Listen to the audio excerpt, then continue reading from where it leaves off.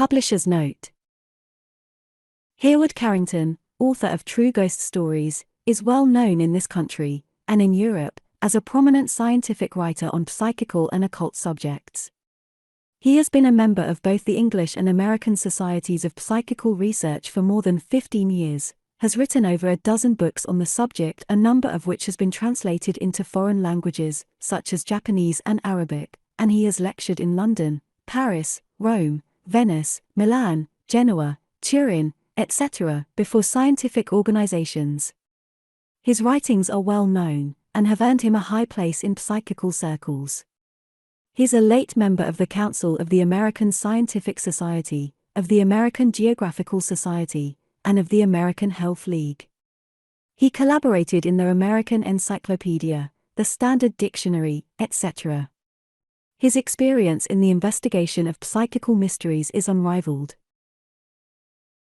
He has traveled all over the country investigating cases, spending nights in haunted houses, and accounts of his investigations have appeared in the reports of the various psychical societies, and also in his own publications. In True Ghost Stories, Mr. Carrington presents a number of startling cases of this character, but they are not the ordinary ghost stories based on pure fiction, and having no foundation in reality.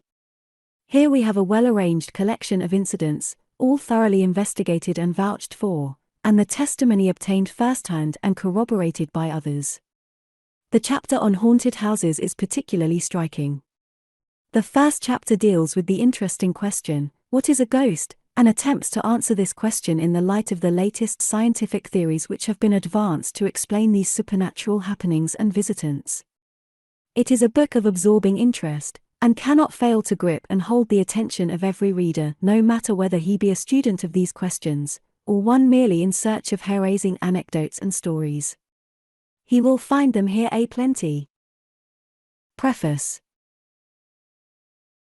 The following little book endeavors to bring together a number of ghost stories of the more startling and dramatic type, but stories, nevertheless, which seem to be well authenticated, and which have been obtained, in most instances, at first hand, from the original witnesses, and often contain corroborative testimony from others who also experienced the ghostly phenomena.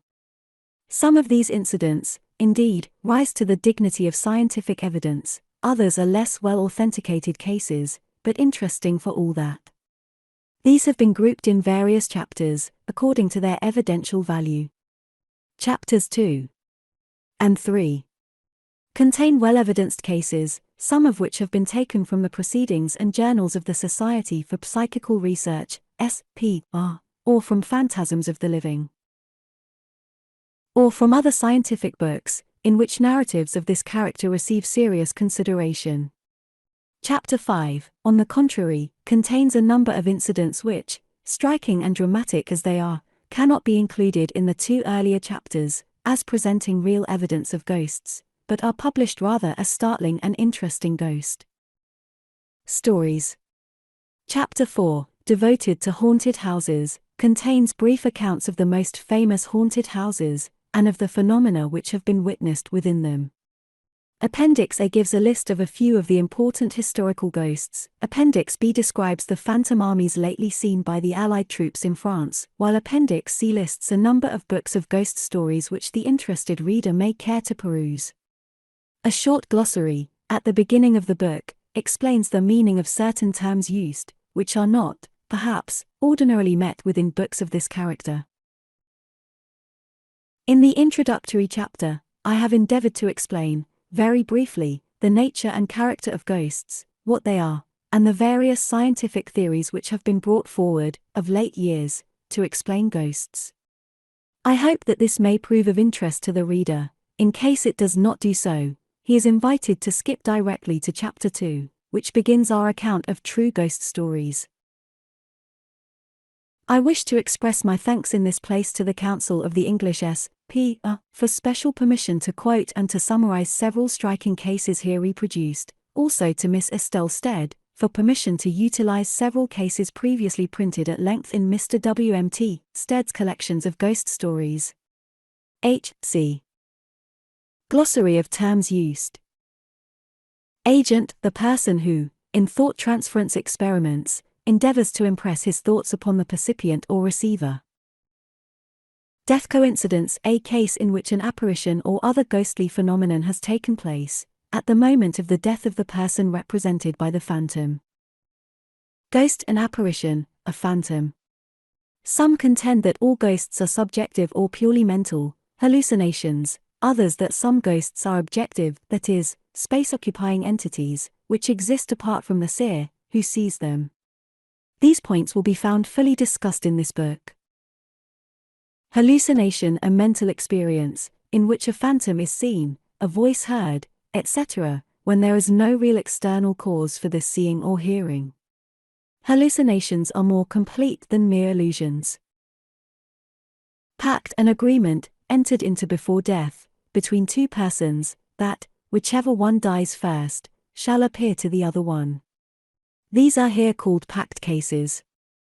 A pact may also mean an agreement between a necromancer of some spirit intelligence, as in magic, but the word is not used in that sense in this book. Percipient, the receiver of the telepathic or other message. The one who experiences the phenomenon. Phantasm, a phantom, an apparition, a ghost. The word is more inclusive than any of the words suggested, and is used by preference, by most psychic students. Telepathy, mind reading, thought transference.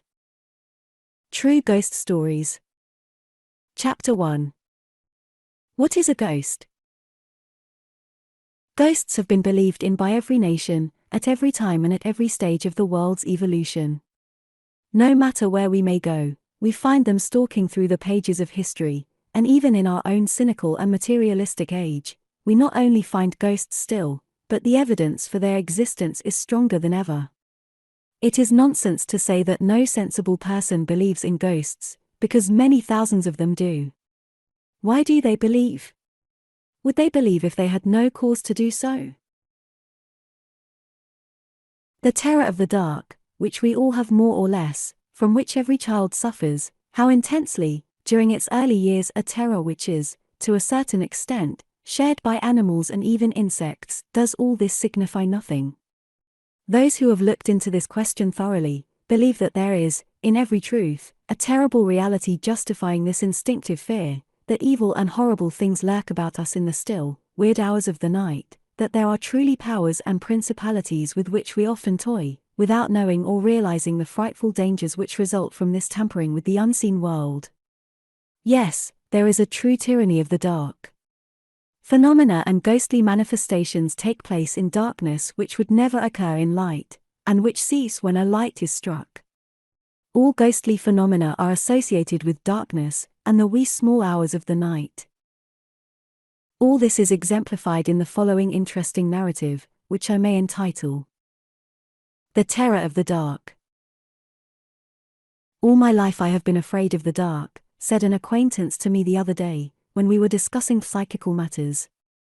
I know that it is childish, he continued, and I ought to have outgrown it years ago, but, as a matter of fact, I haven't. After all, isn't there some reason for the fears that we all feel, more or less, at that time? Doesn't the Bible speak of the terrors of the dark, and are not all animals, and even insects, afraid of the dark so much so that you cannot induce them to enter a dark place if they can help it?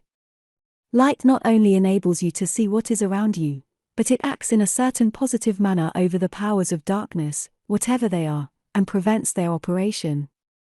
All spirit mediums will tell you that materialization and manifestations of that character cannot take place in the light, it prevents their occurrence. So, after all, as I said, isn't there some reasonable ground for one's fear at such times? I said nothing, but gazed into the fire. After all, were not his arguments somewhat impressive? But, continued my friend, it is not altogether because of these speculative reasons that I fear the dark, it is because of a terrible experience I once had, and which has left me terror-struck ever since, whenever I am left without light even for an instant. I will tell you the story, and let you judge for yourself. It was several years ago, in an old house we rented at that time, and from which we removed soon after the event I am about to relate. I was afraid of the dark, even then, and always left a nightlight burning by the side of my bed when I went to sleep. One night I woke up, feeling the springs of the bed on which I was lying vibrate in a peculiar manner, impossible to describe. Looking up, I saw, standing by the side of my bed, a young man, dressed in rags, having a face ghastly white, and showing every indication of dissipation. He was regarding me intently. I shall never forget the shock I received on beholding that figure, not only because of the unexpected appearance, but because of the fact that I could perceive the opposite wall and furniture through the body. I knew at once that I beheld a spirit, and my blood ran cold at the thought. What I had dreaded all my life was at last fulfilled. My next thought was, I am so glad the nightlight is burning. What should I do if I were in darkness? As though the form read my thoughts, and was intent on torturing me to the limit of endurance, it leaned over, and the next instant had snuffed the candle. The phantom and I were alone in the black darkness. Words cannot describe my feelings at that instant. The blood froze in my veins, and the tongue clave to the roof of my mouth. I tried to speak, but could not. I only held out one hand as if to ward off the awful presence by pressing it away. The next instant I felt the bedclothes gently turned down on the further side of the bed, and partly pulled off me. The springs of the bed were depressed, and I knew that the fearsome visitor was crawling into bed. It would lie down by my side, perhaps touch me, perhaps, who could tell? The agony of mind I experienced in those few moments I shall never forget. My only wonder is that my reason did not give way. Then a curious thing happened. Even in the state of mind, as I was then, I could perceive that the bed was gradually rising up again into its normal position. The weight upon it was growing less and less. Finally, it was again level, and I felt the bedclothes carefully replaced over me. The phantom had withdrawn. For hours I lay awake, not daring to move. After what seemed a century, the first faint shafts of light fell across the room, betokening the welcome morn. Finally glorious day broke. Glorious light! Hateful darkness! Cannot you see why I hate it so? But, fortunately, this evil and horrible side of Ghostland is not universal. Ghosts do not always present themselves as so formidable and gruesome. Some of them prove helpful, others seem to wish to right a wrong, some even seem to have a sense of humor. So there are all sorts of ghosts, just as there are all sorts of people, and the variety is just as great in the one case as in the other. What is a ghost? But, after all, what is a ghost? What do we mean by this? Where do ghosts live, and how? What do they do with themselves? How do they manifest? Why do they return? These are some of the questions which the average man asks himself unless he totally disbelieves in them. Most men, it is true, disbelieve in ghosts unless they have had some experience to convince them to the contrary. Yet, after all, why should they? As Mr. W. T. Stead once remarked, real ghost stories. How can there be real ghost stories when there are no real ghosts? But are there no real ghosts? You may not have seen one, but it does not follow that therefore they do not exist. How many of us have seen the microbe that kills? There are at least as many persons who testify that they have seen apparitions as there are men of science who have examined the microbe. You and I, who have seen neither, must perforce take the testimony of others. The evidence for the microbe may be conclusive, the evidence as to apparitions may be worthless, but in both cases it is a case of testimony, not of personal experience. The average conception of a ghost is probably somewhat as follows, that it is a thin, tall figure, wrapped in a sheet, walking about the house, clanking chains behind it, and scaring out of his wits anyone who sees it. According to this view, a ghost would be as material and substantial a thing as a buzzsaw or a lapdog, and exists just as fully in space. Such, however, is not the conception of the ghost which modern science entertains. Many investigators who have examined this question closely have come to the conclusion that ghosts do actually exist, But when we come to the more troublesome question, what are they? We are met at once with difficulties and disagreements. The recent scientific theories and explanations of the subject are complex and subtle, and necessitate a certain preliminary knowledge on the part of the student in order for him to understand them. I shall explain as briefly and clearly as possible exactly what these theories are. For the moment, I wish to speak, first of all, of the history of psychic investigation, and particularly that portion of it which deals with apparitions or ghost hunting. Historic investigations. Here and there, serious investigators have always existed. In the 16th century, Dr. Glanville pursued this study with great genius and patience. Dr. Johnson also was a firm believer in the reality of ghosts. Sir Walter Scott and others of his time were investigators. The famous Dr. Perrier wrote a treatise on apparitions, and similar investigations have been continued up to the present day. The first organized and systematic attempt to solve the problem, and to find out exactly what ghosts are, however, was made by the Society for Psychical Research, SPR, in 1882.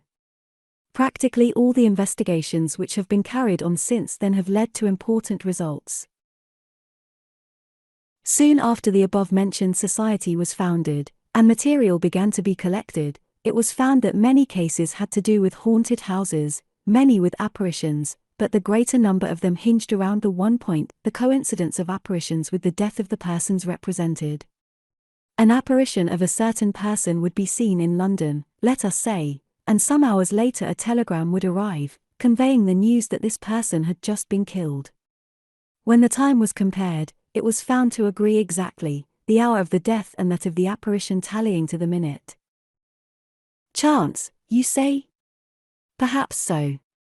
One case of this character might be explained in such manner, but could 50? Could 100? It became a question of statistics, of figures. These alone can answer our question.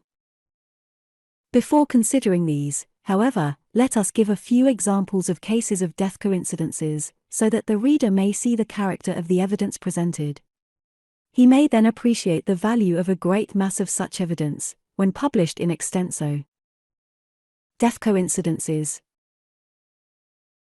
The first case we take is from M. Flammarion's book, The Unknown, page 108, and is as follows. My mother, who lived in Burgundy, heard one Tuesday, between 9 and 10 o'clock, the door of the bedroom open and close violently. At the same time, she heard herself called twice, Lucy, Lucy. The following Tuesday, she heard that her uncle Clementine, who had always had a great affection for her, had died that Tuesday morning, precisely between 9 and 10 o'clock. In the following instance, the notification is in visual, instead of auditory form, and is taken from the Proceedings, S.P.R., Volume 10, pp. 213-14. About the 14th of September, 1882, my sister and I felt worried and distressed by hearing the death watch. It lasted a whole day and night.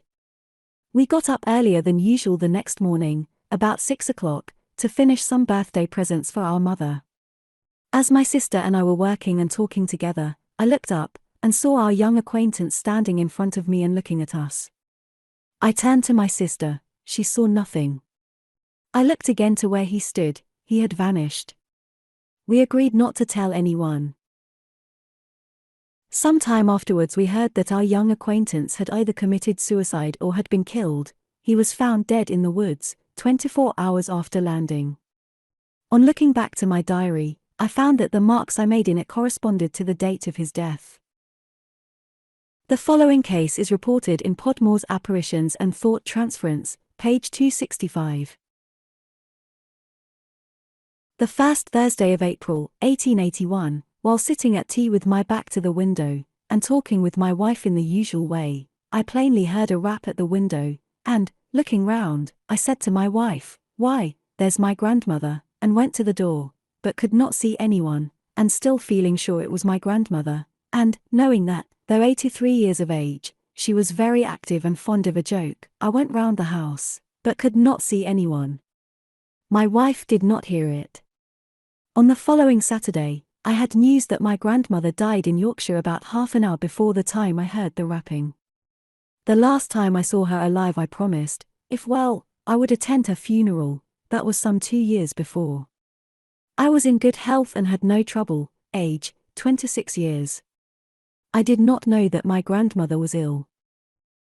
Reverend Matthew Frost. Mrs. Frost writes, I beg to certify that I perfectly remember all the circumstances my husband has named, but I heard and saw nothing myself.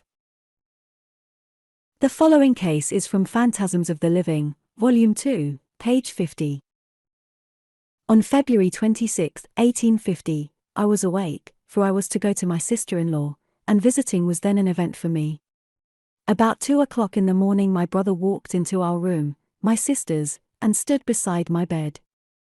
I called to her, "Here is." He was at the time quartered at Paisley, and a mail car from Belfast passed about that are not more than a mile from our village. He looked down on us most lovingly, and kindly, and waved his hand, and he was gone. I recollect it all as if it were only last night it occurred, and my feeling of astonishment, not at his coming into the room at all, but where he could have gone. At that very hour he died. Mr. Gurney writes, we have confirmed the date of death in the army list, and find from a newspaper notice that the death took place in the early morning, and was extremely sudden. Cases such as the above could be multiplied into the hundreds, but it is not necessary. For our present purposes, the above samples will at least serve to show the character of these death coincidences, and how accurate and how numerous they often are. Are they due to chance? The cases of death coincidences came in so thick and so fast that, some time after its foundation, the Society for Psychical Research published an enormous book in 2 volumes, called Phantasms of the Living, which contained some 702 cases of this character. The possibility of chance coincidence was very carefully worked out, and it was ascertained that the number of collected cases was many thousand times more numerous than chance alone could be supposed to account for. A connection of some sort was thought to be proved. But objections at once began to be heard. In order to prove your point you must collect a greater number of cases than this, you must get more facts before we can consider your point proved. So the investigators again set to work, and carried on a far more extensive investigation, in several countries, covering a period of several years. The results were the same. After collecting some 30,000 cases, and calculating the number of death coincidences contained in this number, it was again proved, and most conclusively, that the number of coincidences was far more numerous than could be accounted for by any theory of chance. Professor Sidgwick's committee, therefore, signed the following joint statement, at the conclusion of their lengthy report. Between deaths and apparitions of the dying person a connection exists which is not due to chance alone. This we hold as a proved fact. These are weighty words. They represent an important forward step in our investigation of these involved and complex questions. Something takes place at death, which serves to unite, in some sort of spiritual bond, the dying and the still living relatives or friends. What is this connection? In what may it be supposed to consist? The explanation. For an explanation, we must begin by going back to experimental thought transference. We know that it is possible, under certain conditions, for one person to affect another, otherwise than through the regular avenues of the 5 senses. This telepathic action between mind and mind is now pretty well known, and operates more or less throughout life. By means of this, it is occasionally possible for one person to impress a scene or a picture upon the mind of another, so that the other shall see before him, as it were, in space, a vivid mental picture of the scene in the other's mind. This being so, it seems plausible to suppose that it might be possible to convey the impression or picture of one's self to another, since this may be supposed to be the most precise and best-known picture we have. Would it not be possible to think of one's own appearance so intensely as to cause a mental representation of it to appear before another person, distant some miles away? Apparently this has been done, many times. Experimental apparitions of this character have frequently been induced, accounts of a few of which will be found in this volume. The picture is mental, in such a case, it is an imaginative creation, it is a hallucination, although it was caused or created by another, distant mind. It is true, a hallucination, but as it was induced by telepathy, we have for such apparitions the name of telepathic hallucinations. It is this theory of telepathic hallucinations which is invoked to explain many of these cases of death coincidences, or apparitions of the dying. Experimental apparitions. The following types of experimental apparitions are good examples of the ability to induce a phantasmal form at a distance by willing to do so. As to the nature of this figure, there is as yet no unanimity of opinion, some authorities preferring to believe that such cases represent merely an extension of the power of thought transference, known to us, others, on the contrary, contending that such cases prove the existence and traveling powers of the astral or spiritual body. Of this, however, more later. Here is a case of this nature, experienced by the English investigator, the Reverend William Stainton Moses, who corroborates the following account, which is furnished by the agent. One evening I resolved to appear to Z, at some miles' distance. I did not inform him beforehand of the intended experiment, but retired to rest shortly before midnight, my thoughts intently fixed on Z, with whose rooms and surroundings I was quite unacquainted. I soon fell asleep, and woke next morning unconscious of anything having taken place. On seeing Z, a few days afterwards, I inquired, "Did anything happen at your rooms on Saturday night?" "Yes," he replied, "a great deal happened." I had been sitting over the fire with M, smoking and chatting. About 12:30 he rose to leave, and I let him out myself. I returned to the fire to finish my pipe, when I saw you sitting in the chair just vacated by him. I looked intently at you, and then took up a newspaper to assure myself that I was not dreaming, but on laying it down I saw you still there. While I gazed, without speaking, you faded away. In the case which follows, the initials only are used, but the writer of the account was known to the officers of the S.P.R., who vouched for the general trustworthiness of the writer. On a certain Sunday evening in November, 1881, having been reading of the great power which the human will is capable of exercising, I determined, with the whole force of my being, that I would be present in spirit in the front bedroom of the second floor of a house situated at 22, Hogarth Road, Kensington, in which room slept two young ladies of my acquaintance, namely, Miss L.S.V. and Missy C.V., aged respectively 25 and 11 years. I was living at the time at 23, Kildare Gardens, at a distance of about 3 miles from Hogarth Road, and I had not mentioned in any way my intention of trying this experiment to either of the above ladies, for the simple reason that it was only on retiring to rest upon this Sunday night that I made up my mind to do so. The time at which I determined to be there was 1 o'clock in the morning, and I had a strong intention of making my presence perceptible.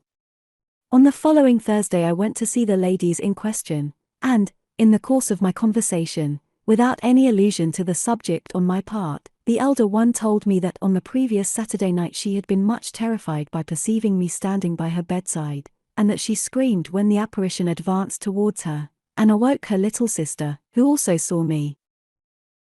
I asked her if she was awake at the time, and she replied most decidedly in the affirmative, and, upon my inquiring the time of the occurrence, she replied, about 1 o'clock in the morning. This lady at my request wrote down a statement of the event, and signed it. Mr. Gurney, one of the authors of Phantasms of the Living, became deeply interested in these experiments, and requested Mr. B. to notify him in advance on the next occasion when he proposed to make his presence known in this strange manner. Accordingly, March 22 D. 1884, he received the following letter. Dear Mr. Gurney, I am going to try the experiment tonight of making my presence perceptible at 44, Moreland Square, at 12 p.m. I will let you know the result in a few days. Yours very sincerely, S.H.B. The next letter, which was written on April 3, contained the following statement, prepared by the recipient, Miss L. S. Verity. On Saturday night, March 22, 1884, at about midnight, I had a distinct impression that Mr. S.H.B. was present in my room, and I distinctly saw him, being quite awake. He came toward me and stroked my hair. I voluntarily gave him this information when he called to see me on Wednesday, April 2nd, telling him the time and the circumstances of the apparition without any suggestion on his part. The appearance in my room was most vivid and quite unmistakable. Miss A.'s Verity also furnishes this corroborative statement. I remember my sister telling me that she had seen S.H.B. and that he touched her hair before he came to see us on April 2nd. The agent's statement of the affair is as follows. On Saturday, March 22nd, I determined to make my presence perceptible to Miss V. at 44, Moreland Square, Notting Hill, at 12 midnight, and as I had previously arranged with Mr. Gurney that I should post him a letter of the evening on which I tried my next experiment, stating the time and other particulars, I sent him a note to acquaint him with the above facts. About 10 days afterwards I called upon Miss V., and she voluntarily told me that on March 22nd, at 12 o'clock, midnight, she had seen me so vividly in her room, whilst wide awake, that her nerves had been much shaken, and she had been obliged to send for a doctor in the morning. These cases will at least prove the possibility of such a thing as experimental apparitions, and, explain them as we may, they are, at all events, most interesting and significant. They prove the reality of telepathic phantasms of apparitions produced in another by the power of mind. This is, at least, the modern conception of the facts. Telepathic hallucinations. How may the theory be said to work? How can a telepathic impulse from a distant mind cause a picture to appear in space, as it were, before the recipient? Here is the last word of modern science in this direction. Here is the theory which has been advanced to explain puzzling cases of this character. When we look at and see an object, the sight centers of the brain are roused into activity. Unless they are so aroused, we see nothing, and whenever they are so aroused, no matter from what cause, we have the sensation of sight. We see. But we get no further than this. We do not reason about the thing seen, or analyze, or think to ourselves, this is a red apple, I like red apples, etc. No, we only see or perceive the object. All the reasoning about the object takes place in the higher thought centers of the brain. A diagram will, perhaps, help to make all this clear. Diagram. When light waves coming from the eye, A, travel along the optic nerves, and excite into activity the sight centers, at B, we have the sensation of sight, as before said. Nerve currents then travel up the nerves, going from B to C, and in these higher centers, they are associated and analyzed, and we then reflect upon the thing seen, etc. This is the normal process of sight. Now, if the eye, or the optic nerves, or the sight centers themselves become diseased, we still have the sensation of seeing, though there is no material object there. We have ordinary hallucinations of all kinds, delirium tremens, etc. If the sight centers are stimulated as much as they would be by the incoming nerve stimuli from the eye, we have full-blown hallucinations. Now, it is obvious that one method of stimulating the sight centers into activity is for a nervous current to come downwards, along the nerves running from C to B. It is probable that something of this sort takes place when we experience memory pictures. If you shut your eyes and picture the face of some dear friend, you will be able to see it before you more or less clearly. The higher psychical centers of the brain have excited the sight centers into a certain activity, and these have given us the sensation of dim, inward sight. If the stimulus were stronger, we should have cases of intense visualization, such as the figures which occur in the crystal ball, etc., they being doubtless produced in this manner. Although the sluice gates, so to speak, running from C to B are, therefore, always open slightly, they are never open wide. It is not natural for them to be so. But if, under any great stress, thought or emotion, the downward nervous current were as strong as that ordinarily running from A to B, then we should appear to see as clearly, the object would appear just as solid and real and outstanding to us as any other entity. We should experience a full-blown hallucination. All this being so, it is almost natural to suppose that one method by which these psychical sluice gates could be more widely opened would be under the impact of a telepathic impulse. If we assume that this in some manner arouses into instantaneous and great activity the higher psychical centers, these would very probably communicate this impulse to be downwards, along the nerve tracks connecting the two, or to the hearing centers, when we should experience an auditory hallucination, and hear our name spoken, etc. In this way we could account for a telepathic hallucination, originating in this manner, and it is surely to be supposed that, at the moment of death, some peculiar quickening of the mental and spiritual life takes place, the peculiar flashes of memory by those drowning, etc., seeming to show this. So, then, we arrive at a sort of explanation of many of these cases of apparitions, occurring at the moment of death, for we have shown them to be telepathic hallucinations. This is also the correct explanation, doubtless, for many cases in which apparitions of the living have been seen, in which a phantasm of a living person has appeared to another, during sleep, or in hypnotic trance, etc. But how about those ghosts which appear some time after death? They, at least, cannot be explained by any such theory. What has been said by way of explanation of these cases? It will be remembered that telepathy is the basis of the explanation thus far. Let us extend this. We have only to suppose that the spirit of man survives the shock of death, and that it can continue to exert its powers and capacities also. For, if a living mind can influence the living by telepathy, why not a dead one? Why should not the surviving spirit of man continue to influence us, by telepathy? If they could, we should still have cases of telepathic hallucinations induced from the mind of a discarnate, not an incarnate, spirit. The ghost might still be a telepathic hallucination. And if several persons saw the figure at once, we should, on this theory, have a case of collective hallucination in which one mind affected all the rest equally and simultaneously. Ghosts which move material objects. Such is the theory, rather far-fetched, it is true, but certainly the most rational and common sense so far advanced to explain many of the facts. It is probable, however, that this explanation will not serve to explain all of them.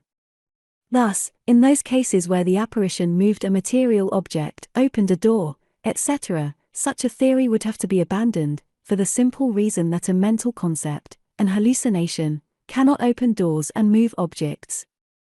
There must be an outstanding, material entity to effect this. There must be a real ghost. And in those cases where the apparition has been seen by several persons at once, or even photographed, it seems more reasonable to suppose that a material, space-occupying body was present rather than to assume that the various witnesses or the camera were hallucinated. In the following cases, for example, the apparition performs a definite physical action, snuffs a candle with its fingers, an action which a pure hallucination could hardly be supposed to perform. The account is by the Reverend D. W. G. Gwynne, M.I., and is printed in Phantasms of the Living, Volume 2, pp. 202-3. After telling of certain minor phenomena, he proceeds. I now come to the mutual experience of something that is as fresh in its impression as if it were the occurrence of yesterday.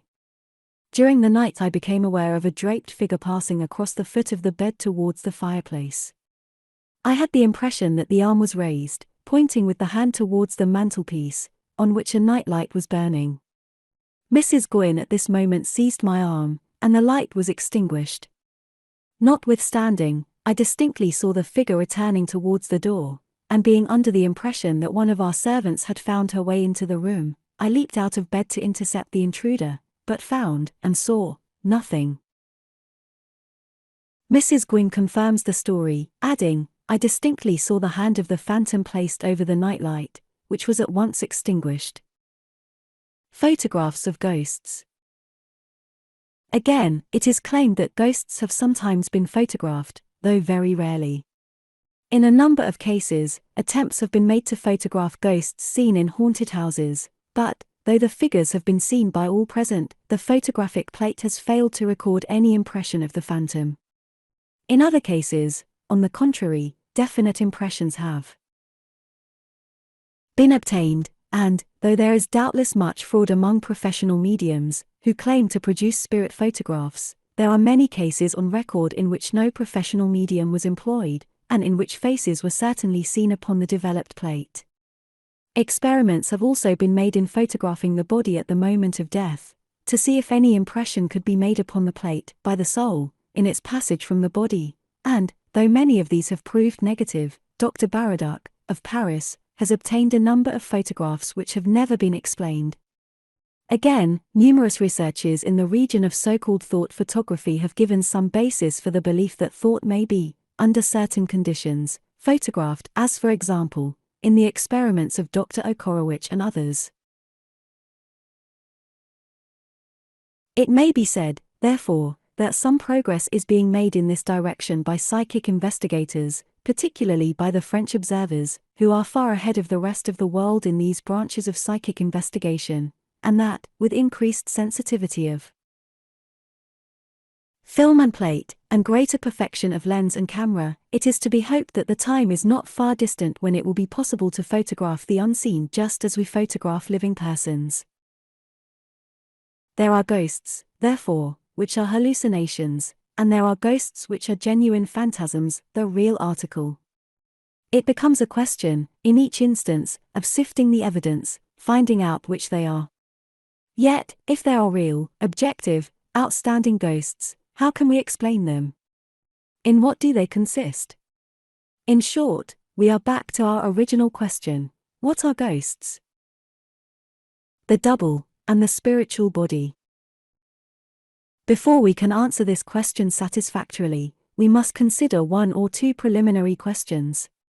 First of all, we must speak of the double, the astral or spiritual or etheric body, which resides in man, as well as his physical body. St. Paul constantly emphasized the fact that man has a material body and a spiritual body.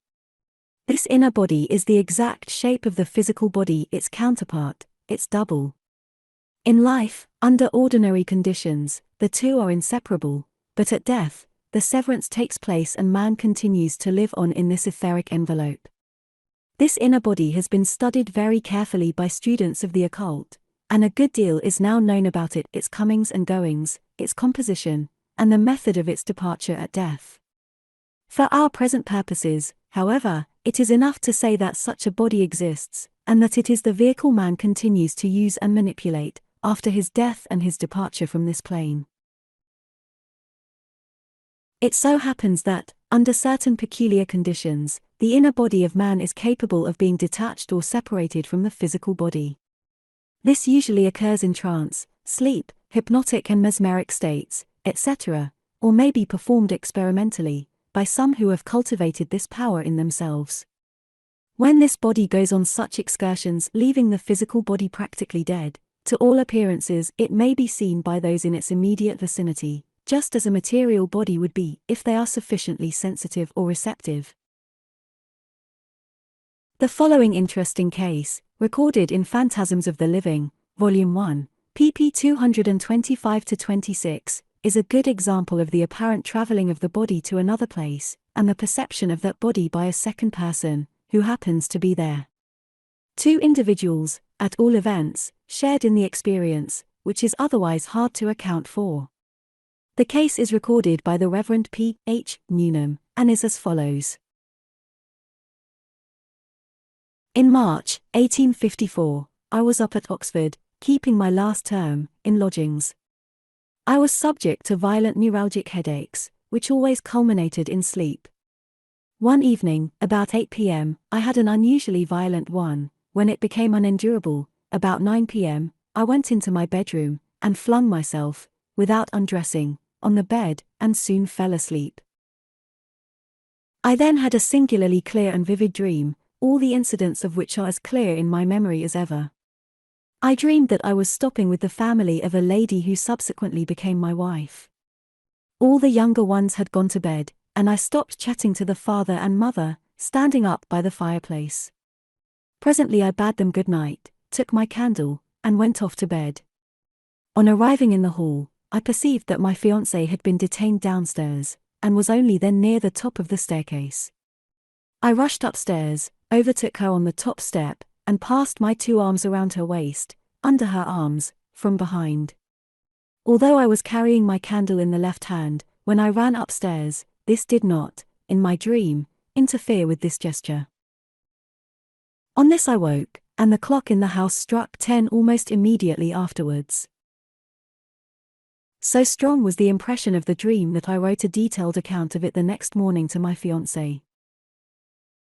Crossing my letter, not in answer to it, I received a letter from the lady in question. Were you thinking about me very specially last night, just about 10 o'clock? 4. As I was going upstairs to bed, I distinctly heard your footsteps on the stairs, and felt you put your arms round my waist. Mrs. Newnham wrote a confirmation of this account, which was also published. What happens at the moment of death? In all these cases, of course, the psychic body of the subject returns and reanimates the physical body, for if it did not do so, death would take place. When death does actually take place, this is what occurs, and psychics and clairvoyants assert that they are able to see and follow this process perfectly, and many of them have described exactly what takes place at the moment of death. The following description, for example, given by Andrew Jackson Davis, is taken from his Death and the Afterlife, pp. 15-16, and is as follows. Suppose the person is now dying. It is to be a rapid death. The feet first grow cold. The clairvoyant sees over the head what may be called a magnetic halo, an ethereal emanation, in appearance golden, and throbbing as though conscious. The body is now cold up to the knees and elbows, and the emanation has ascended higher in the air. The legs are cold to the hips and the arms to the shoulders, and the emanation, though it has not risen higher in the room, is more expanded. The death coldness steals over the breast and round on either side, and the emanation has attained a higher position nearer the ceiling. The person has ceased to breathe, the pulse is still, and the emanation is elongated and fashioned in the outline of a human form. Beneath, it is connected with the brain. The head of the person is internally throbbing a slow, deep throb, not painful but like the beat of the sea. Hence the thinking faculties are rational, while nearly every part of the person is dead. Owing to the brain's momentum, I have seen a dying person, even at the last feeble pulse beat, rouse impulsively and rise up in bed to converse with a friend, but the next instant he was gone, his brain being the last to yield up the life principle. The golden emanation, which extends up midway to the ceiling, is connected to the brain by a very fine life thread. Now the body of the emanation ascends. Then appears something white and shining, like a human head. Next, in a very few moments, a faint outline of the face divine, then the fair neck and beautiful shoulders, then, in rapid succession, come all parts of the new body down to the feet, a bright, shining image, a little smaller than its physical body, but a perfect prototype or reproduction in all except its disfigurements. The fine life thread continues attached to the old brain. The next thing is the withdrawal of the electric principle. When this thread snaps, the spiritual body is free, and prepared to accompany its guardians to the summerland. Yes, there is a spiritual body, it is sown in Dishana and raised in brightness. It is doubtless this spiritual body which is the true cause of many apparitions, of many ghost stories. It is this body which is seen by the seer or percipient in many a ghost story. It is this body which moves objects and touches the individual who sees the ghost. This body is detached at death, as we have seen, and afterwards is free to rove at its own free will. Apparitions of the dead might thus be accounted for, while all those cases of apparitions of the dying which are with difficulty explained as due to pure telepathy might also thus find their explanation. The spiritual body, freed at that moment, would manifest its presence to the distant percipient as it did after death. So far so good, but how about apparitions of the living? How explain those cases in which the apparition of a living person has been seen, when the spiritual body is supposedly safely attached to the physical body? Many of them are doubtless cases of telepathy, but in those cases which seem to demand the presence of a body of some sort, we may suppose that the spiritual body may become detached, at times, under certain peculiar conditions, from the material body which it inhabits and animates, and can then manifest independently at a distance. The following cases are illustrative, apparently, of this fact, showing us that the etheric body can manifest on occasion at will at a distance from the physical body. How the soul may leave the body.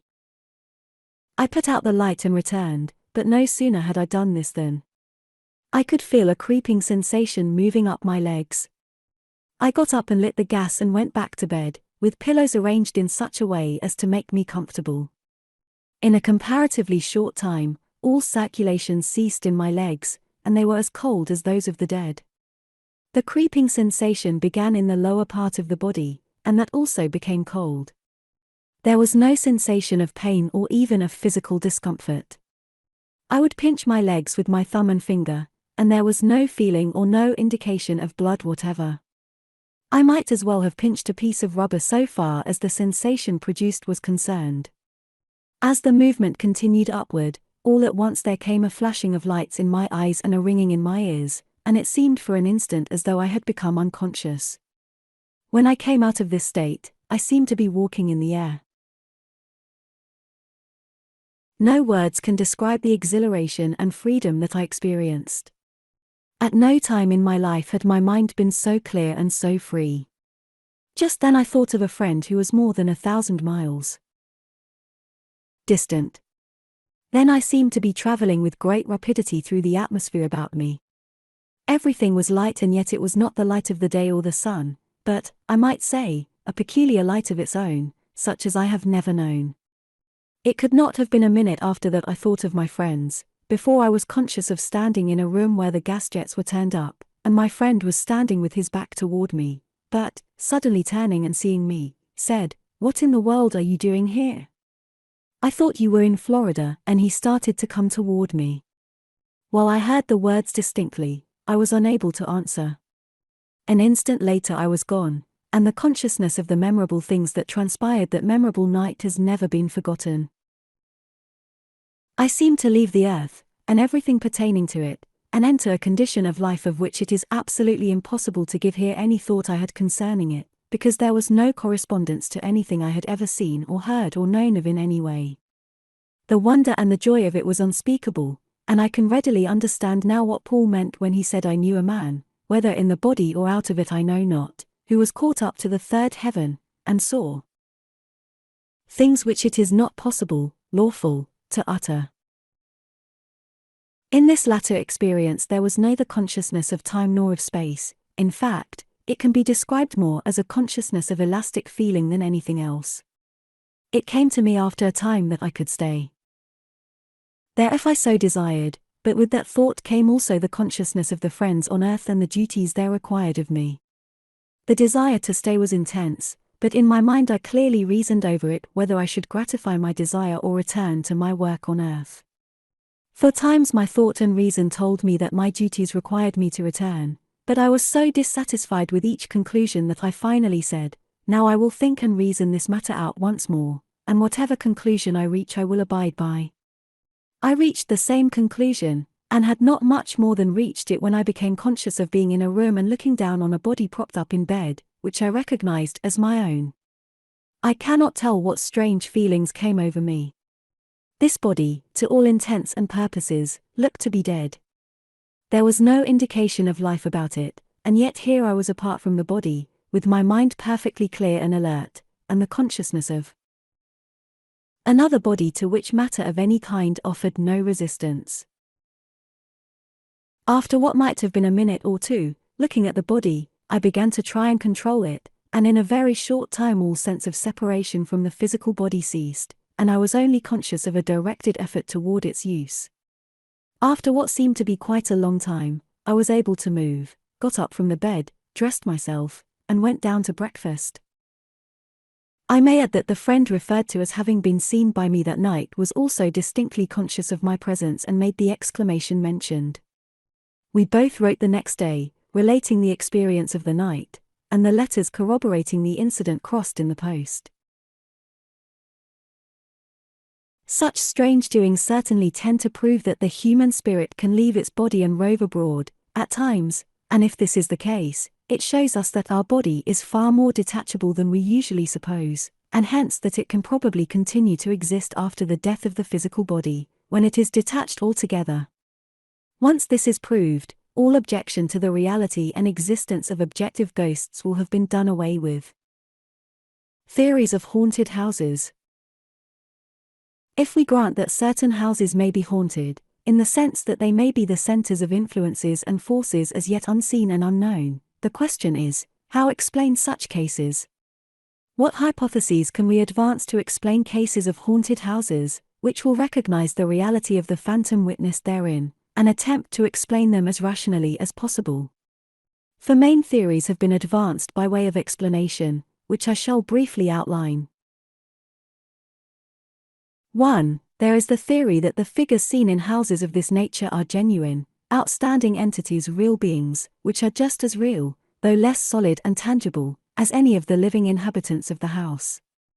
This is, of course, the popular conception of the ghosts seen in haunted houses, and it must be admitted that such a theory covers and explains the facts more completely and fully than any other. There are also many facts telling in its favor. For instance, when 2 persons see a figure from different angles or viewpoints, and one describes it in profile, while the other describes it as presenting a full face likeness, and if this is the angle in each case from which a real figure would naturally be seen, this surely seems to indicate that a solid form of some sort was present. Again, when 3 or 4 or more people see a figure at the same time, it is surely a strain upon our credulity to believe that a number of persons were similarly hallucinated at precisely the same time and in the same manner, and easier to believe that they all saw a figure at the same time, though in differing degrees of vividness and detail. Thirdly, we have the evidence from photography. In some instances, these figures have been photographed, and though there is doubtless much fraud in this connection, there is evidence that, in certain cases, genuine photographs of this nature have been taken. This is discussed elsewhere in this volume, however. Fourthly, we have the behavior of animals in haunted houses. They often appear to see figures visible or invisible to others present at the time, bark at them, rub against them, stare at them, act as though terrified at what they see, etc. This will be noticed in many of the stories, and can be explained only with difficulty if we are to believe that the figures seen are merely hallucinations. The ghosts of animals, etc. I have elsewhere spoken of the apparent ability of animals to see phantasmal forms and figures. The reverse of this is also true. Ghosts of animals have been seen, spectral dogs, cats, horses as well as human beings. These apparitions are very perplexing, and raise the question of the immortality of animals, a very vexed question, which has given rise to much discussion. Mr. H. Rider Haggard records the case of his own dog, whose apparition he saw at the very moment that the dog was killed by an express train some miles away. Did the animal succeed in affecting his master by telepathy? If not, why the coincidence? I myself have recorded a case in which a real cat spat at a phantom dog, seen independently by a clairvoyant, who had described it a few moments before to a group of spectators. Such cases are very interesting. They tend to prove that dogs, cats, horses, and other animals also survive death, a conclusion which is certainly the most humane and logical to many minds. In addition to these animal apparitions, there are also grotesque, horrible, monstrous, and undefinable ghosts. 1 or 2 cases of this character are described in this book. Sometimes the seer sees something awful, but cannot describe in words what it is. Many of the phantoms of the imaginative type are of this character. Again, there are graveyard ghosts, banshees, gnomes, elementals, pixies, fairies, brownies, nature spirits, hobgoblins, sylphs, salamanders, dragons, vampires, wraiths, corpse candles, and many other awful beings which have been described from time to time in the past. We need not consider these in a book of this character, however. But, to return to our argument for the objective reality of ghosts. Fifthly, we have those cases in which the apparition has produced a physical effect in the material world, snuffed a light, opened a door, pulled back the bed curtains, etc. A hallucinatory figure could not do this. It has been suggested that all this is only a part of the hallucination. But when the thing is found to have been moved in reality, we must explain this somehow, for otherwise how did it change its place? Sixthly, we have cases in which the same apparition has been seen by several separate and independent persons in the same room or house, and afterwards they have recognized the features of this person in a photograph shown them, the photograph of the person supposed to haunt that particular house. If we were to believe that a simple hallucination caused the figure, how account for this identification? Surely the theory is far-fetched. For all these reasons, therefore, and others it would be possible to mention, there is much to be said in favor of this theory of haunted houses, the theory which says that the figures seen are real, semi-material entities. The clothes of ghosts. 2. The second view, opposed to that mentioned above, is this: someone living in a house has experienced a hallucination, and then seen the same thing over and over again, by reason of autosuggestion, or, if he moves away, and another tenant takes the house in turn, the thoughts of this second tenant are influenced, through thought transference, by the first tenant, who broods and thinks over his experiences in the haunted house, wonders whether the people now living in it are experiencing phenomena, etc.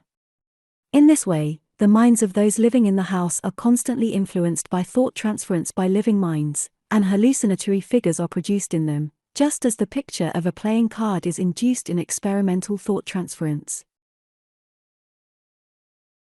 There are two things to be said in favor of such a theory. In the first place, we have the analogy which telepathic experiments give us, in which certain visual images are undoubtedly transmitted from one mind to another, and it is natural to assume that an extension of this same process might account for many of the phantasmal forms seen in haunted houses, as explained elsewhere. In the second place, we immediately surmount the difficulty presented by the ghost's clothes. This is a stumbling block to many investigators. However much we might believe that an etheric or astral or spiritual body might continue to persist after death, it is hard to believe that the clothes of the person who died also had spiritual counterparts, and returned with him, to visit the earth and the scenes of former joys and miseries. We seldom read of a ghost without clothes. Nude ghosts are not the fashion. Yet if we cannot believe this, how are we to explain this difficulty and the fact that ghosts wear ghostly garments? If the ghost were a hallucination, we could understand all this easily enough. The clothes were imaginary, just as the figure was, they formed part of the mental image, just like the figure seen in dreams, etc. This, therefore, is one very strong point in favor of this hypothesis, but if the ghost is a real, outstanding entity, how account for his clothes? Several tentative explanations have been forthcoming. In the first place, it has been suggested that all ghosts are in reality partial materializations and that it is possible for a spirit to materialize and form drapery as well as solid flesh and bone. Both are a sort of condensation of matter, in varying degrees. Again, it has been suggested that a spirit has the power to create objects by the power of will, by merely thinking and willing to do so. In this way, man would be a real creator, in a miniature scale, and certain analogies could be found for this in the material world. The returning spirit would desire to return clothed, and this very desire would create the fitting garb. Other theories have been advanced, but the above are the simplest and most intelligible, and are all we need consider at present. All these difficulties, however, tell against the substantiality of ghosts, and in favor of this second theory of haunted houses. Telepathy from the dead. 3. The third theory which has been advanced, is an extension of the second. Thought transference is still the agency invoked to explain the facts, but from the minds of dead, and not living persons. That is, assuming telepathy to be true, and possible between living minds, and assuming that individual consciousness survives the change called death, we can readily imagine that those who have passed over might affect and influence the living by thought transference also, just as they did in life.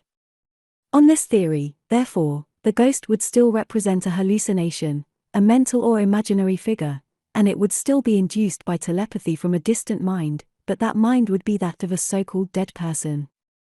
After death, we might suppose, this person would be thinking or dreaming over the past events, the scenes of his joys and sorrows, and these dreams would tend to influence the minds of those still living, and cause them to see the figures seen.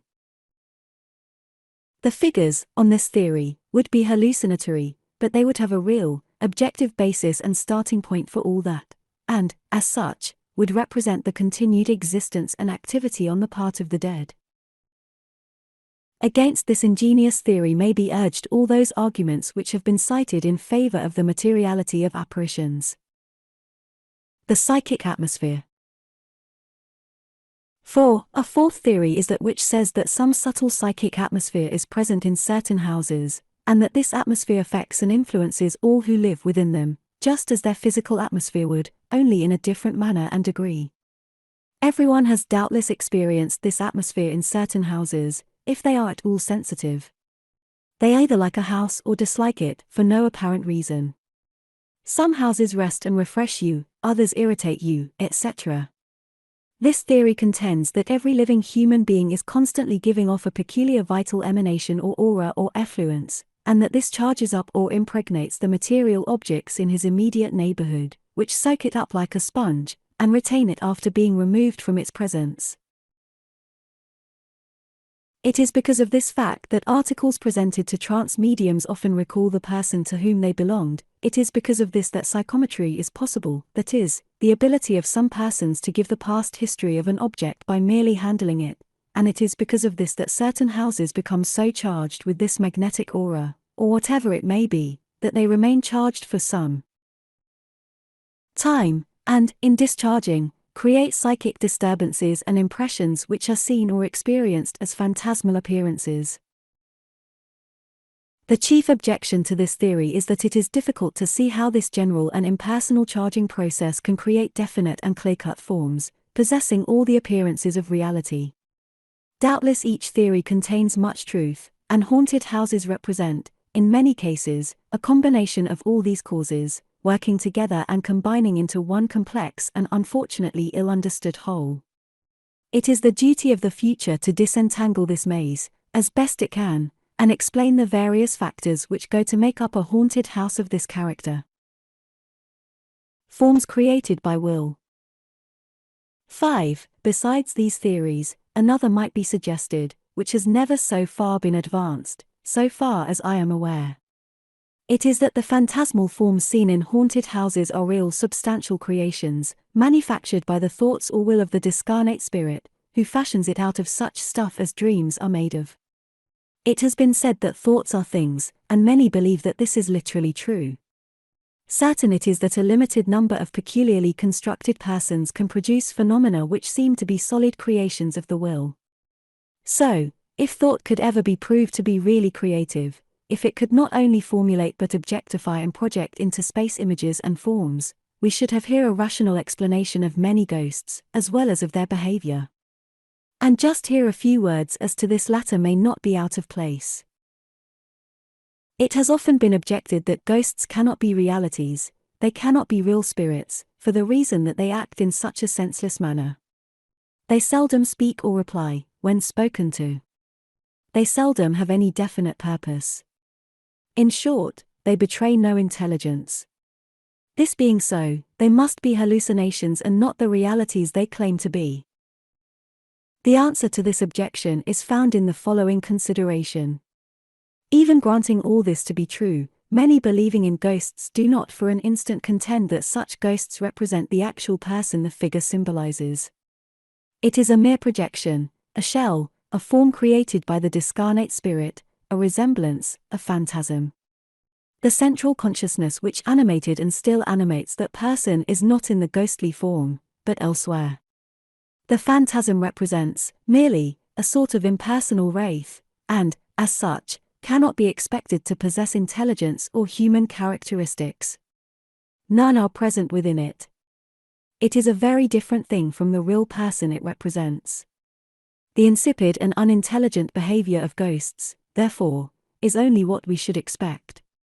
This fact is no argument against their reality, when rightly understood and interpreted. Physical manifestations. In addition to haunted houses of this type, there are others, which must be referred to very briefly. Thus, in some cases, no figures have been seen, but remarkable sounds have been heard, sounds which have never been accounted for. Bangs, knocks, monotonous reading aloud, whispering, footsteps, etc., are some of the noises and sounds which have been heard in this way, and their origin often remains a mystery. It would take too long to discuss the various explanatory theories which have been advanced by psychic students to account for these sounds. In other types of haunted houses, physical manifestations take place, though nothing unusual is either seen or heard. Thus, in one case recorded by Lombroso, after death, numbers of bottles were broken one after the other, for no apparent cause, when he was actually looking at them.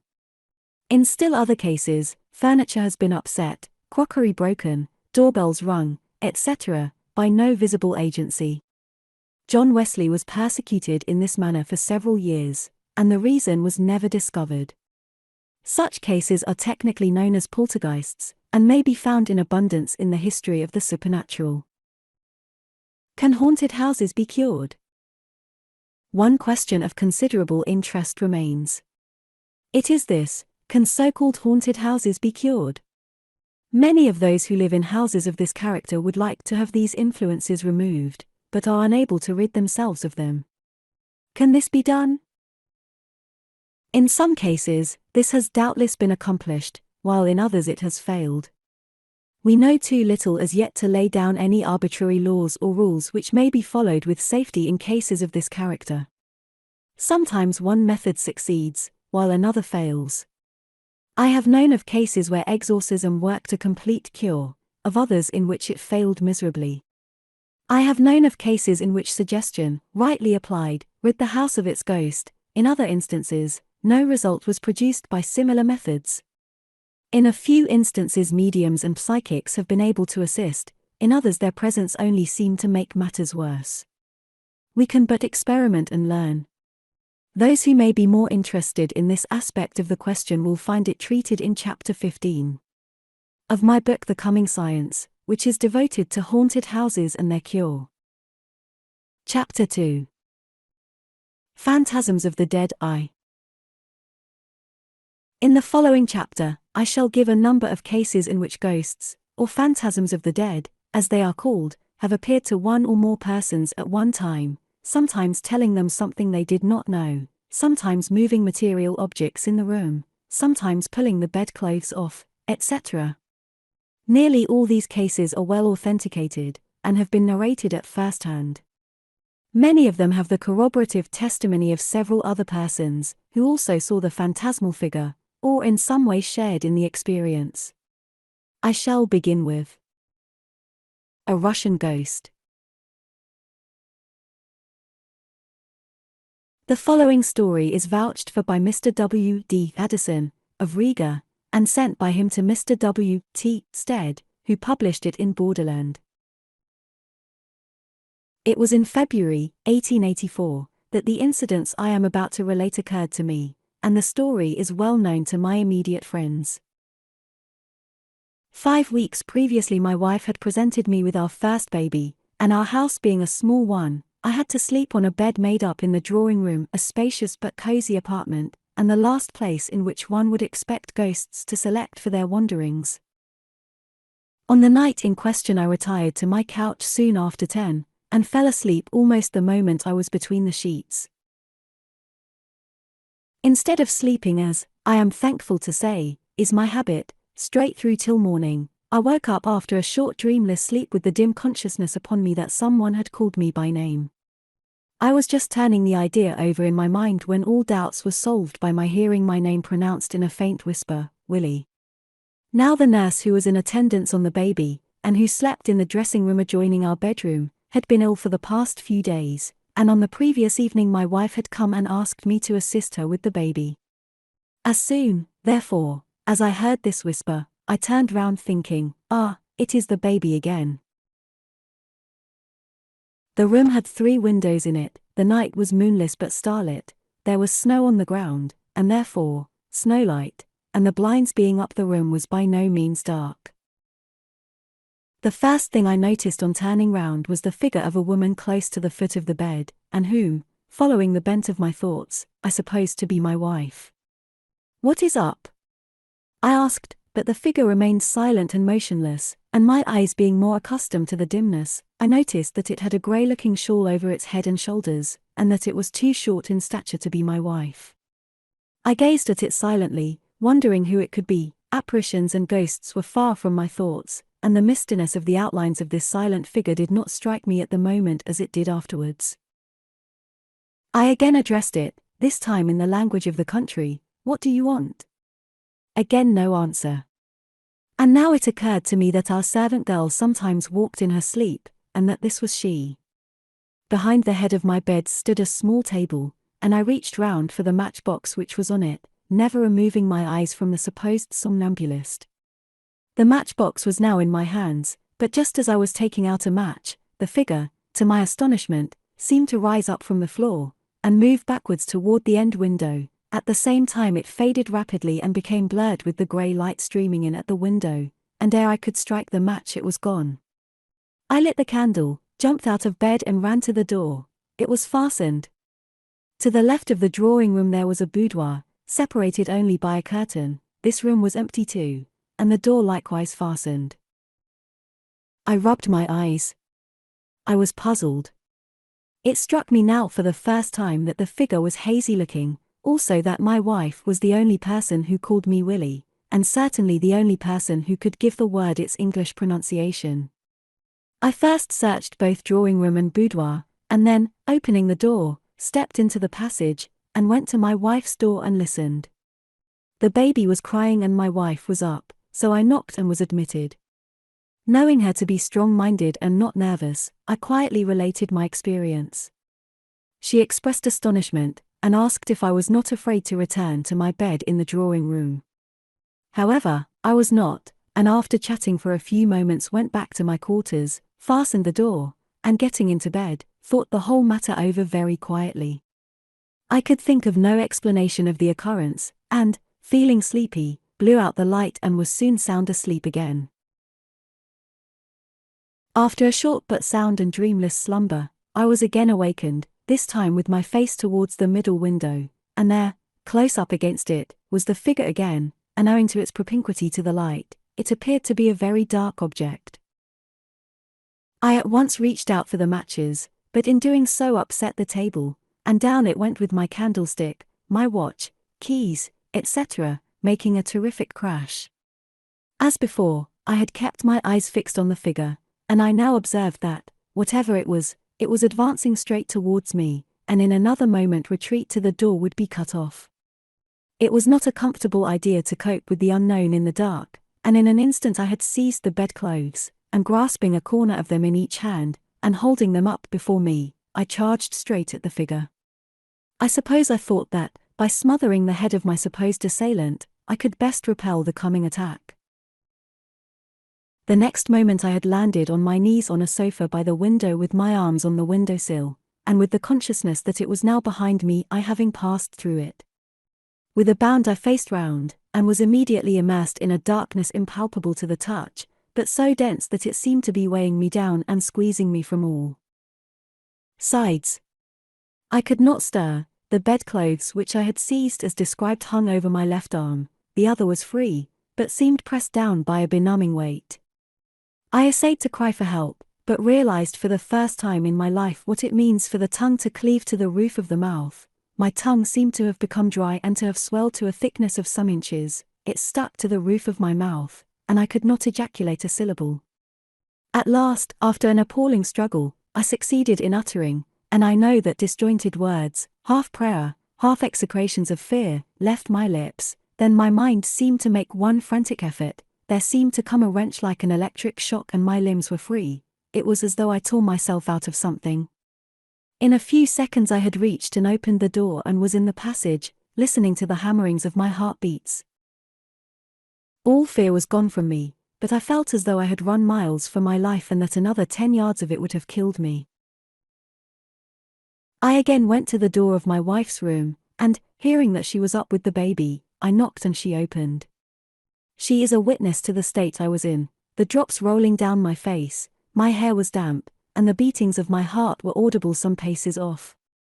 I can offer no explanations of what I saw, but as soon as my story became known, the people who had occupied the house previously told me that they had once put a visitor in that same drawing room, who had declared the room to be haunted and had refused to stay in it. Grasped by a spirit hand. The following account is vouched for by Major C. G. McGregor, Ireland, who writes as follows. In the end of the year 1871 I went over from Scotland to pay a short visit to a relative living in a square on the north side of Dublin. In January 1872, the husband of my relative, then in his 84th year, was seized with paralysis, and, having no trained nurse, the footman and I sat up with him for 16 nights during his recovery. On the 17th night, at about 11:30 p.m., I said to the footman, "The master seems so well, and sleeping soundly, I shall go to bed, and if he awakes worse, or you require me, call me." I then retired to my room, which was over the one occupied by the invalid. I went to bed and was soon asleep, when some time afterwards I was awakened by a slight push on the left shoulder. I was at the time lying on my right side facing the door, which was on the right side of my bed, and the fireplace on the left. I started up and said, "Edward, is there anything wrong?" I received no answer, but immediately received another push. I got annoyed and said, "Can you not speak, man, and tell me if anything is wrong?" Still no answer, and I had a feeling that I was going to get another push when I suddenly turned around and caught, what I then thought, a human hand, warm, soft and plump. I said, "Who are you?" but I got no answer. I then tried to pull the person towards me, to endeavor to find out who it was, but although I am nearly 13 stone, I could not move whoever it was, but felt that I myself was likely to be drawn from the bed. I then said, "I will know who you are," and having the hand tight in my hand, with my left I felt the wrist and arm enclosed, as it seemed to me, in a tight sleeve of some winter material with a linen cuff, but when I got to the elbow all trace of the arm ceased. I was so astonished that I let the hand go, and just then the house clock struck 2 a.m. I then thought no one could possibly get to the door without my catching them, but lo! The door was fast shut as when I came to bed, and another thought struck me, the fact that, when I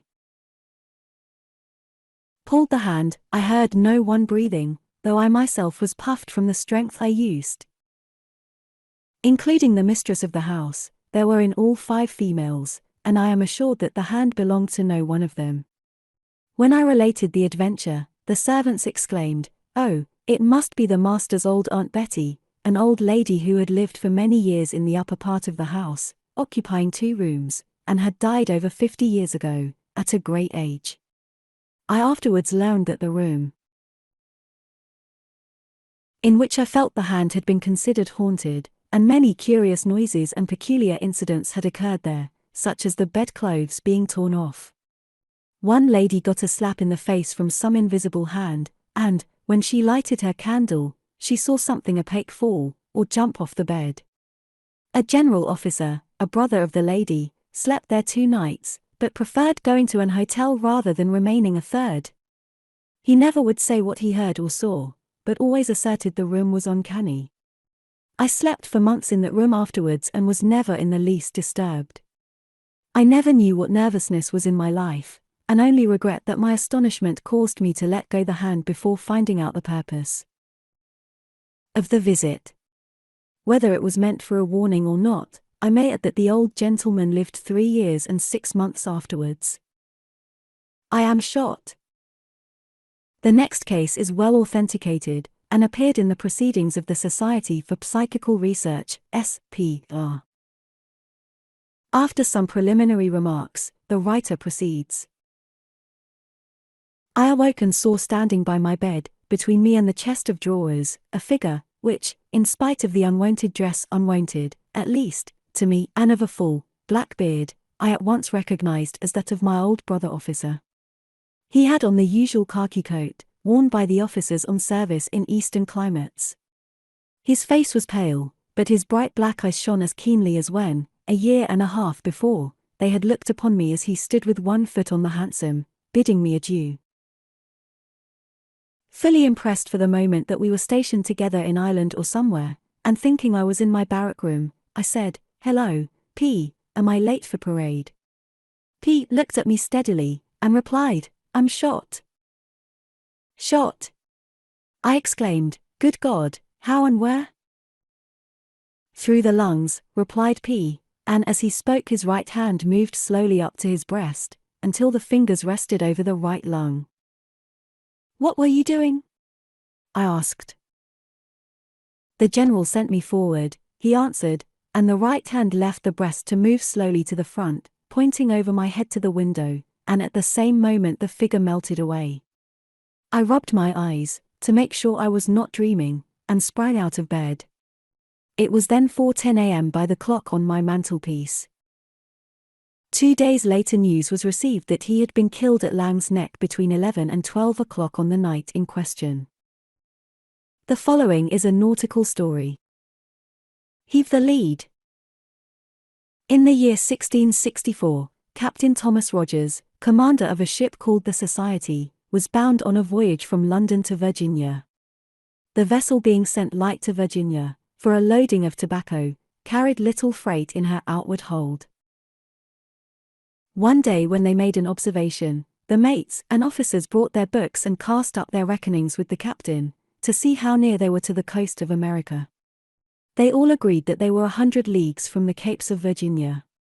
Upon these customary reckonings, and heaving the lead, and finding no ground at 100 fathoms, they set the watch, and the captain turned in. The weather was fine, a moderate gale of wind blew from the coast, so that the ship might have run about 12 or 13 leagues in the night, after the captain was in his cabin. He fell asleep, and slept very soundly for about 3 hours, when he woke again, and lay still till he heard his second mate turn out and relieve the watch. He then called his first mate, as he was going off watch, and asked him how all things fared.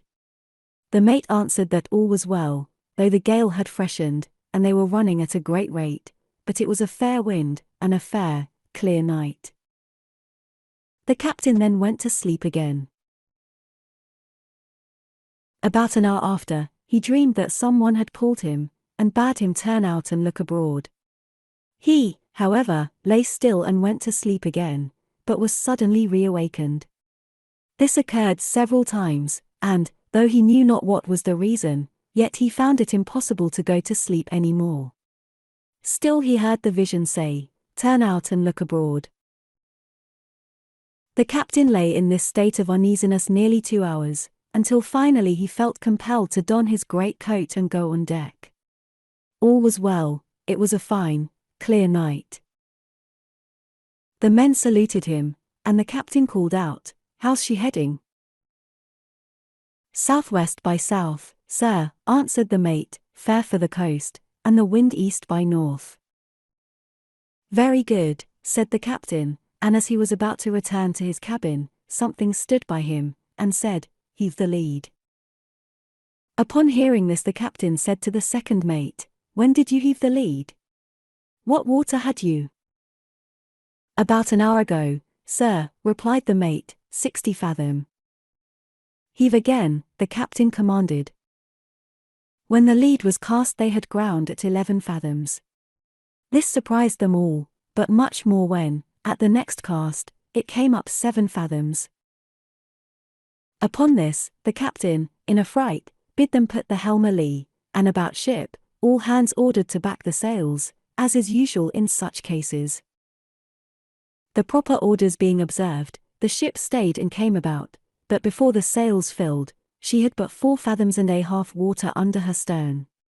As soon as she filled and stood off, they had 7 fathoms again, and at the next cast 11 fathoms, and so on to 20 fathoms. They then stood off to seaward all the rest of the watch, to get into deep water, till daybreak, when, being a clear morning, the Capes of Virginia were in fair view under their stern, and but a few leagues distant. Had they stood on but 1 cable length further, as they were going, they would have been ashore, and certainly lost their ship, if not their lives, all through the erroneous reckonings of the previous day. Who or what was it that waked the captain and bade him save the ship? That he has never been able to tell. The incident which follows is somewhat similar, though more dramatic, being also a nautical story. The Rescue at Sea. The following famous narrative is taken from Mr. Robert Dale Owen's collection, printed in his Footfalls on the Boundary of Another World, and the Debatable Land Between This World and the Next. It is quite a famous case, and is vouched for by Mr. Owen. It is as follows. Mr. Robert Bruce, descended from some branch of the Scottish family of the same name, was born in humble circumstances about the close of the 18th century at Torbay, in the south of England, and there bred up to a seafaring life. When about 30 years of age, in the year 1828, he was first mate on board a bark trading between Liverpool and St. John's, New Brunswick. On one of her voyages, bound westward, being then some 5 or 6 weeks out, and having neared the eastern portion of the banks of Newfoundland, the captain and the mate had been on deck at noon, taking an observation of the sun, after which they both descended to calculate their day's work. The cabin, a small one, was immediately at the stern of the vessel, and the short stairway, descending to it, ran athwartships. Immediately opposite to this stairway, just beyond a small, square landing, was the mate's stateroom, and from that landing there were 2 doors, close to each other, the one opening aft into the cabin, the other fronting the stairway into the stateroom. The desk in the stateroom was in the forward part of it, close to the door, so that anyone sitting at it, and looking over his shoulder, could see into the cabin. The mate, absorbed in his calculation, which did not result as he expected, varying considerably from the dead reckoning, had not noticed the captain's motions. When he had completed his calculations, he cried out, without looking round, "I make our latitude and longitude so-and-so. Can that be right? How is yours, sir?" Receiving no reply, he repeated the question, glancing over his shoulder and perceiving, as he thought, the captain busy at his slate. Still no answer. Thereupon he rose, and, as he fronted the cabin door, the figure he had mistaken for the captain raised his head and disclosed to the astonished mate the features of an entire stranger. Bruce was no coward, but as he met that fixed gaze, looking directly at him in grave silence, and became assured that it was no one whom he had ever seen before, it was too much for him, and, instead of stopping to question the seeming intruder, he rushed upon deck in such evident alarm that it instantly attracted the captain's attention. "Why, Mr. Bruce," said the latter, "what in the world is the matter with you?" "The matter, sir? Who is that at your desk?" "No one that I know of." "But there is, sir, there's a stranger there." "A stranger? Why, man, you must be dreaming. You must have seen the steward there, or the second mate. Who else would venture down without orders?" "But, sir, he was sitting in your armchair, fronting the door, writing on your slate. Then he looked up full in my face, and if ever I saw a man plainly and distinctly in the world I saw him." "Him? Who?" "Heaven knows, sir, I don't. I saw a man, and a man I have never seen in my life before." "You must be going crazy, Mr. Bruce. A stranger, and we nearly 6 weeks out." The captain descended the stairs, and the mate followed him. Nobody in the cabin. They examined the staterooms. Not a soul could be found. "Well, Mr. Bruce," said the captain, "did not I tell you that you had been dreaming?" "It's all very well to say so, sir, but if I didn't see that man writing on the slate, may I never see home and family again." "Ah! Writing on the slate? Then it should be there still." And the captain took it up. "By heaven," he exclaimed, "here's something sure enough. Is that your writing, Mr. Bruce?" The mate took the slate, and there, in plain, legible characters, stood the words, "Steer to the nor'west."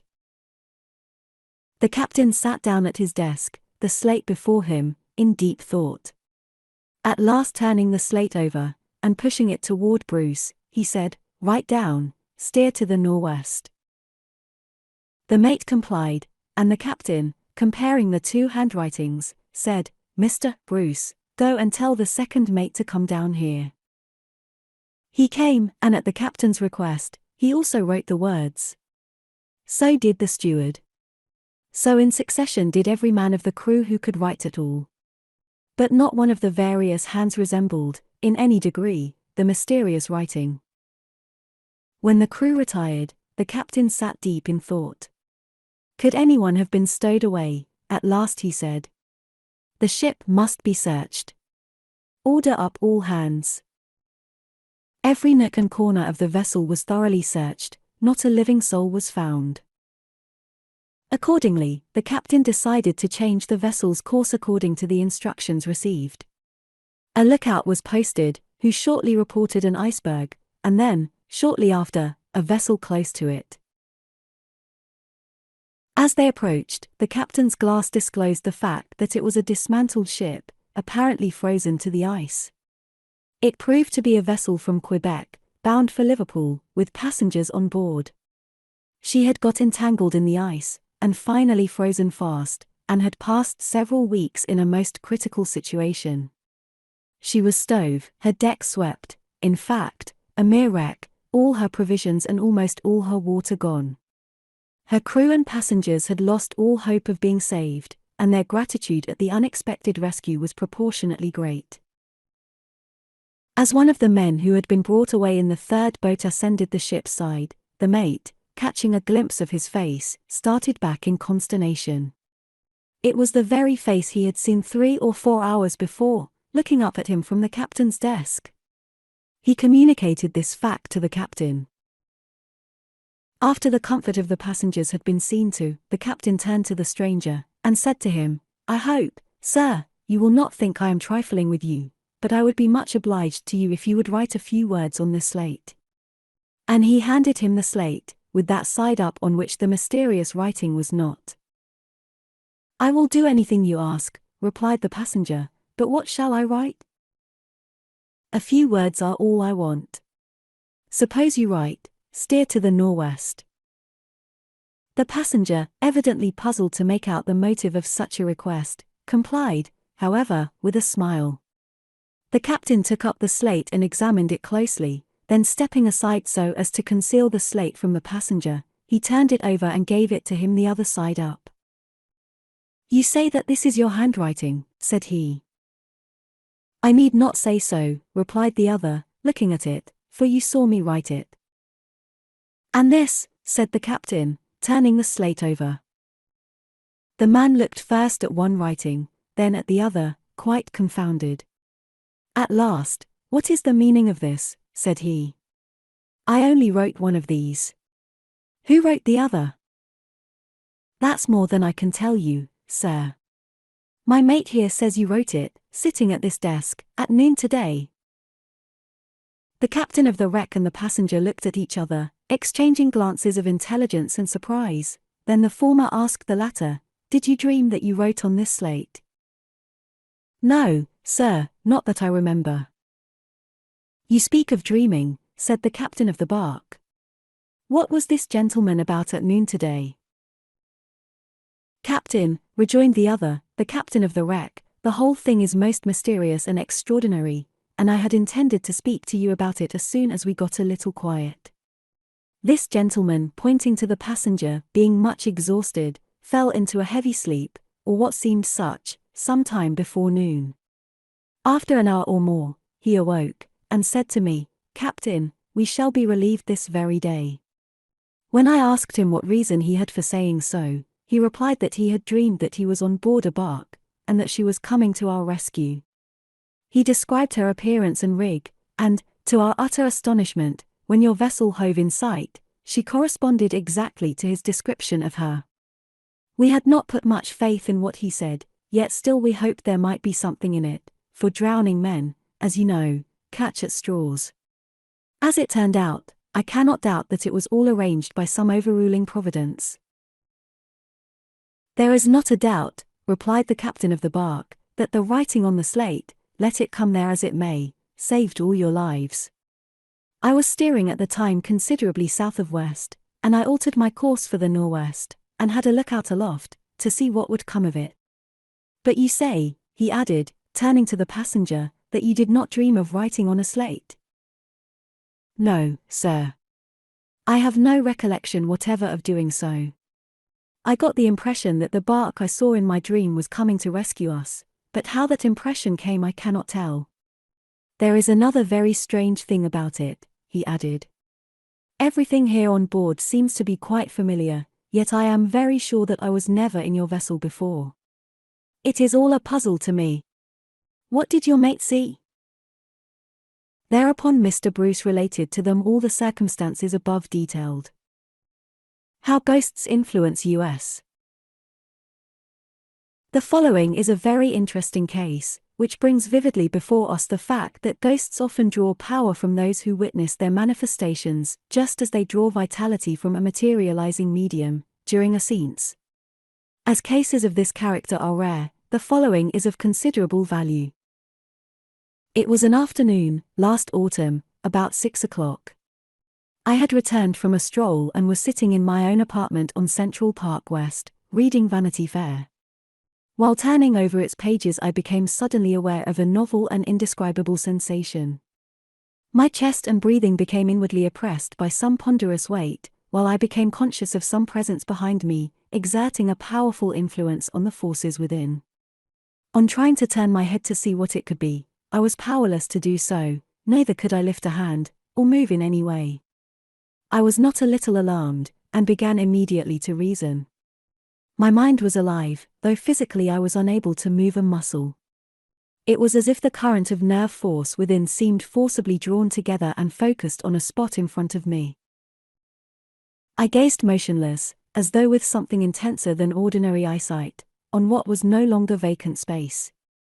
There an oval, misty light was forming, elongatory, widening, yes, actually developing into a human face and form. Was this hallucination, or some vision of the unseen, coming in so unexpected a fashion? Before me had arisen a remarkable figure, never seen before in a picture or life, dark-skinned, aged, with white beard, the expression intensely earnest, the features small, the bald head finely molded, lofty over the forehead, the whole demeanor instinct with solemn grace. He was speaking to me in deep tones, as if in urgent entreaty. What would I not give to hear words from such a figure? But no effort availed me to distinguish one articulate sound. I tried to speak, but could not. With desperate effort I shook out the words, "Speak louder." The face grew more intent, the voice louder and more emphatic.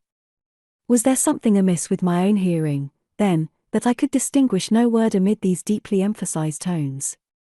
Slowly and deliberately the figure vanished through the same stages of indistinctness, back to the globular lamp-like whiteness, till it faded to nothingness.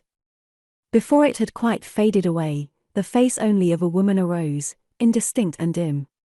The same emphatic hum, though in a subdued note, the same paralysis of voice and muscle, the same strange force, as it was overshadowing me. With the disappearance of this second and far less interesting figure, I recovered my power of movement and arose. My first impulse was to look around for the origin of this strange force, my second to rush to the looking-glass to make sure of myself. There could be no illusion. There I was, paler than usual, the forehead bathed in perspiration. I threw open the window. It was no dream. There were the passing trolley cars below, clanging up and down, while a crowd of noisy youngsters were playing in the park across the way. I sponged my face, and, greatly agitated, walked hurriedly to and fro. If this is real, I thought, it may recur. I would sit in the same position, try to be calm, read a book, remain as still and passive as I could, and see the result. To my intense interest, and almost at once, the strange sense of some power operating on the nerve forces within, followed by the same loss of muscular power, the same wide awakeness of the reason, the same drawing out and concentrating of the energies on that spot in front, repeated itself, this time more deliberately, leaving me freer to take mental notes of what was happening. Again arose the noble, earnest figure, gazing at me, the hands moving in solemn accompaniment to the deep tones of voice. The same effort, painful on my part, to hear, with no result. The vision passed. Again the woman's face, insignificant and meaningless, succeeded it as before. She spoke, but in less emphatic tones. It flashed upon me that I would hear. After a frantic effort, I caught 2 words, land, America, with positively no clue to their meaning. I was wide awake when the first apparition appeared, and in a highly excited state of mind on its reappearance. How a ghost warned the king. Kings and queens are not exempt from visitations of the supernatural. Indeed, a large number of royal dignitaries have seen ghosts, and have been haunted by spectres in as unpleasant a manner as any ordinary mortal. Were we to hunt through the pages of history, we should find many of these, some of which it will doubtless be of interest to give at some future time. The following account is taken from the Annals of the Kingdom of Scotland, and is told in queer Old English, with long ss, and so on, making it very hard to read in the original. I interpret it into modern English as best I can, maintaining its form. While James IV stayed at Linlithgow, to gather up the scattered remains of his army, which had been defeated by the Earl of Surrey, at Flodden Field, he went into the church of St. Michael there to hear evening prayer. While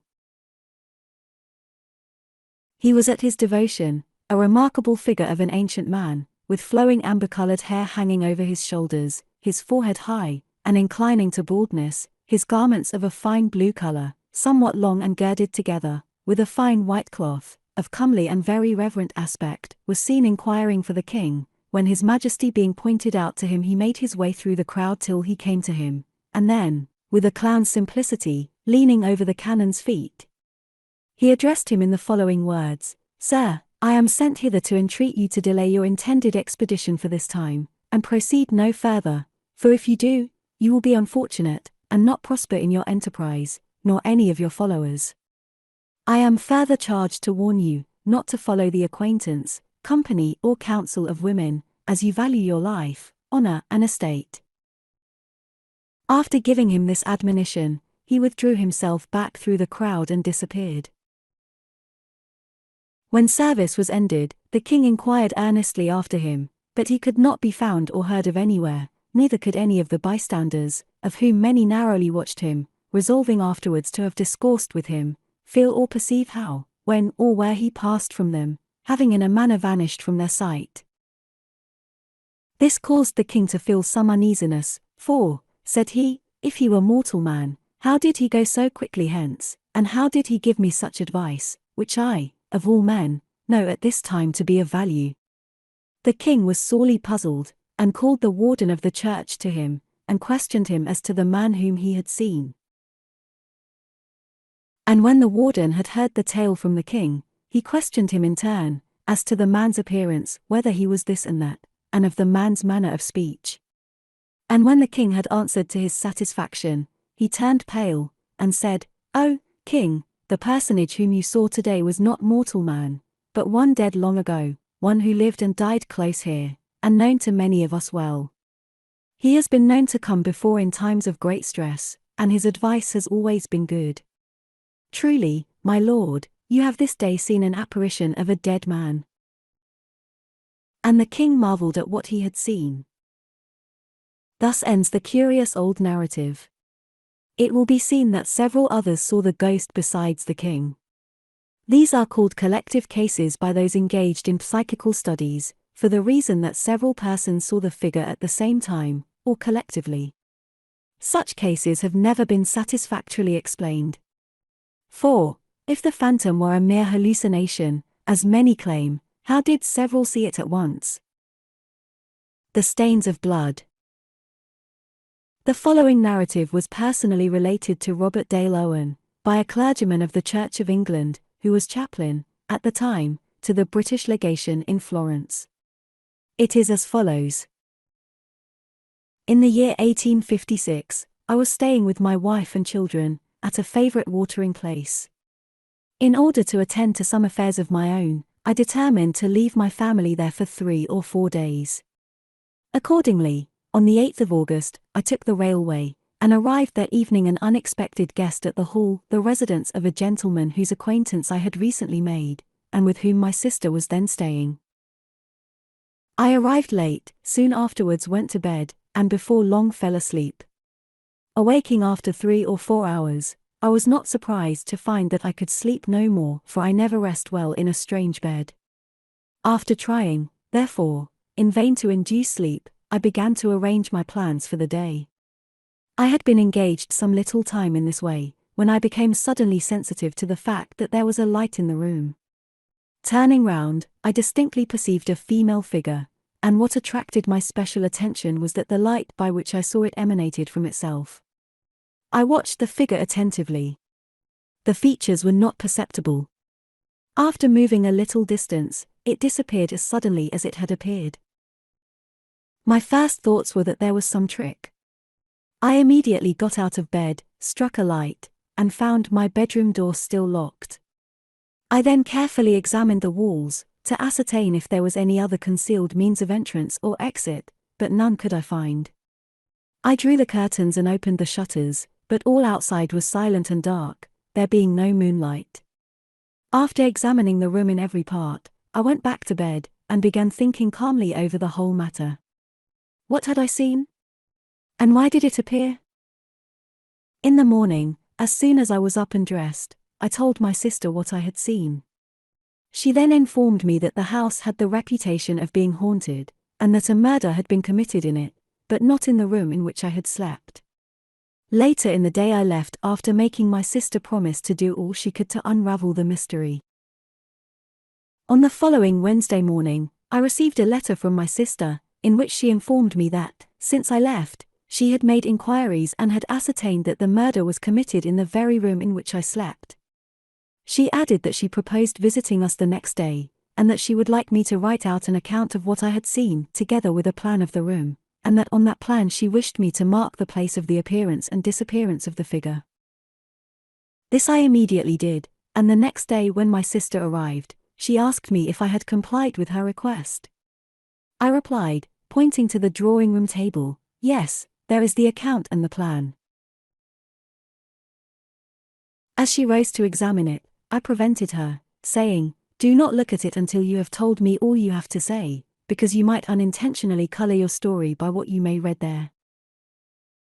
Thereupon she informed me that she had had the carpet taken up in the room I had occupied, and that the marks of blood from the murdered person were there, plainly visible, on a particular part of the floor. At my request she also then drew a plan of the room, and marked upon it the spots which still bore traces of blood. The two plans, my sister's and mine, were now compared, and we verified the most remarkable fact that the place she had marked as the beginning and ending of the traces of blood coincided exactly with the spots marked on my plan as those on which the female figure had appeared and disappeared. Face to face. The following case is recorded by the wife of Colonel Lewin, and is reported in the proceedings of the S.P.R. In January, 1868, I took a house close to Hastings. One night there was a heavy storm, the weather was bitterly cold, and a fire was burning in my bedroom when I went to bed at 10:30. I tried to go to sleep, but it was no use, the noise of the wind and the rain kept me awake. I must have been lying like this for a couple of hours when I became conscious of what seemed like a light in the room. I thought the fire must have rekindled itself, and crawled along on my knees on the bed to look at the fire over the high wooden foot, to see how this might be. I had no thought of anything but the fire, and was not nervous in the slightest degree. As I raised myself on my knees and looked over the foot of the bed, I found myself face to face, at a distance of about 3 feet, with the semblance of a man. I never for a moment thought he was a man, but was struck with the feeling that this was one from the dead. The light seemed to emanate from round this figure, but the only portions which I saw clearly were the head and shoulders. The face I shall never forget, it was pale, emaciated, with a thin, high-bridged nose, and eyes deeply sunk and glowing in the sockets with a sort of glare. A long beard was seemingly rolled in under a white comforter, and on the head was a slouched felt hat. I had a nervous shock, and felt a dead person was looking upon me, a living one, but had no sensation of being actually frightened, until the figure moved slowly as if interposing between me and the door. Then horror overcame me and I fell back in a dead faint. How long I remained unconscious I know not, but I came to myself cold and cramped, The room was quite dark and nothing was visible. Thoroughly tired out, I got into bed, and slept soundly until morning. Julia, darling. The next example is from the Proceedings of the S.P.R., Volume 5, pp. 440-41, and Mr. Myers states that the writer was well known to him. The account reads in part. My mother died on the 24th of June, 1874, at Sliema, Malta, where we were then residing for her health. 7 nights later she appeared to me. I seemed to have been sleeping some time when I woke, and, turning over on the other side towards the window, saw my mother standing by my bedside, crying and wringing her hands. I had not been awake long enough to remember that she was dead, and exclaimed quite naturally, "Why, dear, what's the matter?" And then suddenly remembering, I screamed. The nurse sprang up from the next room, but on the top step flung herself on her knees and began to tell her beads and cry. My father at the same moment arrived at the opposite door, and I heard his sudden exclamation of "Julia, darling." My mother turned towards him, and then to me, and, wringing her hands again, retreated towards the nursery and was lost. The nurse afterwards stated that she distinctly felt something pass her. My father ordered her out of the room, and telling me that I had only been dreaming, stayed until I fell asleep. The next day, however, he told me that he, too, had seen the vision, and that he hoped to do so again, and that if ever she came to see me, I was not to be frightened, but she never appeared again. The cut across the cheek. In the narrative which follows, the apparition conveyed, by its very appearance, information which the percipient could not possibly have known. It is from Mr. H. Walton, of Dent, Sedbergh, England, and was sent to Mr. Stead, who published it. In the month of April, 1881, I was located in Norfolk, and my duties took me once a fortnight to a fishing village on the coast, so I can guarantee the following facts. It is customary for the fishing smacks to go to Grimsby line fishing in the spring. The vessels started one afternoon on their journey north. In the evening, a heavy northeast wind blew, and one of the boats mistook the white surf on the rocks for the reflection of a lighthouse. In consequence, the boat got into shallow water, a heavy sea came, and swept 2 men from the deck. One man grasped a rope and was saved, the other, a younger man, failed to save himself, though an expert swimmer. It was said that he was heard to shout about 11 o'clock. Towards 1 o'clock, the young man's mother, lying awake, saw his apparition come to the foot of the bed, clad in white, and she screamed with fright, and told her husband what she had seen, and that J was drowned. He sought in vain to calm her by saying that she must have been dreaming. She asserted the contrary. Next day, when her daughter came in with the telegram of the sad event, before her daughter had time to speak, she cried out, "J is drowned," and became unconscious. She remained in this state for many hours. When she regained consciousness, she told them particularly and distinctly what she had seen, and what is to the point is this remarkable thing, she said, "If ever the body is found, it has a cut across the cheek," specifying which cheek.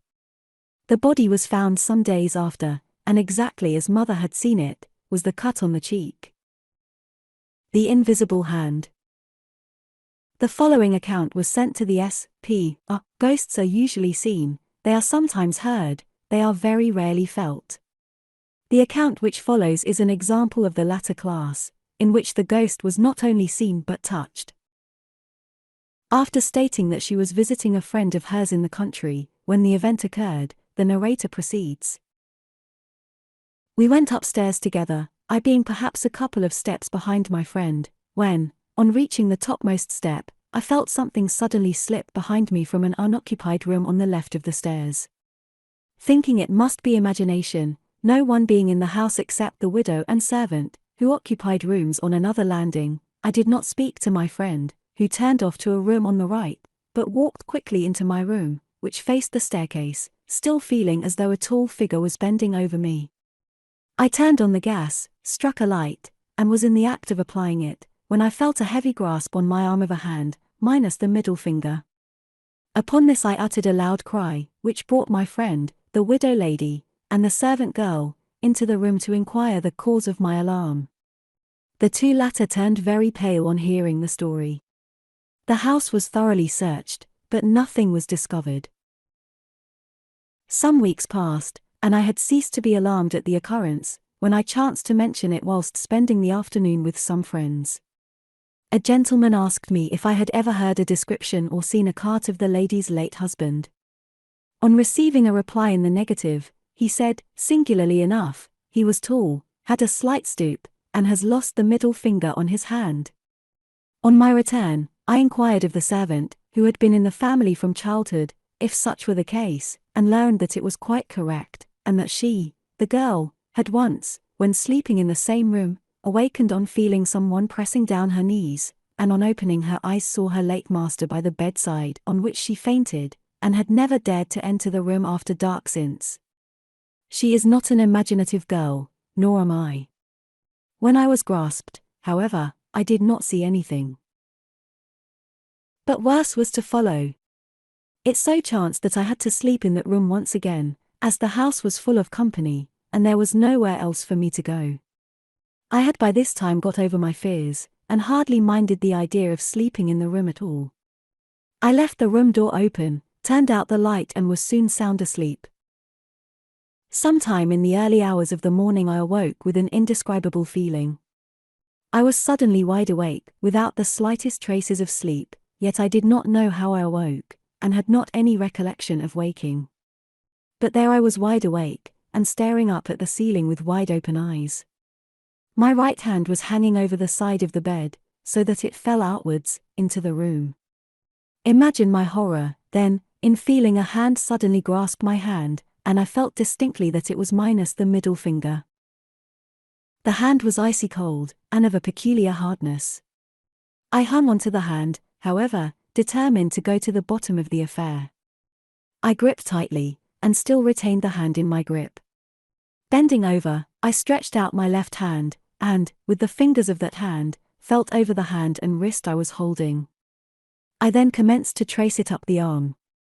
I had about reached the elbow or a little below when the arm suddenly ended, came to nothing, was no more. Yet the hand in mine was as solid as ever. This gave me such a shock that I let go the hand I was holding, and sank back onto my pillows. Then terror took possession of me, and I do not know what happened later. I only know that I had brain fever, which laid me low for several weeks. The occurrence has never been explained. The apparition of the radiant boy. The following is a famous case, well known as the apparition of the radiant boy. It was seen by the Marquess of Londonderry, and frequently spoken of by him afterwards. At the time of the appearance, Lord Londonderry was on a visit to a friend in the north of Ireland. The apartment assigned to him was one calculated to foster the belief in ghosts, because of its richly carved panelling, its huge fireplace, looking like the open entrance into a tomb, and the vast, ponderous draperies that hung in thick folds around the room. Lord Londonderry examined his chamber. He made himself acquainted with the forms and faces of the ancient possessors of the mansion, whose portraits hung around the room. Then, after dismissing his valet, he retired to bed. His candles had not long been extinguished when he perceived a light gleaming on the draperies of the lofty canopies over his head. Conscious that there was no fire in the grate, that the curtains were closed, that the chamber had been in perfect darkness but a few minutes before, he supposed that some intruder must have accidentally entered his apartment, and, turning hastily around to the side from which the light proceeded, saw, to his infinite astonishment, not the form of a human visitor, but the figure of a fair boy, who seemed to be garmented in rays of mild and tempered glory, which beamed palely from his slender form, like the faint light of the declining moon, and rendered the objects nearest to him dimly and indistinctly visible. The spirit stood but a short distance from the side of the bed. Certain that his own faculties were not deceiving him, Lord Londonderry got up and moved towards the figure. It retreated before him, as he slowly advanced, and with equal pace, slowly retired. It entered the gloomy arch of the capacious chimney, and then sank into the earth. Lord Londonderry returned to his bed, but not to rest. His mind was harassed by the consideration of the extraordinary event which had occurred to him. Was it real? Was it the work of imagination? Was it the result of imposture? It was all incomprehensible. He resolved in the morning not to mention the appearance till he should have well observed the manners and countenances of the family. He was conscious that, if any deception had been practiced, its authors would be too delighted with their success to conceal the vanity of their triumph. When the guests assembled at the breakfast table, the eye of Lord Londonderry searched in vain for latent smiles, those conscious looks, that silent communication between the parties, by which the authors of such domestic conspiracies are generally betrayed. Everything, apparently, proceeded in its ordinary course. At last the hero of the tale felt bound to mention the occurrence of the night. At its conclusion, his host said, "The circumstances which you have just recounted appear very extraordinary to those who have not long been inmates of my dwelling, and are not conversant with the legends of my family, and to those who are, the event which has happened will only serve as the corroboration of an old tradition that has long been related of the apartment in which you slept. You have seen the radiant boy, be content, it is an omen of prosperous fortunes. I would rather that this subject should not be mentioned." And here the affair ended. Fisher's ghost. The following incident comes from Australia, and is well known in that part of the world. It is usually known as Fisher's ghost, and is to the following effect. A number of years ago, a free settler, named John Fisher, who had long successfully cultivated a grant of land in a remote district, and who was known to be possessed of a considerable sum of money, had been missing for some time after having visited the nearest market town, whither he had been in the habit of repairing with cattle and produce for sale. An inquiry was instituted by his acquaintances, but his head servant, or rather his assistant on the farm, an ex-convict, who had lived many years with him in that situation, declared that his master had left the colony for some time on business, and that he expected him to return in a few months. As this man was generally known as Fisher's confidential servant, his assertion was believed, though some expressed surprise at the settler's abrupt and clandestine departure, for his character was good in every way. The month's wonder soon subsided, however, and Fisher was forgotten. His assistant, meanwhile, managed the farm, bought and sold, and spent money freely. If questioned, which was but rarely, he would express his surprise at his master's delay, and pretend to expect him daily. A few months after he had been first missed, a neighboring settler, who was returning late on Saturday night from the market town, had occasion to pass within half a mile of Fisher's house. As he was riding by the fence which separated the farm from the high road, he distinctly saw the figure of a man seated on the railing, and at once recognized the form and features of his lost neighbor. He instantly stopped and called to him by name, but the figure descended from the railing, and pointing appealingly toward the house, walked slowly across the field in that direction.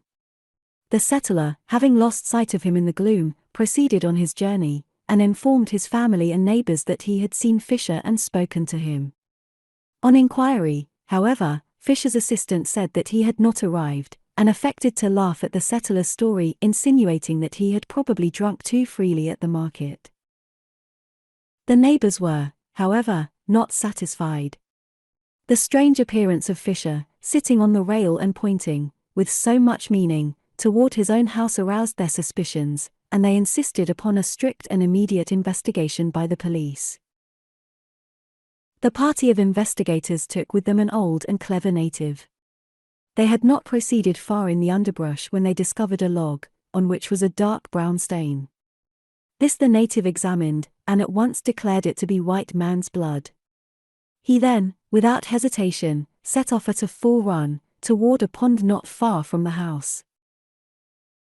He ran backwards and forwards about the pond, like a dog on the scent, and finally, borrowing a ramrod from one of the settlers, ran it into the earth. He did this in 1 or 2 places, and finally said, "White man here." The spot was immediately dug up, and a corpse, identified as that of Fisher, was discovered, its skull fractured, and evidently many weeks buried.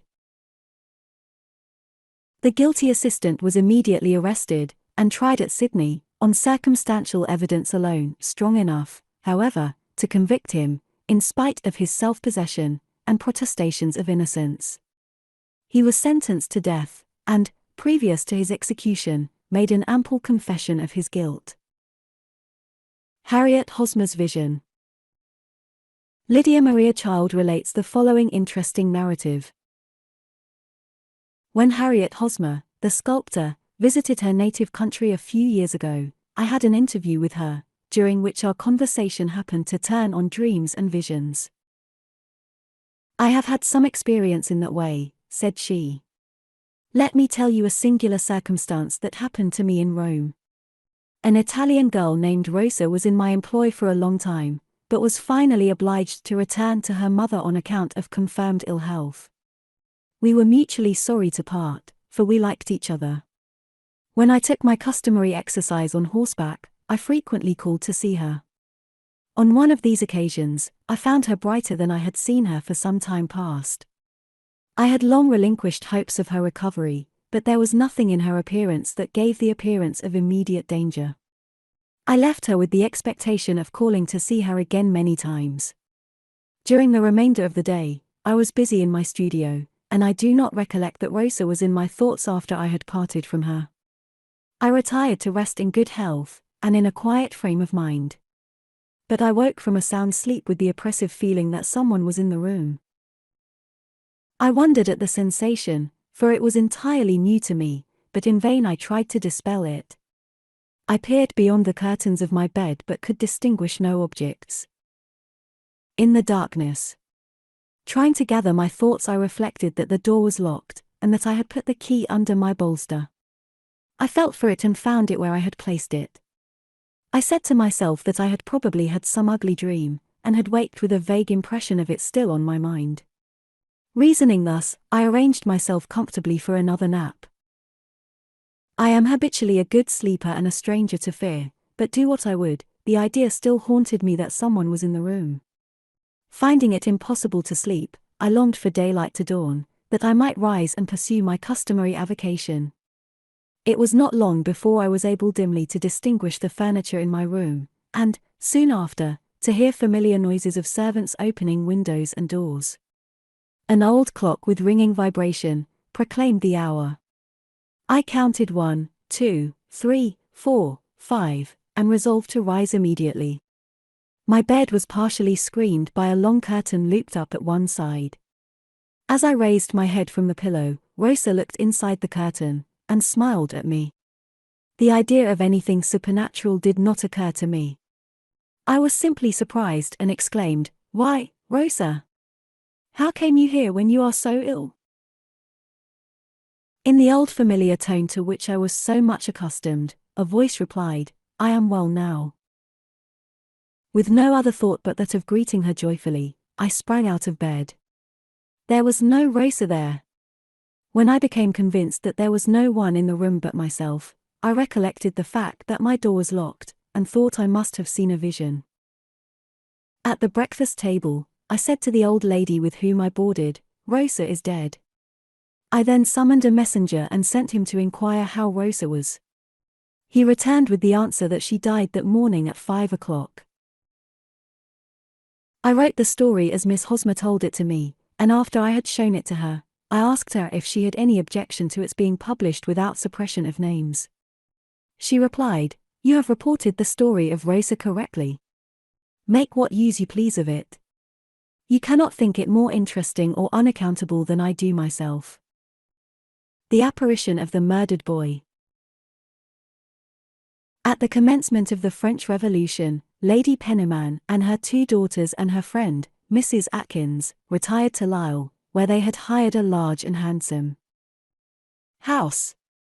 A few weeks after taking possession, the housekeeper, with many apologies for being obliged to mention anything that might appear so idle and absurd, came to the apartment in which her mistress was sitting, and said that 2 of the servants who had accompanied her ladyship from England had that morning given warning, and expressed a determination of quitting her ladyship's service, on account of the mysterious noises by which they had been night after night disturbed and terrified. The room from which the sounds were supposed to have proceeded was at a distance from Lady Penniman's apartments, and immediately over those that were occupied by the servants. To quiet the alarm, Lady Penniman resolved on leaving her own chamber for a time and establishing herself in the one which had been lately occupied by the domestics. The room above was a long, spacious one, which appeared to have been for a long time deserted. In the center of the chamber was a large iron cage. It was said that the late proprietor of the house, a young man of enormous wealth, had in his minority been confined in this cage by his uncle and guardian and starved to death. On the first night or two of Lady Penniman's being established in her new apartment, she met with no interruption. This quiet, however, was of very short duration. One night she was awakened from her sleep by a slow and heavy step pacing the chamber overhead. It continued to move backwards and forwards for nearly an hour. There were more complaints from the housekeeper, no servants would remain. Lady Penniman began herself to be alarmed. She requested the advice of Mrs. Atkins, a woman devoid of every kind of superstitious fear, and of tried courage. Mrs. Atkins determined to make the cage room itself her sleeping quarters. A bed was accordingly placed in the apartment, and Mrs. Atkins retired to rest attended by her favorite spaniel, saying, as she bade them all good night, "I and my dog are able to compete with a myriad of ghosts." Mrs. Atkins examined the chamber in every imaginable direction. She sounded every panel of the wainscot to prove there was no hollowness that might argue a concealed passage, and having securely bolted the door of the room, retired to rest, confident that she was secure against every material visitor, and totally incredulous of the airy encroachments of spiritual beings. She had only been asleep a few minutes, when her dog, which lay by her bedside, leaped, howling and terrified, on the bed. The bolted door of the chamber slowly opened and a pale, thin, sickly youth came in, cast his eyes mildly toward her, walked up to the iron cage in the middle of the room, and then leaned in the melancholy attitude of one revolving in his mind the sorrows of a cheerless and unblessed existence. After a while he again withdrew, and retired by the way he entered. Mrs. Atkins, on witnessing his departure, felt the return of her resolution. She persuaded herself to believe the figure the work of some skilful impostor, and she determined on following its footsteps. She took up her lamp and hastened to the door. To her infinite surprise, she discovered it to be fastened, as she had herself left it on retiring to bed. On withdrawing the bolt, and opening the door, she saw the back of the youth descending the staircase. She followed till, on reaching the foot of the stairs, the form seemed to sink into the earth. The event was related to Lady Penniman. She determined to remain no longer in her present habitation. Another residence was offered in the vicinity of Lisle, and this she took under the pretext that it was better suited to the size of her family. The Ghost in Yellow Calico. The Reverend Elwyn Thomas, 35, Park Village East, N.W., London, has published a very remarkable experience of his own. It is as follows. 12 years ago, says the doctor, I was the second minister of the Bryn Mawr Welsh Wesleyan Circuit, in the South Wales district. It was a beautiful evening in June when, after conducting the service at Llanyndir, I told the gentleman with whom I generally stayed when preaching there, that 3 young friends had come to meet me from Crickhowell, and that I meant to accompany them back for about half a mile on their return journey, so would not be home before 9 o'clock. When I wished good night to my friends it was about 20 minutes to 9 but still light enough to see a good distance. The subject of our conversation all the way from the chapel until we parted was of a certain eccentric old character who then belonged to the Crickhowell church. I walked a little further down the road than I intended in order to hear the end of a very amusing story about him. Our conversation had no reference whatever to ghosts. Personally, I was a strong disbeliever in ghosts and invariably ridiculed anyone whom I thought superstitious enough to believe in them. When I had walked about 100 yards away from my friends, after parting from them, I saw on the bank of the canal, what I thought at the moment was an old beggar. I couldn't help asking myself where this old man had come from. I had not seen him in going down the road. I turned round quite unconcernedly to have another look at him, and had no sooner done so than I saw, within half a yard of me, one of the most remarkable and startling sights I hope it will ever be my lot to see. Almost on a level with my own face, I saw that of an old man, over every feature of which the putty-colored skin was drawn tightly, except the forehead, which was lined with deep wrinkles. The lips were extremely thin and appeared perfectly bloodless. The toothless mouth stood half open. The cheeks were hollow and sunken like those of a corpse, and the eyes, which seemed far back in the middle of the head, were unnaturally luminous and piercing. The terrible object was wrapped in 2 bands of old yellow calico, one of which was drawn under the chin, and over the cheeks and tied at the top of the head, the other was drawn round the top of the wrinkled forehead and fastened at the back of the head. So deep and indelible an impression it made on my mind, that, were I an artist, I could paint that face today. What I have thus tried to describe in many words, I saw at a glance. Acting on the impulse of the moment, I turned my face toward the village and ran away from the horrible vision with all my might for about 60 yards. I then stopped and turned around to see how far I had distanced it, and to my unspeakable horror, there it was still face to face with me as if I had not moved an inch. I grasped my umbrella and raised it to strike him, and you can imagine my feelings when I could see nothing between the face and the ground, except an irregular column of intense darkness, through which my umbrella passed as a stick goes through water. I am sorry to say that I took to my heels with increasing speed. A little further than the space of this second encounter, the road which led to my host's house branched off the main road. Having gone 2 or 3 yards down this branch road, I turned around again. He had not followed me after I left the main road, but I could see the horribly fascinating face quite as plainly as when it was close by. It stood for a few minutes looking intently at me from the center of the main road. I then realized fully that it was not a human being in flesh and blood, and, with every vestige of fear gone, I quickly walked toward it to put my questions. But I was disappointed, for, no sooner had I made toward it, then it began to move slowly down the road, keeping the same distance above it until it reached the churchyard wall. It then crossed the road and disappeared near where the yew tree stood inside. The moment it disappeared, I became unconscious. 2 hours later I came to myself and I made my way slowly to my home. I could not say a word to explain what had happened, though I tried several times.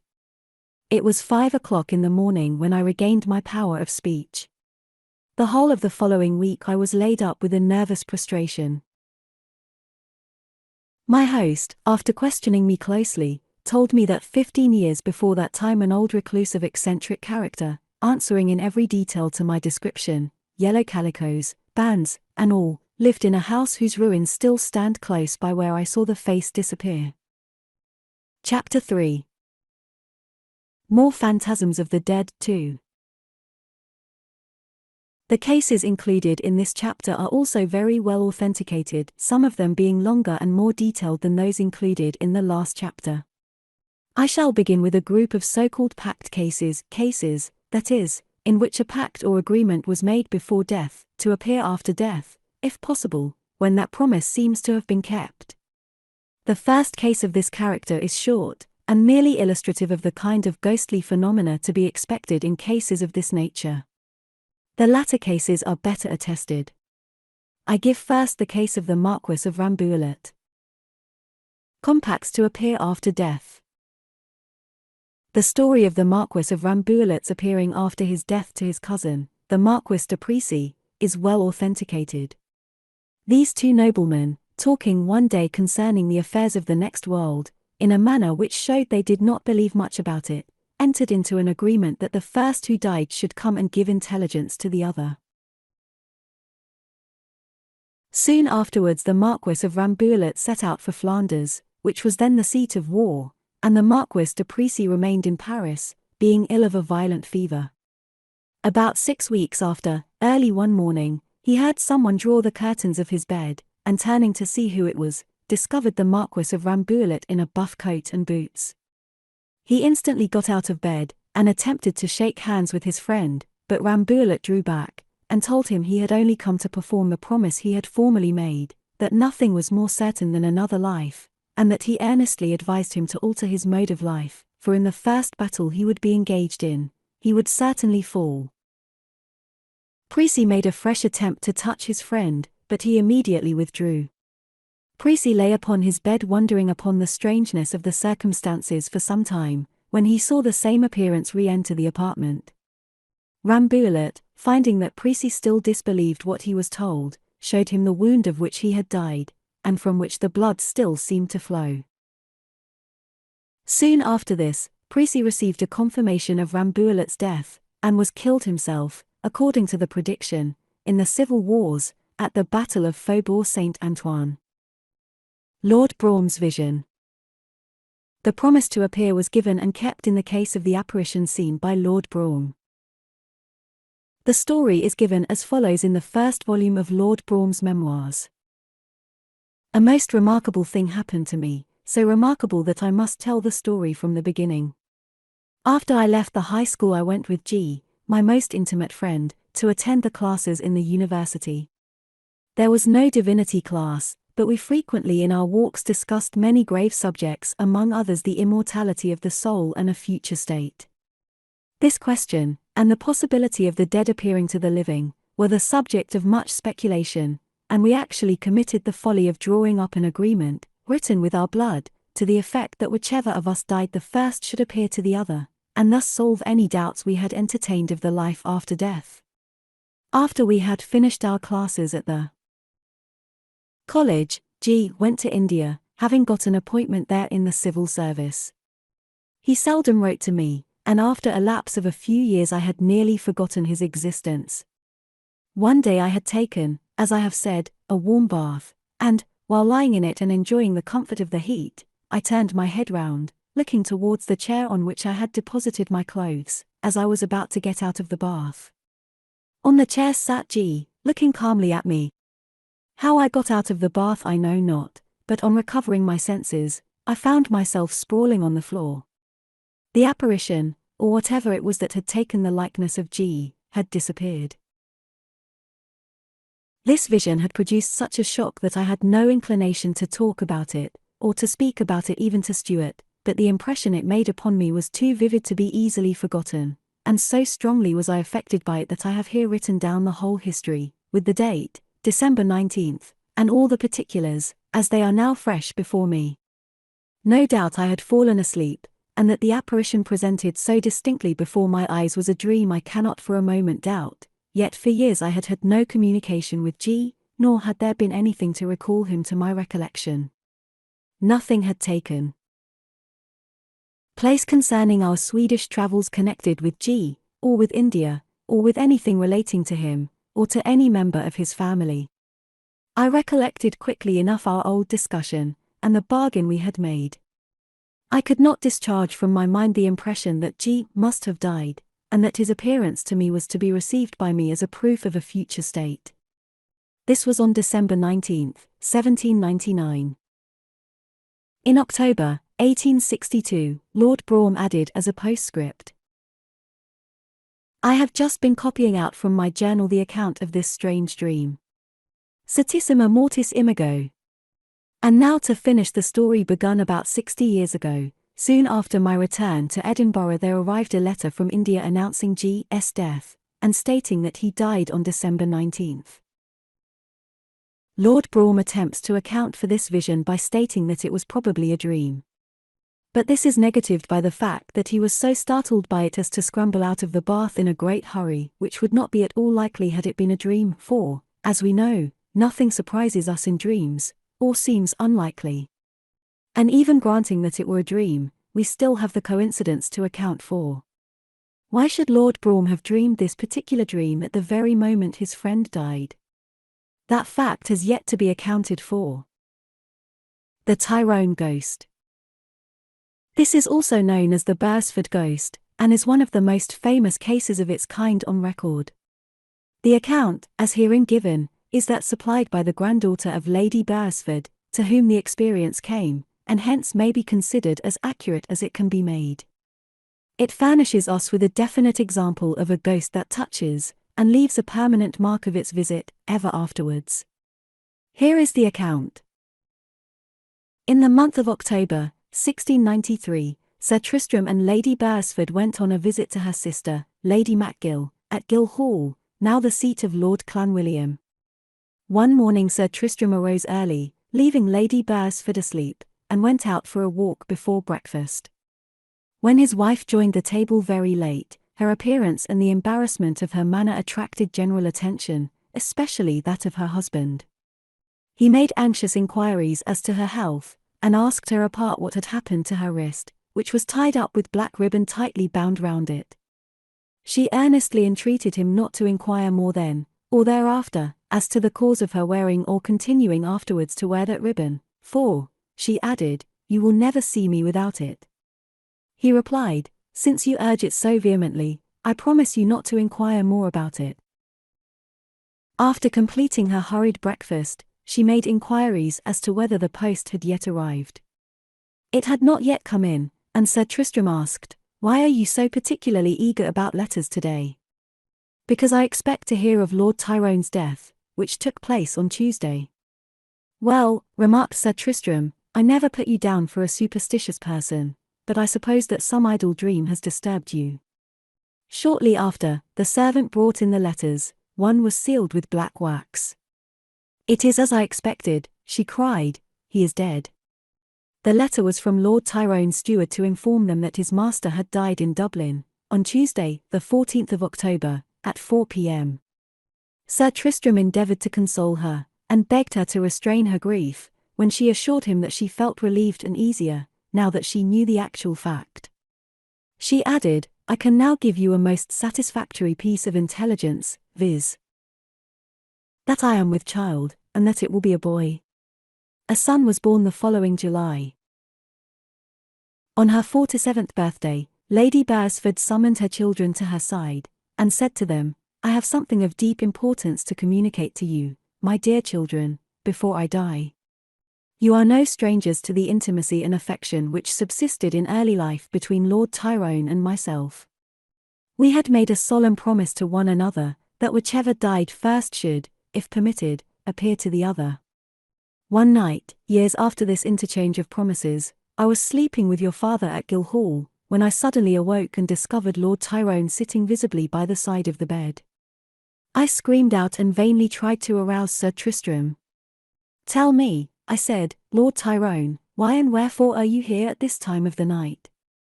Have you then forgotten our promises to each other, pledged in early life? I died on Tuesday, at 4 o'clock. I have been permitted thus to appear. I am also suffered to inform you that you are with child, and will produce a son, who will marry an heiress, that Sir Tristram will not live long, that you will marry again, and you will die in your 47th year. I begged from him some convincing sign or proof so that when the morning came I might rely upon it, and that it was not the phantom of my imagination. He caused the hangings of the bed to be drawn in an unusual way and impossible manner through an iron hook. I still was not satisfied, when he wrote his signature in my pocket-book. I wanted, however, more substantial proof of his visit, when he laid his hand, which was cold as marble, on my wrist. The sinews shrunk up, the nerves withered at the touch. Now, he said, let no mortal eye while you live ever see that wrist, and vanished. While I was conversing with him my thoughts were calm, but as soon as he disappeared I felt chilled with horror and dismay, a cold sweat came over me, and I again endeavoured, but vainly, to awaken Sir Tristram. A flood of tears came to my relief, and I fell asleep. That year Lady Beresford died. On her deathbed, Lady Riverson unbound the black ribbon and found the wrist exactly as Lady Beresford had described it, every nerve withered, every sinew shrunk. Dead or alive. In the following case the ghost kept its promise to appear, doing so, to all appearances, in spite of great obstacles. The incident is reported in Mr. W. T. Stead's Real Ghost Stories, pp. 205-8. The following incident occurred to me some years ago, and all the details can be substantiated. The date was August 26, 1867, at midnight. I was then residing in the neighbourhood of Hull, and held an appointment under the Crown which necessitated my repairing thither every day for a few hours' duty. My berth was almost a sinecure, and I had for some time been engaged to a young North Country heiress, it being understood that on our marriage I should take her name and stand for the county or rather for one of its divisions. For her sake I had to break off a love affair, not of the most reputable order, with a girl in Hull. I will call her Louise. She was young, beautiful, and devoted to me. On the night of the 26th of August we took our last walk together, and a few minutes before midnight paused on a wooden bridge running across a kind of canal, locally termed a drain. We paused on the bridge, listening to the swirling of the current against the wooden piles, and waiting for the stroke of midnight to part forever. In the few minutes interval she repeated sotto voce, Longfellow's Bridge, the words of which, I stood on the bridge at midnight, seemed terribly appropriate. After nearly 25 years I can never hear that piece recited without feeling a deadly chill, and the whole scene of two souls in agony again rising before me. Well, midnight struck and we parted, but Louise said, "Grant me one favor, the only one that I shall ever ask you on this earth. Promise to meet me here 12 months from tonight at this same hour." I demurred at first, thinking it would be bad for both of us, and only reopen partially healed wounds. At last, however, I consented, saying, "Well, I will come if I am alive." But she said, "Say alive or dead." I said, "Very well, then, we will meet, dead or alive." The next year I was on the spot a few minutes before the time, and, punctual to the stroke of midnight, Louise arrived. By this time I had begun to regret the arrangement I had made, but it was of too solemn a nature to put aside. I therefore kept the appointment, but said that I did not care to renew the compact. Louise, however, persuaded me to renew it for one more year, and I consented, much against my will, and we again left each other, repeating the same formula, dead or alive. The next year after passed rapidly until the first week in July, when I was shot dangerously in the thigh by a fisherman named Thomas Piles, of Hull, a reputed smuggler. A party of 4 of us had hired his 10-ton yawl to go yachting round the Yorkshire coast, and amuse ourselves by shooting seabirds amongst the millions of them at Flamborough Head. The 3rd or 4th day out I was shot in the right thigh by the skipper Piles, and the day after, 1¼ ounce of No. 2 shot were cut out therefrom by the Coast Guard surgeon at Bridlington Quay, whose name I forget for the moment, assisted by Dr. Alexander Mackey, at the Black Lion Hotel. The affair was in all the papers at the time, about a column of it appearing in the Eastern Morning News, of Hull. As soon as I was able to be removed, 2 or 3 weeks, I was taken home, where Dr. Melbourne King, of Hull, attended me. The day and the night, the 26th of August, came. I was then unable to walk without crutches, and that for only a short distance, so had to be wheeled about in a bath chair. The distance to the trysting place being rather long, and the time and the circumstances being very peculiar, I did not avail myself of the services of my usual attendant, but specially retained an old servant of the family, who frequently did confidential commissions for me, and who knew Miss Louise well. We set forth without beat of drum and arrived at the bridge about a few minutes to midnight. I remember that it was a brilliant starlight night, but I do not think that there was any moon, at all events, at that hour. Old Bob, as he was always affectionately called, wheeled me to the bridge, helped me out of the bath chair, and gave me my crutch.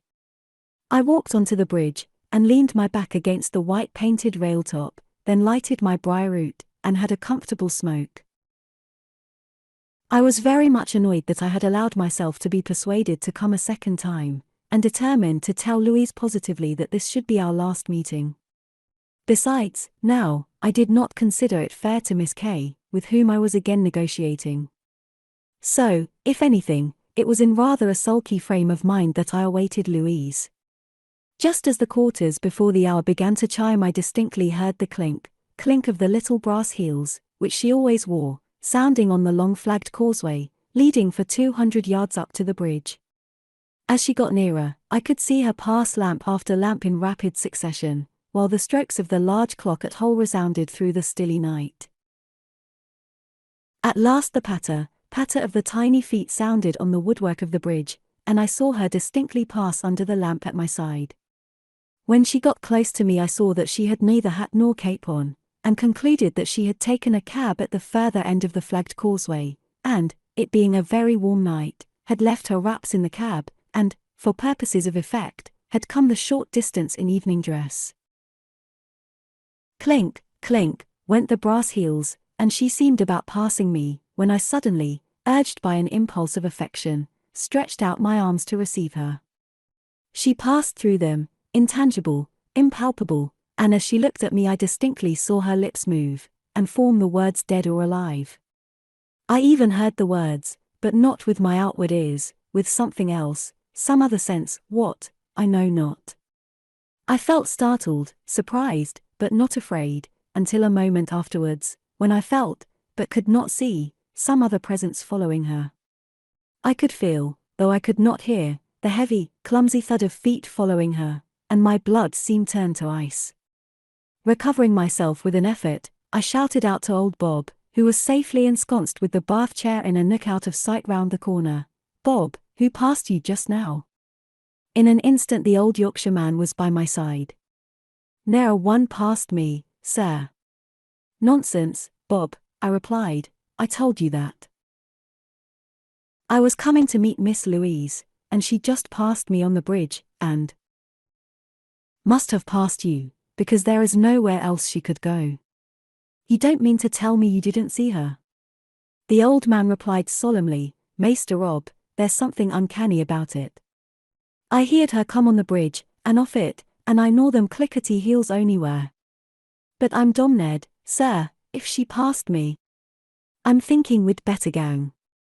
And gang we did, and it was the small hours of the morning, getting daylight, before we left off talking over the affair, and went to bed. The next day I made inquiries from Louise's family about her, and ascertained that she had died in Liverpool 3 months previously, being apparently delirious for a few hours before her death, and, our parting compact evidently weighing on her mind, as she kept repeating, "Dead or alive, shall I be there?" To the utter bewilderment of her friends, who could not divine her meaning, being, of course, entirely unaware of our agreement. This completes the examples of the so-called pact cases. In the following example, the phantasmal form conveyed a piece of information to the percipient which he could not well have known by any normal means. The scratch on the cheek. The case appeared in the proceedings of the Emaris, P.R., and the high character of the witnesses was vouched for by Dr. Hodgson and Professor Royce. It is to the following effect. January 11, 1888. Sir, replying to your recently published request for actual occurrences of psychical phenomena, I respectively submit the following remarkable occurrence to the consideration of your distinguished society, with the assurance that the event made a more powerful impression upon my mind than the combined incidents of my whole life. I was never in better health or possessed a clearer head and mind than at the time the incident occurred. In 1867, my only sister, a young lady of 18 years, died suddenly of cholera, in St. Louis, Missouri. My attachment for her was very strong, and the blow a severe one to me. A year or so after her death, I became a commercial traveler, and it was in 1876, while on one of my western trips that the event occurred. I had drummed the city of St. Joseph, Missouri, and had gone to my room at the Pacific House to send in my orders, which were unusually large ones, so that I was in a very happy frame of mind indeed. My thoughts, of course, were about these orders, knowing how pleased my house would be at my success. I had not been thinking of my late sister, or in any manner reflecting on the past. The hour was high noon, and the sun was shining cheerfully into my room. While busy smoking a cigar, and writing out my orders, I suddenly became conscious that someone was sitting on my left, with one arm resting on the table. Quick as a flash I turned, and distinctly saw the form of my dead sister, and for a brief second or two looked her squarely in the face, and so sure was I that it was she, that I sprang forward in delight, calling her by name, and, as I did so, the apparition instantly vanished. Naturally I was startled and dumbfounded, almost doubting my senses, but the cigar in my mouth, and pen in hand, with the ink still moist on my letter, I satisfied myself I had not been dreaming and was still awake. I was near enough to touch her, had it been a physical possibility, and noted her features, expression, and details of dress, etc. She appeared as if alive. Her eyes looked kindly and perfectly naturally into mine. Her skin, was so perfectly lifelike that I could see the glow or moisture in the surface, and, on the whole, there was no change in her appearance, otherwise than when alive. Now comes the most remarkable confirmation of my statement, which cannot be doubted by those who know what I state actually occurred. This visitation, or whatever you may call it, so impressed me that I took the next train home, and in the presence of my parents and others I related what had occurred.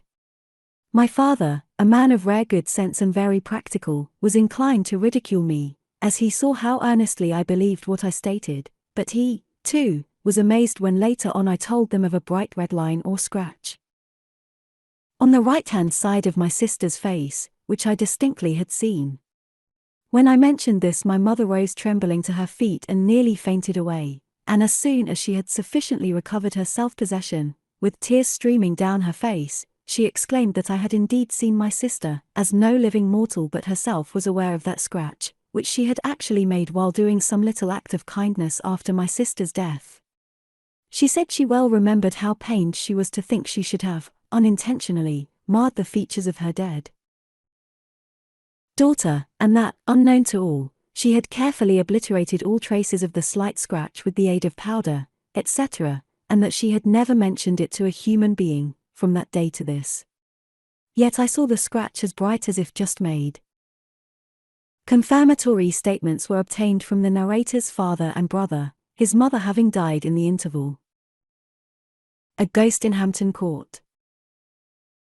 Miss X, Mrs. Hans Spoer, relates the following interesting case, as occurring to herself, on a visit to the well-known Hampton Court. Essays in Psychical Research, pp. 31-34. I recently found myself the guest of a lady occupying a pleasant suite of rooms in Hampton Court Palace. For obvious reasons I cannot specify the name of my hostess, the exact date of my visit, or the precise whereabouts of her apartment. Of course I was familiar with the Hampton Court ghost legend. I examined the scene of the occurrences, and was allowed to ask questions at will. The ghost, I was told, visited habitually in a dozen different rooms, not, however, in the bright, dainty drawing room in which we were chatting, and where it was difficult to believe that we were discussing recent history. As a matter of fact, it was very recent, indeed. But a few nights earlier, in a certain small but cheerful bedroom, a little girl had been awakened out of her sleep by a visitant so dramatic that I wondered whether the child had possibly gone to sleep again, after her original fright, and dreamed the later and more sensational part of the story. My room was quaintly pretty, but somewhat peculiar in arrangement, and lighted only from the roof. I have seen ghosts before, have slept for months together in haunted houses, and, though I find such visitants somewhat exciting, I cannot say that my prospects for the night filled me with any degree of apprehension.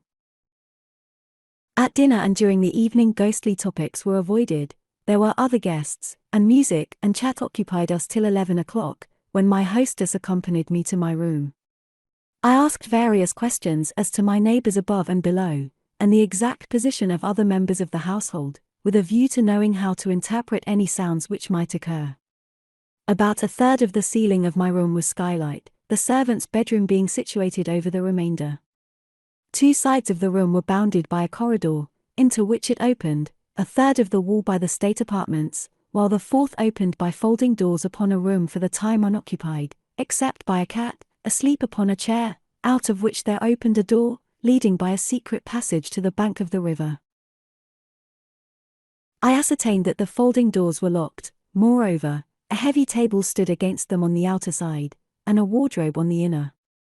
The bedstead was a small one, without curtains. Indeed, the room contained no hangings whatever. The door into the room opened so nearly to the head of my bed that there was space only for a small table, upon which I took care to place 2 long candles, and a plentiful supply of matches, being somewhat addicted to late and early reading. I was tired, but a sense of duty demanded that I should not sleep through the witching hours, so I sat up in bed, and gave my best attention to Lord Farrar's problem, shall we degrade our standard of value, in the current number of the National Review, and, on the principle of always trying to see both sides of a question, thought of several reasons why we should not, with the author, come to a negative conclusion. The matter did not, however, excite me to the pitch of wakefulness, and when I finished the article, as the clock struck 1:30, I considered myself absolved from further responsibility, put out my lights, and was asleep before the next quarter sounded. Nearly 3 hours later I was suddenly awakened from dreamless slumber by the sound of the opening of a door against which some piece of furniture was standing, in, as it seemed, the empty room to my right. I remembered the cat, and tried to conceive by what kind of rampaging she could contrive to be so noisy. A minute later there followed a thud apparently on this side of the folding doors, and too heavy for even the prize animals of my home circle, not to speak of a mongrel stray, newly adopted and not yet doing credit to her keep. A dress fallen in the wardrobe was my next thought, and I stretched out my hand for the matchbox, as a preliminary to inquiry. I did not reach the matches. It seemed to me that a restraining hand was laid upon mine. I withdrew it quickly, and gazed around me in the darkness. Some minutes passed in blackness and silence. I had the sensation of a presence in the room, and finally, mindful of the tradition that a ghost should be spoken to, I said gently, "Is anyone there? Can I do anything for you?" I remembered that the last person who entertained the ghost had said, "Go away, I don't want you," and I hoped that my visitor would admire my better manners and be responsive. However, there was no answer, no sound of any kind, and returning to my theory of the cat and the fallen dress, though nevertheless so far influenced by the recollection of those detaining fingers as not to attempt to strike a light, I rose and walked round my bed, keeping the right hand on the edge of the bedstead, while, with my left arm extended, I swept the surrounding space. As the room is small, I thus fairly well satisfied myself that it contained nothing unusual. I was, though somewhat perplexed, about to grant myself license to go to sleep again, when in the darkness before me there began to glow a soft light. I watched it increase in brightness and in extent. It seemed to radiate from a central point, which gradually took form and became a tall, slight woman, moving slowly across the room from the folding doors on my right. As she passed the foot of my bed I felt a slight vibration of the spring mattress.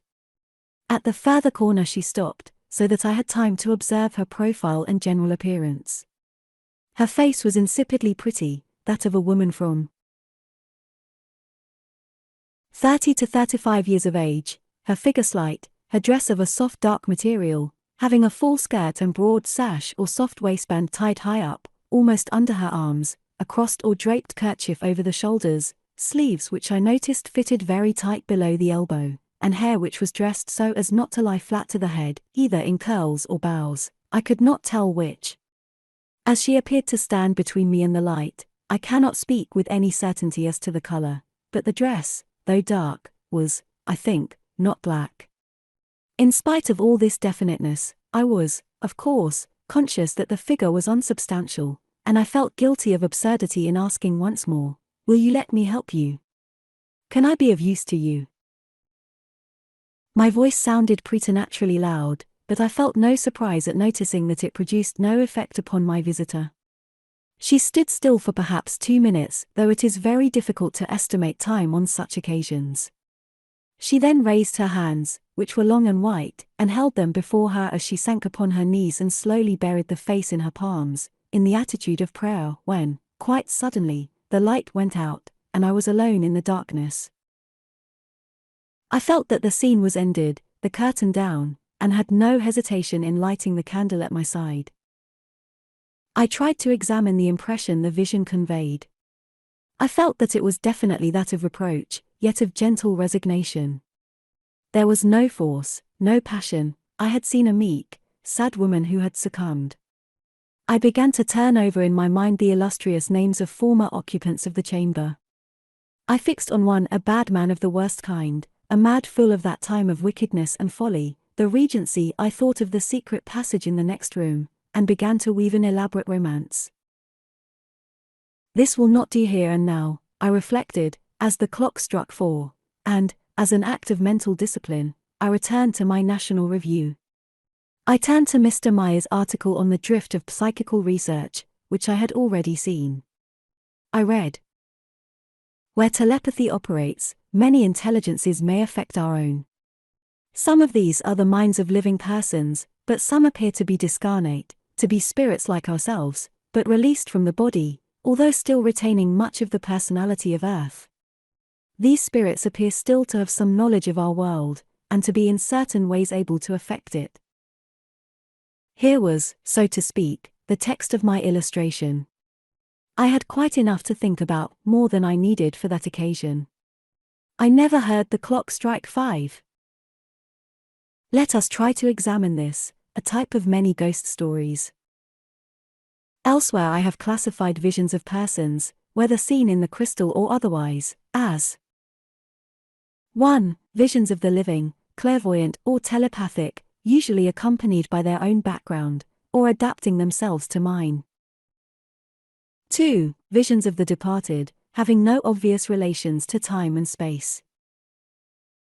3. Visions which are more or less of the nature of pictures, such as those which I voluntarily produce in the crystal from memory or imagination, or which appear in the background of real persons as illustrative of their thoughts of history. This is very often the case when an impression reaches me in visual form from the mind of a friend who, it may be, imperfectly remembers, or is imperfectly informed as to the form and color of the picture his mind conveys. Again I emphasize the fact that I am speculating, not dogmatizing, that I am speaking from internal evidence, with no possibility of corroboration, and that I am perfectly aware that each reader must take this for what it seems to him worth. Such being the case, I venture to classify the vision under Class 3.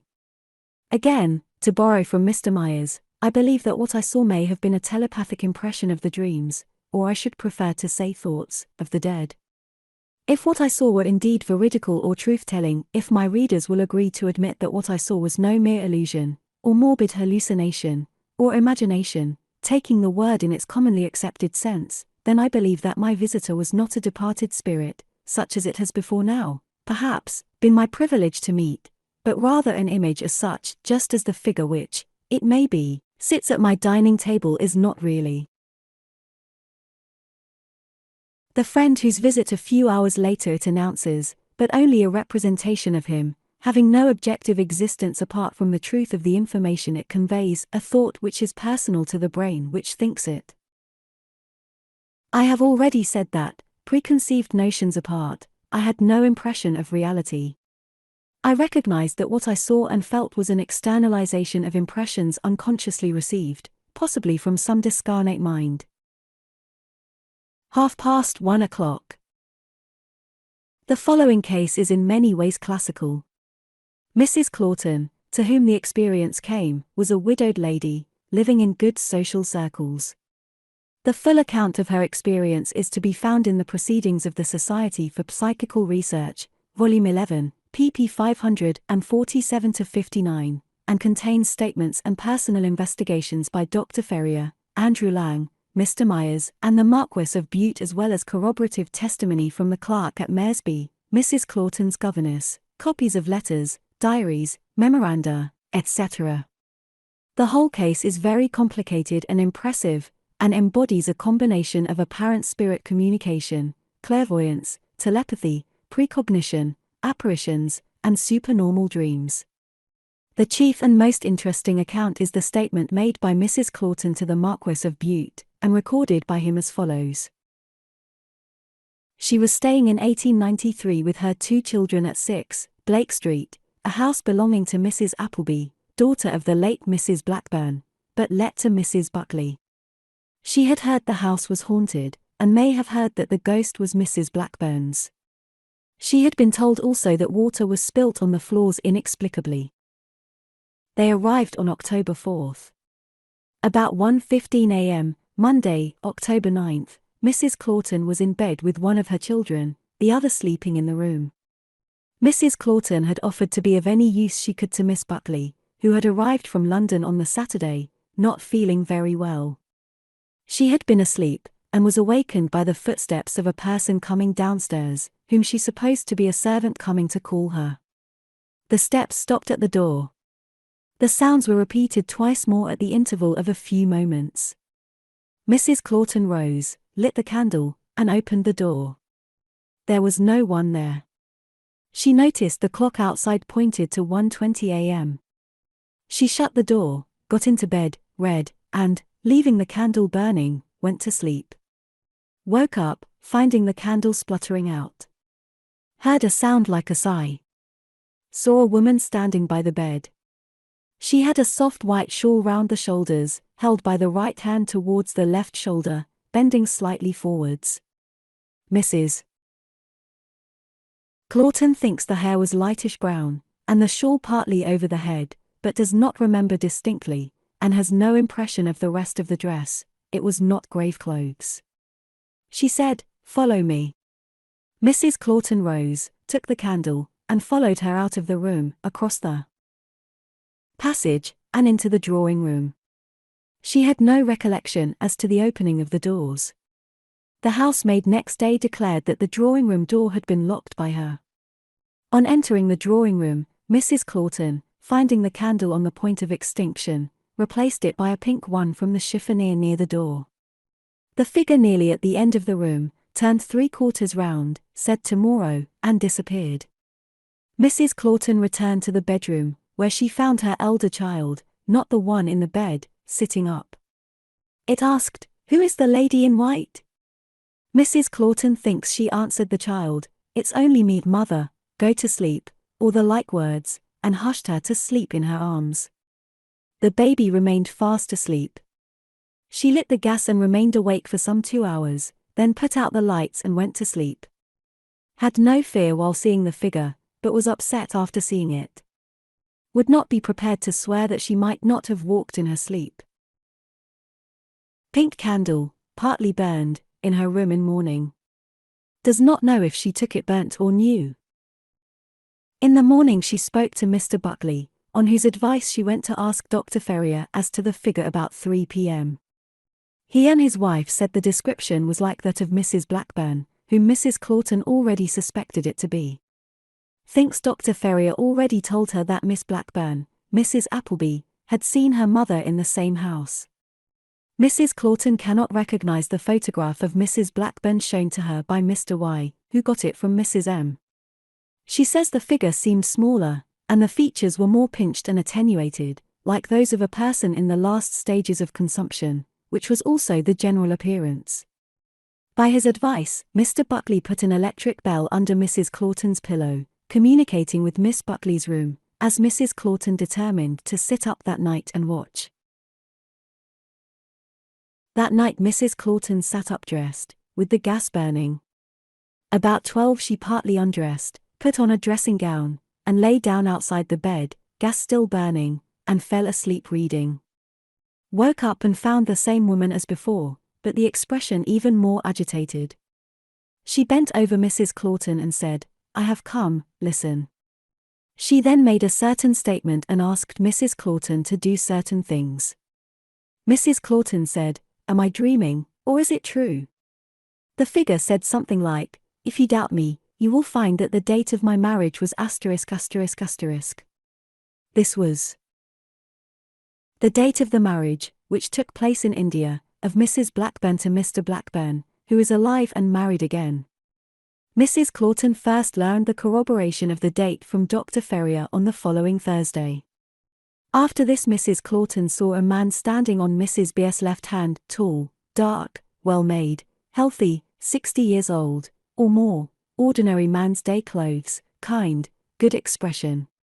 A conversation ensued between the three, in course of which man stated himself to be George Howard, buried in Mersby churchyard. Mrs. Clawton had never heard of Mersby or of George Howard, and gave the date of his marriage ***** and death *****.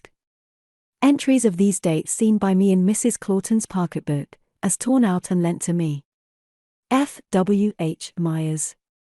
He desired Mrs. Clawton to go to Mersby and verify these dates in the registration, and, if found correct, to go to the church at the ensuing 1:15 a.m. and wait at the grave therein, S.W. corner of S. Isle of Richard Hart, died *****, etat *****. She was to verify this reference also in the registers. He said her railway ticket would not be taken, and she was to send it along with a white rose from his grave to Dr. Ferrier. Forbade her having any previous communication with the place, or going in her own name. Said Joseph Wright, a dark man, to whom she should describe him, would help her. That she would lodge with a woman who would tell her that she had a child, drowned, buried in the same churchyard. When Mrs. Clawton had done all this, she should hear the rest of the history. Towards the end of the conversation, Mrs. Clawton saw a third phantom, that of a man whose name she is not free to give, in great trouble, standing, with hands on face, which he afterwards lowered, showing face, behind Mrs. Blackburn's right. The three disappeared. Mrs. Clawton rose and went to the door to look out at the clock, but was seized with faintness, returned and rang the electric bell. Mr. Buckley found her on the ground. She was able to ask the time, which was about 1:20 a.m. Then fainted, and the Buckleys undressed her and put her to bed. That morning, Tuesday, Mrs. Clawton sent for Dr. Ferrier, who corroborated certain matters so far as she asked him, and ascertained for her the date of Mrs. Blackburn's marriage. She received his note of the date on Thursday. She went to the post office, and found that Mersby existed. Returned, and ascertained that it was in Suffolk, and so wrote that evening to Dr. Ferrier, and went to London with her daughters that Thursday evening. Friday night, Mrs. Clawton dreamt that she arrived at 5, after dusk, that a fair was going on, and that she had to go to place after place to get lodgings. Also, she and her eldest daughter dreamt that she would fail if she did not go alone. Went to station for 12, noon train on Saturday. Went to refreshment room for luncheon, telling porter to call her in time. He went by mistake to waiting room, and she missed train and had to wait, going to the British Museum, where she wrote her name in jewel room, until 3:5, as stated. House where she finally found lodgings was that of Joseph Wright, who turned out to be the parish clerk. She sent for the curate by porter, to ask us to consulting registers, but as he was dining out he did not come till after she had gone to bed. Sunday morning, Mrs. Wright spoke to her about the drowned child buried in the churchyard. Went to forenoon service, and immediately afterwards went into vestry and verified the registers, described George Howard to Joseph Wright, who had known him and recognized description, then was taken by Joseph Wright to the graves of Richard Hart and George Howard. On the latter there is no stone, but 3 mounds surrounded by a railing overgrown with white roses. She gathered rose for Dr. Ferrier, as had been directed. Walked and talked with curate, who was not sympathetic. After luncheon went with Mrs. Wright and walked round Howard's house, country house in Park. Attended evening service, and afterwards, while watching the lights put out and the church furniture covered up, wondered if she would have the nerve to go on. Back to supper, afterwards slept and had dream of a terrorizing character, whereof has full written description. Dark night, hardly any moon, a few stars. To church with Joseph Wright at 1 a.m., with whom searched interior and found it empty. At 1:20 a.m. was locked in alone, having no light, had been told to take Bible, but had only church service, which she had left in vestry in the morning. Waited near grave of Richard Hart, felt no fear. Received communication, but does not feel free to give any detail, no light. History begun at Blake Street then completed. Was directed to take another white rose from George Howard's grave and gathered rose for Miss Howard, as had been directed. Home and bed, and slept well for the first time since first seeing Mrs. Blackburn. Next day went and sketched church and identified grave of Mrs. Rose, on whose grave, she had been told in church, she would find a message for herself. The words engraved were. Then called on Miss Howard and recognized strong likeness to her father. Carried out all things desired by the dead to the full, as had been requested. Has had no communication from any of them since. Nothing since has appeared in Blake Street. The wishes expressed to her were not illogical or unreasonable, as the ratiocination of dreams often appears, but perfectly rational, reasonable, and of natural importance. My own true ghost story. The following narrative was told to me by a very well-known artist, who maintains the strict accuracy of every word in his account, as given below. I had been living in Paris for some months when I decided to change my quarters and move into a studio more in keeping with my present allowance. After a brief search, I saw one which exactly suited me. It was a large room, at the end of a long, dark rambling passage, with doors leading into other studios on either side all the way down. As my neighbors turned out to be a very jolly, happy crew, I liked the life immensely, and everything promised well for the new abode. I had been there for, perhaps, 2 weeks when I had my first ghostly adventure.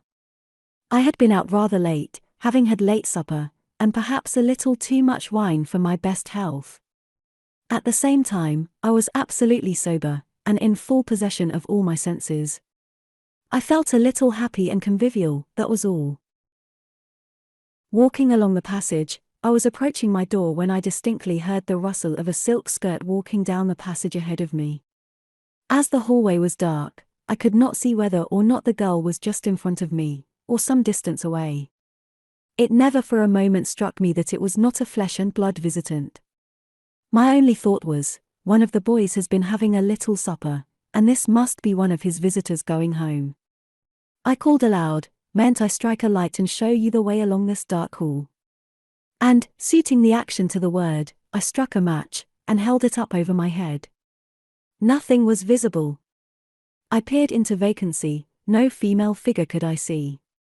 I listened for the sound of steps, or the swish of a silken petticoat, but not a sound could I hear. I walked along the passage, not a sign of life was anywhere manifest. Everything was dark, lonely and deserted. I came to the conclusion that I must have been deceived, and thought no more about it. I went to bed and to sleep. It was, perhaps, 2 nights later when the same thing occurred. Coming home, about 10 o'clock at night, I heard the same swish of the skirt, the same soft, feminine footsteps. This time the hall was light, and I could see that no one was there. I recalled the incident of the other evening, and a cold chill began to creep up my backbone. I entered my room, however, lit the lamp, leaving my door open. Now, thought I, if anyone passes that door again, I shall surely see them.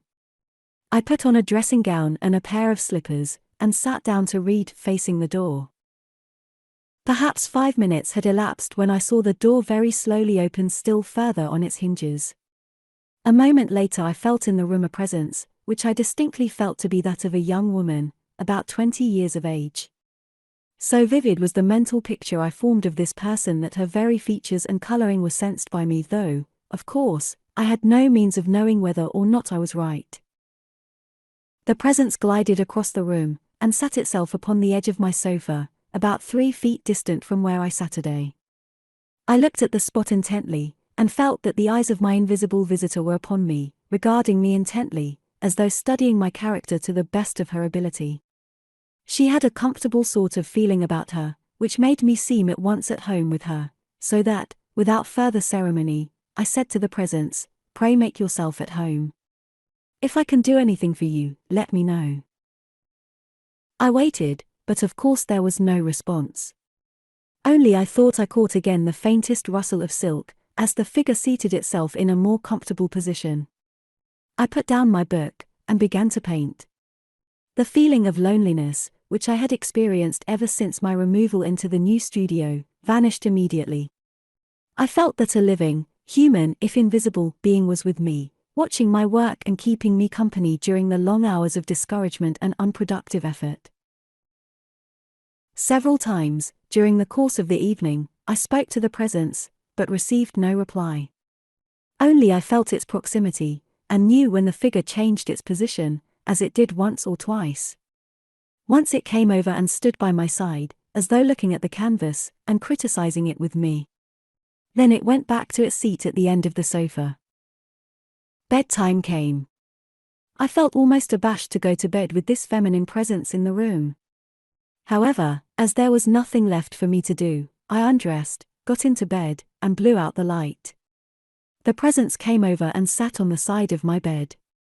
When I went to sleep, it was still sitting there. The next morning it had gone. I felt inexpressibly lonely. I missed the presence, whom I now began to call her instead of it, and wished she would return and keep me company. It did not do so, however, until the following evening, when, about 9 o'clock, I again felt her approach, felt her entrance through my studio door, and felt her seat herself in my easy chair, and turn her eyes upon me. I knew that she was regarding me intently, perhaps critically, and I felt almost angry that I, in turn, could not see her. I gazed at the chair determined to see her, but nothing save empty space met my gaze. With a gesture of impatience and irritation, I turned away, and went on with my painting. Presently, I was aware that she was standing beside me, examining the painting upon the easel. "Well, do you like it?" I said almost caustically. The presence immediately returned and sat in the chair, and I knew that I had offended her. I threw my brush and palette aside and apologized. So she came and stood by me again, and again she remained with me until I closed my eyes in sleep. This sort of thing went on for several weeks.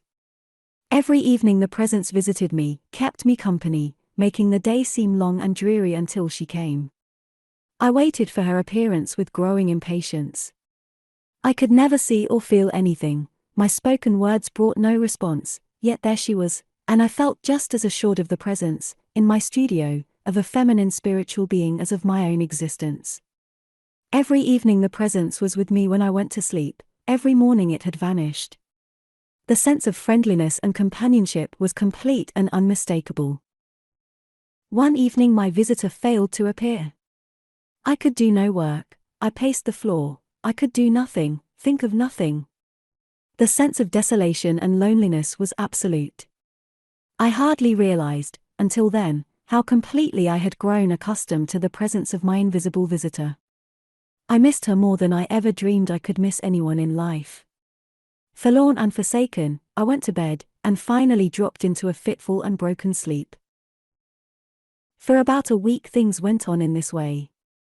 I had grown gradually reconciled to my lonely life, and was painting hard for an exhibition which was near at hand. One evening I came into the studio, and I found the presence waiting for me seated in the easy chair, by the fire. I felt my heart and whole being give a throb of joy and recognition, just as it would at the sight of an old and very dear friend. I knew how much I had missed her. I knew that she had risen, and was standing, facing me, as I entered. Before I had time to check myself, or think what I was doing, I had rushed forward, crying "Dearest," with outstretched arms, and had embraced the spot where I knew her to be standing. I grasped the empty air, but I somehow felt 2 hands placed upon my shoulders, and the imprint of a delicate kiss upon my lips. I no longer felt lonely. I whistled, I sang, I took off my coat, and, donning jacket and slippers, set to work with joy upon my picture. I painted hard, and all the while the presence stood by me, criticizing, approving or disapproving, and in every instance I felt her criticism and judgment to be right. A year went by. I had to give up my studio, and return to America, on my father's sudden death. The parting with the presence I shall never forget. Had 2 lovers in the flesh parted from one another, it could not have been more real, more touching, more sincere. For my own part one was heartbroken. The presence, too, I knew to be weeping. The parting was long and sorrowful. Finally, I tore myself away. I have never seen or felt anything from that day to this. But of the reality and objective existence of that presence I am as assured as I am of any event in my life. No one can tell me that it was a trick of the imagination. I know better. She was as real to me as any personality I have ever known. Yes, the unreal is real, of that I have no doubt whatever. My own experience with the ghostly world has proved that to my satisfaction. Chapter 4. Haunted Houses. When phantasms of the dead constantly appear in one house, and there only, that house is said to be haunted and, in such a case, the phantasms seem to be attracted to the locality more than to the individuals living in it. This is usually the case in so-called haunted houses. No matter who lives within them, they one and all see the spectral forms, but this is not invariably so. In the case of the great Amherst mystery, For example, given below, the haunting seemed to be associated with the person more than the house, so that we might be said to have here a case of a haunted man or woman. But this is the exception, not the rule. The cases that follow are all well attested, and the phenomena have been witnessed by many persons. The original reports, for the most part, have appeared in the proceedings of the S.P.R., and the facts were carefully investigated at the time by competent investigators. The first instance is particularly interesting because of the experiments which were tried to ascertain the nature of the ghost, and if many more such experiments were conducted, we might hope, in time, to know something about them. I shall begin with a carefully recorded example, which I may call The Record of a Haunted House. The case of a haunted house here given is very well authenticated, and corroborated by 6 written and signed statements, as well as that of the original informant. The account originally appeared in the Proceedings of the S.P.R., Volume 8, pp. 311-32, and is drawn up by Miss Morton, a lady of scientific training who resided for a long time in the house in question. She was well known to Mr. Myers, then Honorable Secretary of the Society. Very interesting experiments were conducted to test the nature of the ghost, as the following brief account will show. My father took the house in March, 1882, none of us having then heard of anything unusual about the house. We moved in towards the end of April, and it was not until the following June that I first saw the apparition. I had gone up to my room, but was not yet in bed, when I heard someone at the door, and went to it, thinking it might be my mother.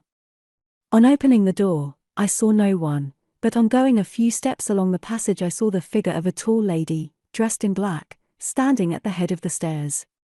After a few moments she descended the stairs, and I followed for a short distance, feeling curious what it could be. I had only a small piece of candle, and it suddenly burnt itself out, and, being unable to see more, I went back to my room.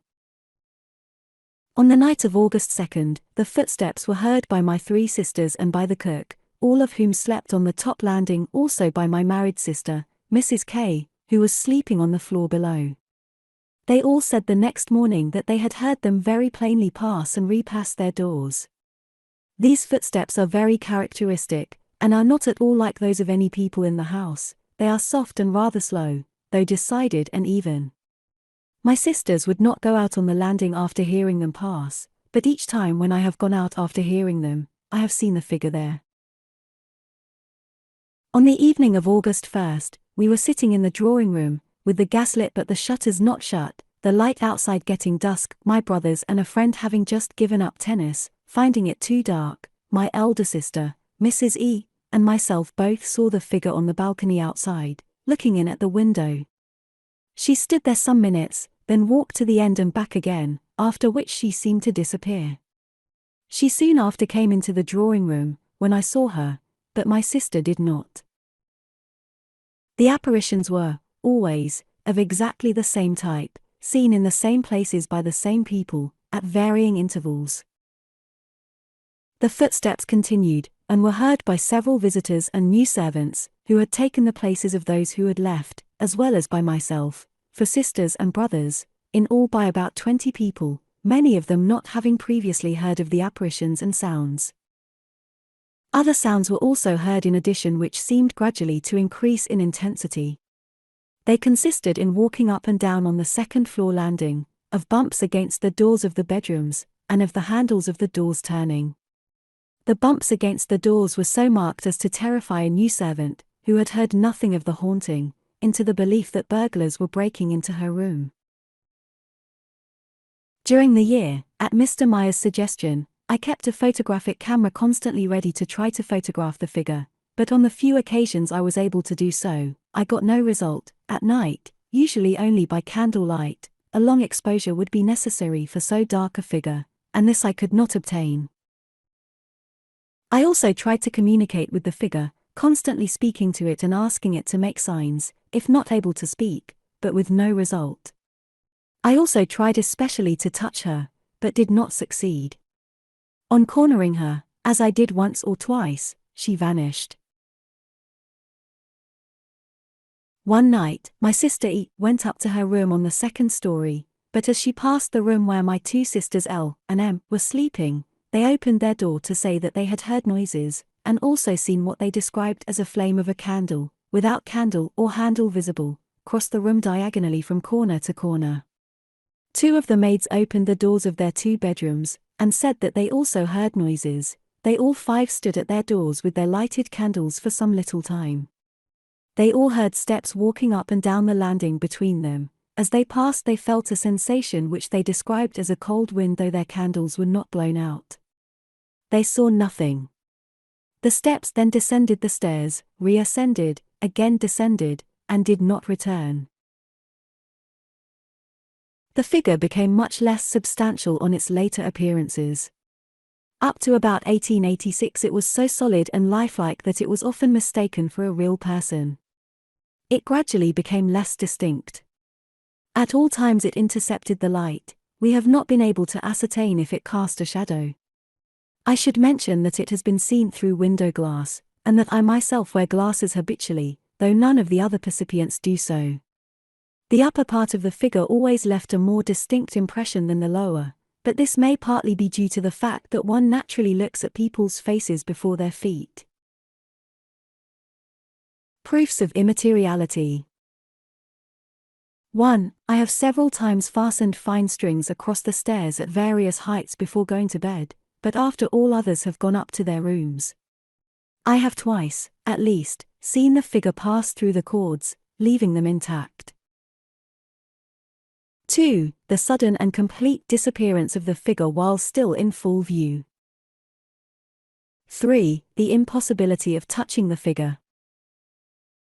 4. It has appeared in a room with the doors shut. Conduct of animals in the house. We have strong grounds for believing that the apparition was seen by two dogs. Twice I remember seeing our dog suddenly run up to the mat at the foot of the stairs in the hall, wagging his tail, and moving his back in the way dogs do when expecting to be caressed. It jumped up, fawning as it would do if a person was standing there, but suddenly slunk away with its tail between its legs, and retreated, trembling, under a sofa. We were all strongly under the impression that it had seen the figure. Its action was peculiar, and was much more striking to an onlooker than it could possibly appear from a description. In conclusion, as to the feelings aroused by the presence of the figure, it is very difficult to describe them. On the first few occasions, I think the feeling of awe at something unknown, mixed with a strong desire to know more about it, predominated. Later, when I was able to analyze my feelings more closely, and the first novelty had gone off, I was conscious of a feeling of loss, as if I had lost power to the figure. Most of the other percipients speak of a feeling of cold wind, but I myself have not experienced this. B. House. This is a very famous case of haunting, which was investigated by Sir Oliver Lodge, Mr. F. W. H. Myers, Colonel Taylor, a specialist on haunted houses, Miss X, the Marquis of Bute, etc. The chief reports of the occurrence are due to the last three named persons, and from the journal kept during their occupancy of the house the following extracts are made. February 4th, Thursday. I awoke suddenly, just before 3 a.m. Miss Moore, who had been lying awake for over 2 hours, said, "I want you to stay awake and listen." Almost immediately I was startled by a loud clanging sound, which seemed to resound through the house. The mental image it brought to my mind was as of a long metal bar, such as I have seen near iron foundries, being struck at intervals with a wooden mallet. The noise was distinctly that of metal struck with wood. It seemed to come diagonally across the house. It sounded very loud, though distinct, and the idea that any inmate of the house should not hear it seemed preposterous. I also had an experience this morning which may have been purely subjective, but which should be recorded. About 10 a.m., I was writing in the library, face to light, back to fire. Mrs. W. was in the room, and addressed me once or twice, but I was aware of not being responsive, as I was much occupied. I wrote on, and presently felt a distinct, but gentle push against my chair. I thought it was the dog, and looked down, but he was not there. I went on writing, and in a few minutes felt a push, firm and decided, against myself, which moved me on my chair. I thought it was Mrs. W., who, having spoken and obtained no answer, was reminding me of her presence. I looked backward with an exclamation. The room was empty. She came in presently, and called my attention to the dog, who was gazing intently from the hearthrug at the place where I had expected, before, to see him. As the day began with the above, and as I had had a quiet rest, I went to the copse at dusk. The moon was bright, and the twilight lingered. We waited about in the avenue to let it get darker, but it was still far from dark. Then we made our way up to the glen, Miss Moore, Miss Langton, and myself. I saw Ishbel and Marget in the old spot across the burn. Two spirits who had been seen about the house several times before. Ishbel was on her knees in the attitude of weeping. Marget apparently reasoning with her in a low voice, to which Ishbel replied very occasionally. I could not hear what was said from the noise of the burn. We waited for perhaps 10 or 15 minutes. They had appeared when I had been there for 3 or 4. When we regained the avenue, in silence, Miss Moore asked Miss Langton, "What did you see?" She had been told nothing, except that the Colonel, who did not know details then, had said in her presence something about a couple of nuns. She said, "I saw nothing, but I heard a low talking." Questioned further, she said it seemed close behind. The glen is so narrow that this might be quite consistent with what I heard and saw. Miss Moore heard a murmuring voice, and is quite certain it was not the burn. She is less suggestible than almost anyone I know. The dog ran up while we were there, pointed, and ran straight for the 2 women. He afterwards left us, and we found him barking in the glen. He is a dog who hardly ever barks. We went up among the trees where he was, and could find no cause. This morning's phenomenon is the most incomprehensible I have yet known. I heard the banging sounds after we were in bed last night. Early this morning, about 5:30, I was awakened by them. They continued for nearly an hour. Then another sound began in the room. It might have been made by a very lively kitten jumping and pouncing, or even by a very large bird. There was a fluttering noise too. It was close, exactly opposite the bed. Miss Moore woke up, and we heard the noise going on till nearly 8 o'clock. I drew up the blinds and opened the windows wide. I sought all over the room, looking into cupboards and under furniture. We cannot guess at any possible explanation. A few weeks later, Miss X wrote in her journal, "The general tone of things is disquieting, and new in our experience. Hitherto, in our first occupation, the phenomena affected one as melancholy, depressing and perplexing, but now all, quite independently, say the same thing, that the influence is evil and horrible. Even poor little Spooks, the dog, who was never terrified before, has been since our return here. The worn faces at breakfast are really a dismal sight." Soon after this the investigators left the house. Willington Mill. This is one of the most famous haunted houses on record. The case has been described in various books on ghosts, the most complete account being that contained in the Journal of the Psychical Research Society. Mr. Proctor lived for several years in the haunted mill, and got quite used to the apparitions, which stalked about the place at all hours. Visitors, however, did not like them as much as he did. The following extracts will suffice to explain the general character of the haunting in this case. When 2 of Mrs. Proctor's sisters were staying at the mill on a visit, their bed was suddenly violently shaken, the curtains hoisted up all round to their tester and then as rapidly let down again, and this again in rapid succession. The curtains were taken off the next night, with the result that they both saw a female figure, of mysterious substance and of a greyish-blue hue, come out of the wall at the head of the bed and lean over them. They both saw it distinctly.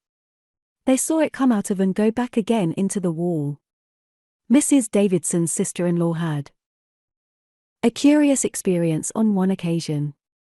One evening she was putting one of the bedrooms right, and, looking toward the dressing table, saw what she supposed was a white towel lying on the ground. She went to pick it up, but imagine her surprise when she found that it rose up, and went up behind the dressing table over the top, down on the floor across the room, disappeared under the door, and was heard to descend the stairs with a heavy step. The noise which it made in doing so was distinctly heard by Mr. Proctor and others in the house. On one occasion, Mr. Mann, the old mill foreman, with his wife and daughter, and Mrs. Proctor's sister, all foresaw the figure of a bald-headed old man in a flowing robe like a surplice gliding backwards and forwards about 3 feet from the floor, level with the bottom of the second-story window. He then stood still in the middle of the window, and part of the body which appeared quite luminous showed through the blind. While in that position, the framework of the window was visible, while the body was as brilliant as a star, and diffused a radiance all round. Then it turned a bluish tinge, and gradually faded away from the head downwards. The children, however, were the chief ghost seers. On one occasion one of the little girls came to Mrs. Davidson and said, "There is a lady sitting on the bed in Mamma's bedroom. She has eyeholes but no eyes, and she looked so hard at me." On another occasion a boy of 2 years old was charmed with the ghost, and laughed and kicked, crying out, "I dare somebody, pee, pee." On one occasion the mother saw through the bed curtain a figure cross the room to the table on which the light was burning, take up the snuffers and snuff the candle. Several experiments were made with a clairvoyant by the name of Jane, to ascertain the cause of the mystery. In the mesmeric trance she described the house accurately, described the nature of the disturbances which were going on within it, and stated that the chief cause of the trouble was to be found in the cellar. This was not verified. The full story, as narrated, is certainly one of the most curious to be found anywhere. The Great Amherst Mystery. This is one of the most remarkable cases on record. It is the case of a haunted house, in which many physical manifestations of all sorts took place, and were observed by nearly 100 persons, all of whom testified as to the reality of the facts. The house in question is situated in Amherst, NS. Hence the name. Residing in this small house were, when the events occurred, Mr. and Mrs. Teed, their children, Willie, aged 5 years, and George, aged 17 months. His wife's 2 sisters, Jenny and Esther Cox, also lived with them, Esther being the person around whom nearly all the phenomena centered. John Teed and William Cox also boarded at the house, brothers of Mr. and Mrs. Teed, respectively. The manifestations began in a very peculiar manner. The 2 girls, who had just gone to bed, they slept together, were on the point of falling asleep, when Esther suddenly jumped out of bed with a scream, exclaiming that there was a mouse in the mattress. A careful search failed, however, to reveal the presence of any mouse.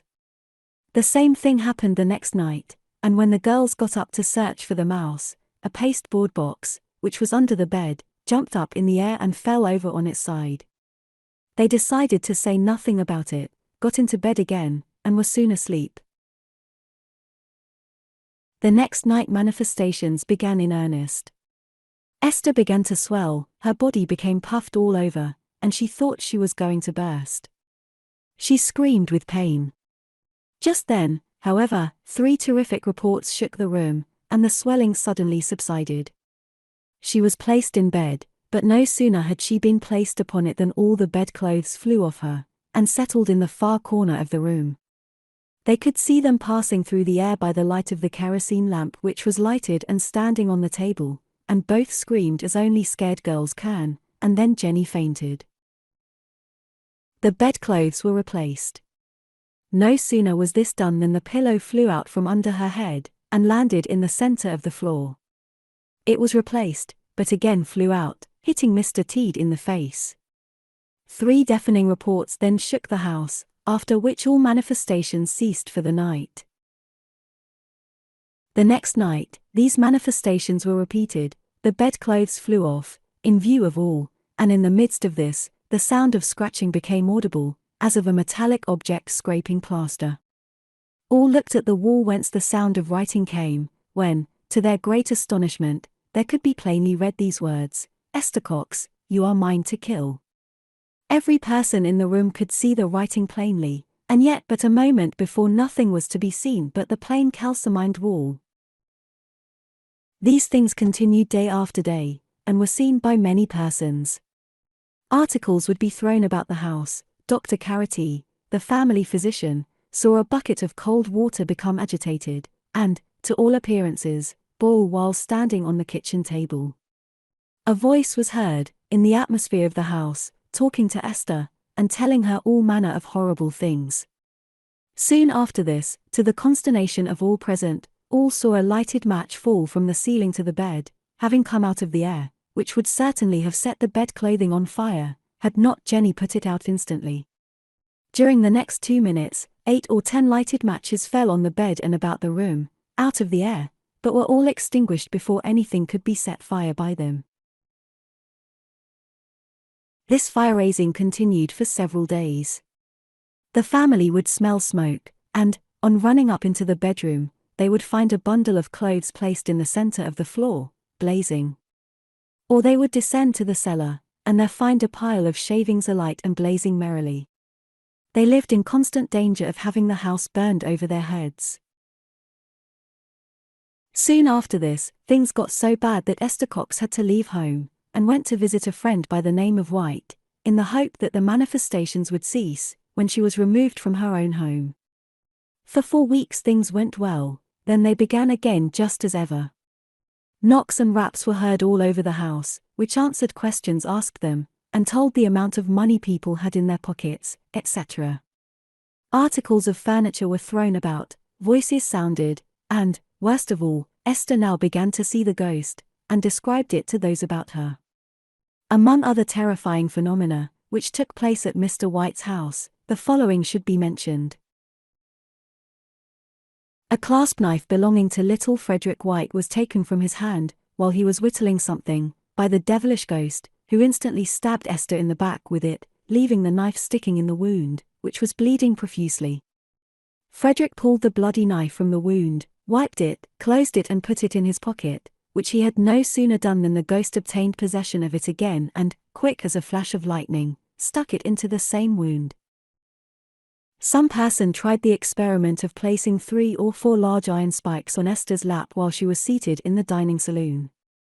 To the unutterable astonishment of Mr. White, Frederick, and other persons present, the spikes were not instantly removed, as it was expected they would be, but, instead, remained on her lap until they became too hot to be handled with comfort, when they were thrown by the ghost to the far end of the saloon, a distance of 20 feet. This fact was fully corroborated.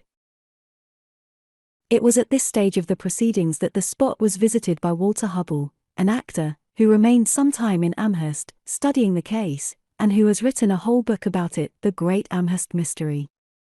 On the night of his arrival, they all sat round a table, in full light, to see what they could see, and knocks and raps resounded immediately. We could all hear even the scratching sound of invisible human fingernails, and the dull sounds produced by the hands, as they rubbed the table, and struck it with invisible, clenched fists, in knocking in response to questions. The next day, Mr. Hubble records the following facts. Among others, I had been seated about 5 minutes when, to my great astonishment, my umbrella was thrown a distance of 16 feet, passing over my head in its strange flight, and almost at the same instant a large carving knife came whizzing through the air, passing over Esther's head, who was just then coming out of the pantry with a large dish in both hands, and fell in front of her, near me having come from behind her out of the pantry.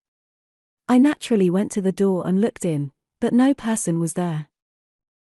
After dinner I lay down on the sofa in the parlor. Esther was in the room seated near the center in a rocking chair. I did not sleep, but lay with my eyes only partially closed so that I could see her. While lying there a large glass paperweight, weighing fully a pound, came whizzing through the air from a corner of the room, where I had previously noticed it on an ornamental shelf, a distance of some 12 or 15 feet from the sofa. Had it struck my head, I should surely have been killed, so great was the force with which it was thrown. On Monday, June 23, they commenced again with great violence. At breakfast, the lid of the sugar bowl was heard to fall on the floor. Mrs. Teed, Esther, and myself searched for it for fully 5 minutes, and had abandoned our search as useless, when all three saw it fall from the ceiling. I saw it, just before it fell, and it was at the moment suspended in the air about 1 foot from the ceiling. No one was within 5 feet of it at the time. The table knives were then thrown upon the floor, the chairs pitched over, and after breakfast the dining table fell over on its side, rugs upon the floor were slid about, and the whole room literally turned into a pandemonium, so filled with dust that I went into the parlor. Just as I got inside the parlor door, a large flower pot, containing a plant in full bloom, was taken from among Jenny's flowers on the stand near the window, and in a second, a tin pail, with a handle, was brought half filled with water from the kitchen and placed beside the plant on the floor, both in the center of the parlor, and put there by a ghost. Just think of such a thing happening while the sun was shining, and only a few minutes before I had seen this same tin pail from the dining room hanging on a nail in the kitchen, empty. And yet people say, and thousands believe, that there are no haunted houses. What a great mistake they make in so asserting, but then they never lived in a genuine one, where there was an invisible power that had full and complete sway. By all the demons! When I read the accounts now in my journal, from which my experience is copied, I am almost speechless with wonder that I ever lived to behold such sights. On this same day, Esther's face was slapped by the ghosts, so that the marks of fingers could be plainly seen, just exactly as if a human hand had slapped her face. These slaps could be plainly heard by all present. I heard them distinctly, time and again. On Thursday, June 26, Jenny and Esther told me that the night before Bob, the demon, had been in their room again. They stated he had stuck them with pins and marked them from head to foot with crosses. I saw some of the crosses, which were bloody marks, scratched upon their hands, necks and arms. It was a sad sight. During the entire day, I was busy pulling pins out of Esther. They came out of the air from all quarters, and were stuck into all the exposed portions of her person, even the head, and inside of her ears. Maggie, the ghost, took quite an interest in me, and came to my room at night, while the lamp was burning, and knocked on the headboard of my bed and on the wall near the bed, which was not next to the room occupied by the girls, but on an outside wall facing the stable. I carried on a most interesting conversation with her, asking a great many questions which were answered by knocks. A trumpet was heard in the house all day. The sound came from within the atmosphere. I can give no other description of its effect on our sense of hearing.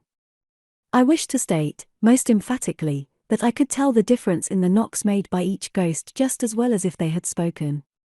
The knocks made by Maggie were delicate and soft, as if made by a woman's hand, while those made by Bob Nickel were loud and strong, denoting great strength and evidently large hands. When he knocked with those terrible sledgehammer blows, he certainly must have used a large rock or some other heavy object, for such loud knocks were not produced with hard knuckles. In July the phenomena became so bad that the landlord came and told the Teed family that either Esther would have to go, or they would all have to leave the house. It was decided that Esther should go, which she did, visiting some friends by the name of Van Amberg. From the time she left her home the second time, she was never afterwards troubled with the ghosts. Some years later, she married and went to live in another town, where she was interviewed by the present writer in 1907.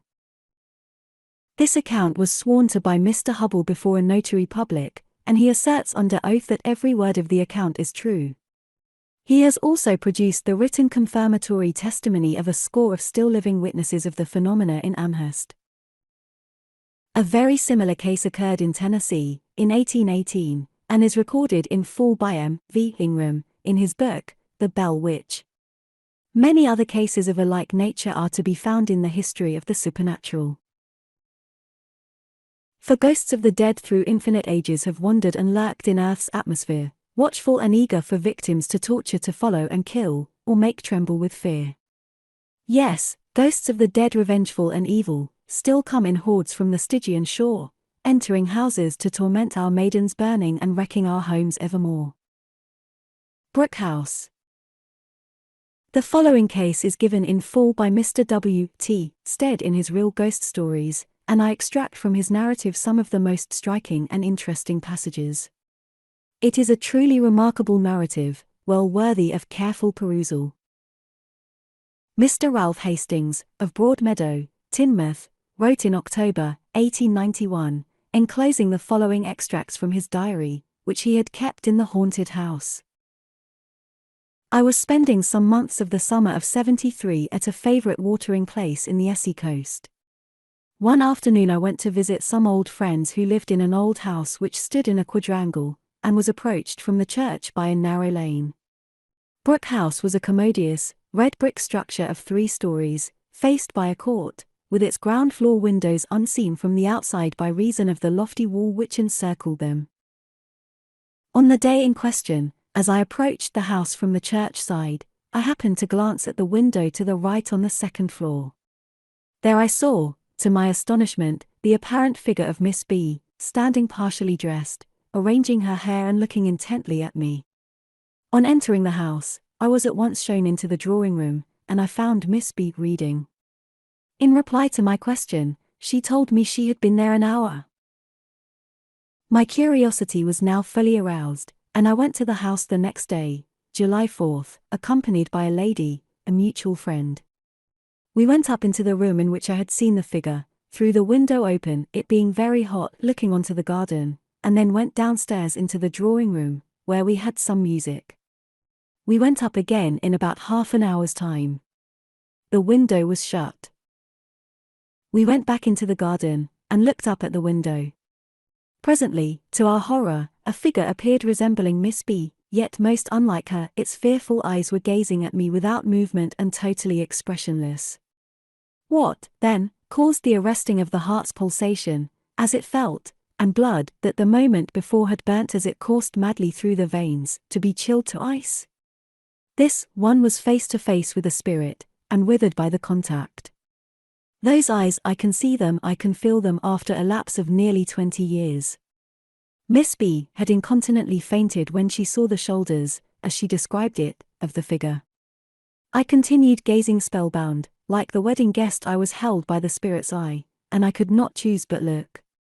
The dreadful hands were lifted automatically, they rested on the window sash.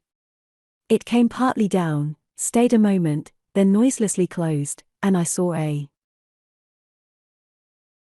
hand rise and clasp it.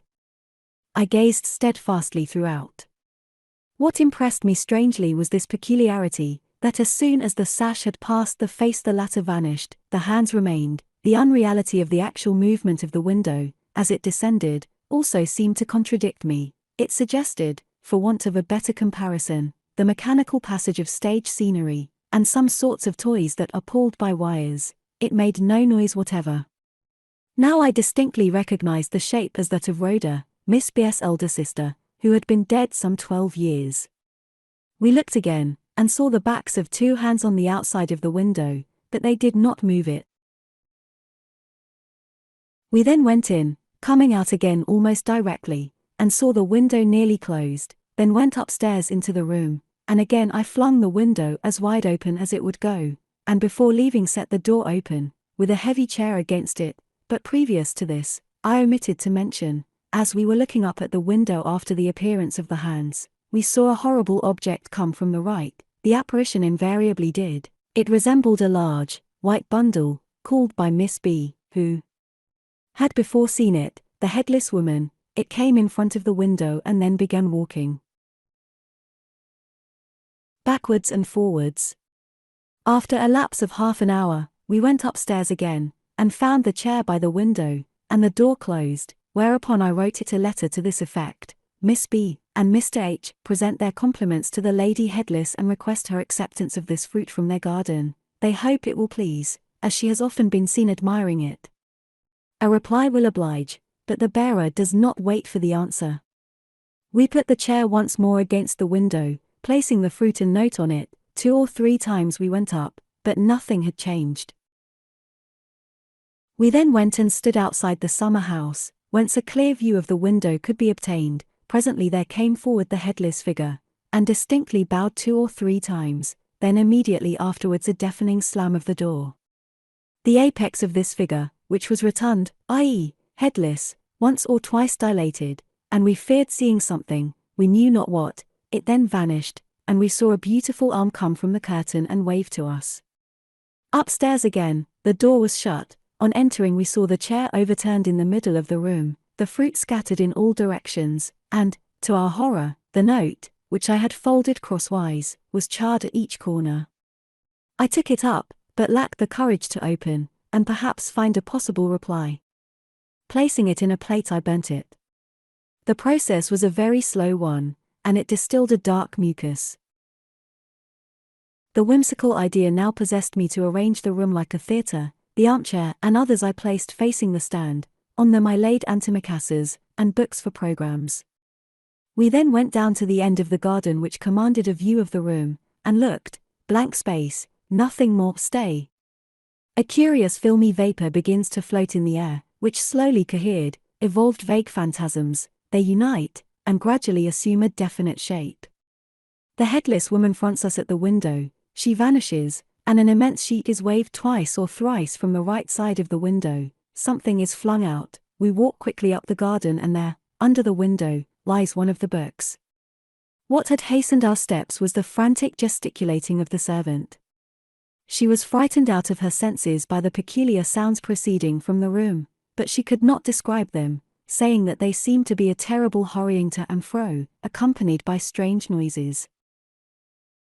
We took the Bible and entered the room, which was in disorder. The flower stand was thrown down, the two chairs widely apart. One of the antimacassars was tightly folded up under the recumbent towel horse, the other with the towel was airing itself on the gigantic tree some 7 feet from the window. The next day we went into the room, and discovered an impression in the bed, as though something had lain in it. On closer inspection, we distinctly saw the coverlet gently moving, resembling the very gentle respiration of a body beneath. We returned to the garden, having thrown open the window. After waiting for a long time, we saw what looked like a hand appear on the center of the window sill, then from the curtain came the white figure. It disappeared and after a moment or two the hand also, but there must have been a something besides crouching under the window, for it heaved upwards and seemed to fill the window for an instant. It then sank, the hand vanished, and we saw no more. We waited a long time, till I spoke of going. I had noticed as a curious thing that almost always, when I had wearied of looking, seeing nothing and about to leave, something was sure to happen. This ends my personal experiences. My health became impaired, and for upwards of 2 years I was invalided, but as time wore on and the impressions waned, I gradually recovered. I often wander back in imagination to the many mysteries that in the long ago held sway at Brook House. Chapter 5. Ghost stories of a more dramatic nature. In the cases which are adduced in the present chapter, the standard of evidence cannot be considered so high. Many of them have been recorded in good faith as actual experiences, but they will probably fail to carry conviction to the same extent as those which have gone before. Still, many of these narratives are singularly striking and interesting, and for this reason deserve to be included in this volume. The reader may therefore place any construction he may choose upon these cases, as they are presented not as evidence but as entertainment. I shall begin with some personal experiences of a Scotch seer, who, according to his own accounts, has experienced some of the most dramatic and remarkable manifestations conceivable. Disease phantoms.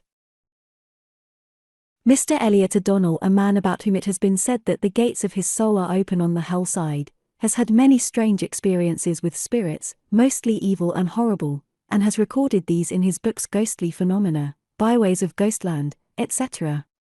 From his voluminous writings on his own personal experiences, I cite a few cases, to show the character of the phenomena.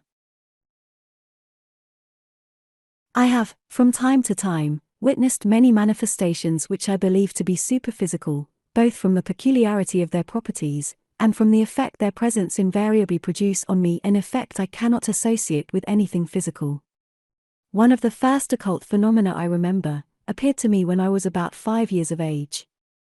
I was then living in a town in the west of England, and had, according to the usual custom, been put to bed at 6 o'clock.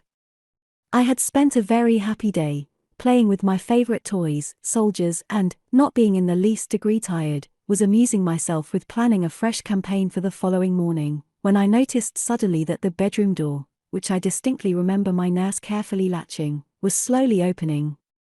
Thinking this was very curious, but without the slightest suspicion of ghosts, I sat up in bed and watched.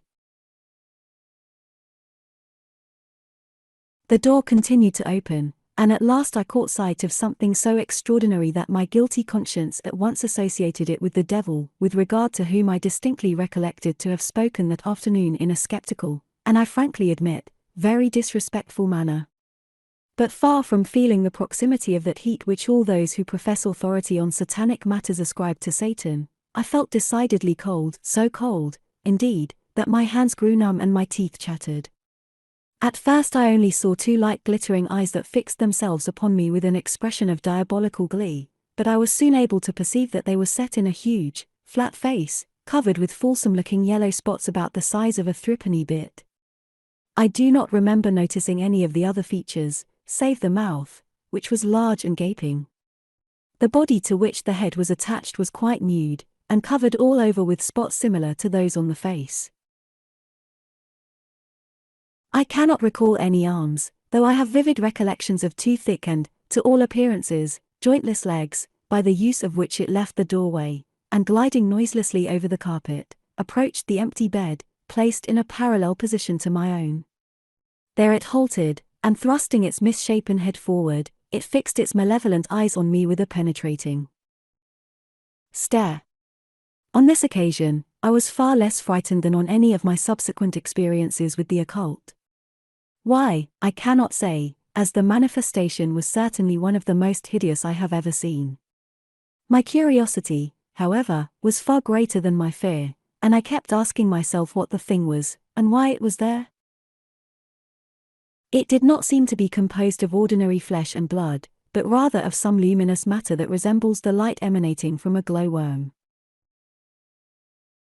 After remaining in the same attitude for what seemed to me an incalculably long time, it gradually receded, and assuming all of a sudden a horizontal attitude, passed head first through the wall opposite to where I sat today. Next day, I made a sketch of the apparition, and showed it to my relatives, who, of course, told me I had been dreaming. About 2 weeks later I was ill in bed with a painful, if not actually dangerous, disease. I was giving an account of this manifestation at a lecture I delivered 2 or 3 years ago in B, and when I had finished speaking, I was called aside by one of the audience who very shyly told me that he too had had a similar experience. Prior to being attacked by diphtheria, he had seen a queer-looking apparition which had approached his bedside and leaned over him. He assured me that he had been fully awake at the time, and had applied tests to prove that the phantom was entirely objective. A number of other cases, too, have been reported to me, in which various species of phantasms have been seen before various illnesses. Hence I believe that certain spirits are symbolical of certain diseases, if not the actual creators of the bacilli from which these diseases arise. To these phantasms I have given the name of morbas. The Tale of the Mummy. During one of my sojourns in Paris, says Mr. Elliot O'Donnell, in his Byways of Ghostland, I met a Frenchman who, he informed me, had just returned from the East. I asked him if he had brought back any curios such as vases, funeral urns, weapons, or amulets. Yes, lots, he replied, 2 cases full. But no mummies. Mon Dieu. No mummies. You ask me why? Ah. Thereby hangs a tale. If you will have patience, I will tell it you. The following is the gist of his narrative. Some seasons ago I travelled up the Nile as far as Ashiat, and when there, managed to pay a visit to the grand ruins of Thebes. Among the various treasures I brought away with me was a mummy. I found it lying in an enormous lidless sarcophagus, close to a mutilated statue of Anubis. On my return to Ashiat, I had the mummy placed in my tent, and thought no more of it till something awoke me with startling suddenness in the night. Then, obeying a peculiar impulse, I turned over on my side and looked in the direction of my treasure. The nights in the Sudan at this time of year are brilliant, one can even see to read, and every object in the desert is almost as clearly visible as by day. But I was quite startled by the whiteness of the glow which rested on the mummy, the face of which was immediately opposite mine. The remains, those of Metuem Karima, lady of the college of the god Amen-Ra, were swathed in bandages, some of which had worn away in parts or become loose, and the figure, plainly discernible, was that of a shapely woman with elegant bust, well-formed limbs, rounded arms, and small hands. The thumbs were slender, and the fingers, each of which was separately bandaged, long and tapering. The neck was full, the cranium rather long, the nose aquiline, the chin firm. Imitation eyes, brows, and lips were painted on the wrappings, and the effect thus produced and in the phosphorescent glare of the moonbeams, was very weird. I was quite alone in the tent, the only European who accompanied me to Ashiat, having stayed in the town by preference, and my servants being encamped at 100 or so yards from me on the ground. Sound travels far in the desert, but the silence now was absolute, and, though I listened attentively, I could not detect the slightest noise. Man, beast and insect were abnormally still. There was something in the air, too, which struck me as unusual, an odd, clammy coldness that reminded me at once of the catacombs in Paris. I had hardly, however, conceived the resemblance, when a sob, low, gentle, but very distinct, sent a thrill of horror through me. It was ridiculous, absurd. It could not be, and I fought against the idea as to whence the sound had proceeded, as something too utterly fantastic, too utterly impossible.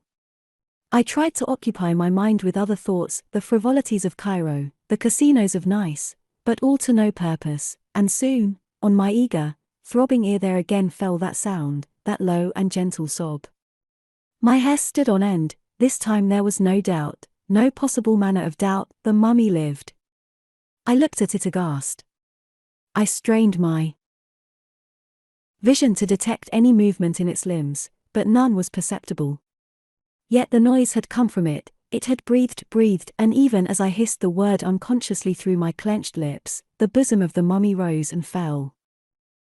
A frightful terror seized me. I tried to shriek to my servants, I could not ejaculate a syllable. I tried to close my eyelids, but they were held open as in a vice.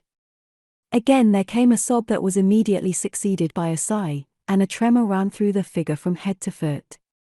One of its hands then began to move, the fingers clutched the air convulsively, then grew rigid, then curled slowly into the palms, then suddenly straightened. The bandages concealing them from view then fell off, and to my agonized sight were disclosed objects that struck me as strangely familiar. There is something about fingers, a marked individuality, I never forget. No two persons' hands are alike. And in these fingers, in their excessive whiteness, round knuckles, and blue veins, I read a likeness whose prototype, struggle how I would, I could not recall. Gradually the hand moved upwards, and, reaching the throat, the fingers set to work at once to remove the wrappings. My terror was now sublime. I dare not imagine, I dare not for one instant think, what I should see. And there was no getting away from it, I could not stir an inch, and the ghastly revelation would take place within a yard of my face. One by one the bandages came off. A glimmer of skin, pale as marble, the beginning of the nose, the whole nose, the upper lip, exquisitely, delicately cut, the teeth, white and even on the whole, but here and there a shining gold filling, the under lip, soft and gentle, a mouth I knew, but God, where? In my dreams, in the wild fantasies that had oft times visited my pillow at night in delirium, in reality, where? Mondayu? Where? The uncasing continued. The chin next, a chin that was purely feminine, purely classical, then the upper part of the head, the hair long, black, luxuriant, the forehead low and white, the brows black, firmly penciled, and last of all, the eyes, and as they met my frenzied gaze, smiled right down into the depths of my living soul. I recognized them, they were the eyes of my mother who had died in my boyhood. Seized with a madness that knew no bounds, I sprang to my feet. The figure rose and confronted me. I flung open my arms to embrace her, the woman of all women in the world I loved best, the only woman I had ever loved. Shrinking from my touch, she cowered against the side of the tent. I fell on my knees before her and kissed what? Not the feet of my mother, but those of the long-buried dead. Sick with repulsion and fear, I looked up, and there, bending over and peering into my eyes, was the face, the fleshless, mouldering face of the foul and barely recognizable corpse. With a shriek of horror, I rolled backwards, and, springing to my feet, prepared to fly. I glanced at the mummy. It was lying on the ground, stiff and still, every bandage in its place, whilst standing over it, a look of fiendish glee in its light, dog-like eyes, was the figure of Anubis, lurid and menacing. The voices of my servants, assuring me they were coming, broke the silence, and in an instant the apparition vanished. I had had enough of the tent, however, at least for that night, and, seeking refuge in the town, I whiled away the hours till morning with a fragrant cigar and a novel. Directly I had breakfasted, I took the mummy back to Thebes, and left it there. No thank you, Mr. O'Donnell, I collect many kinds of curios, but no more mummies. Face slapped by a ghost. The following remarkable event occurred to a friend of mine, an elderly, married lady, whom I have known for some time. She is now making her home in Brooklyn, but at the time of her gruesome experience was residing in England. It is some years since this occurred, but the incident, she assured me, lives just as vividly in her mind as though it all happened yesterday. This is her story, just as she told it to me. I was staying with some friends in the country. They had an old, rambling house, with long, drafty halls and corridors all over it. As the house was already full of guests, I had to sleep in a large room, at the end of the long passage, on the ground floor. The room in itself was comfortable enough, large and warm. Yet there was an atmosphere about that apartment which I did not quite like. In fact, the whole house made me feel creepy, for no reason that I can give. Bedtime came all too soon, and I took my candle and was shown my room. My hostess saw that I had everything I needed, and then, saying good night, went upstairs to bed. I had half undressed when I saw the door of my room gently and quietly opened, as though a stealthy hand was softly pressing it open. I gazed transfixed, until, when wide open, I could see that no one was, in reality, on the other side of the door. At that I drew a breath of relief. A draft, I thought, coming down the hallway.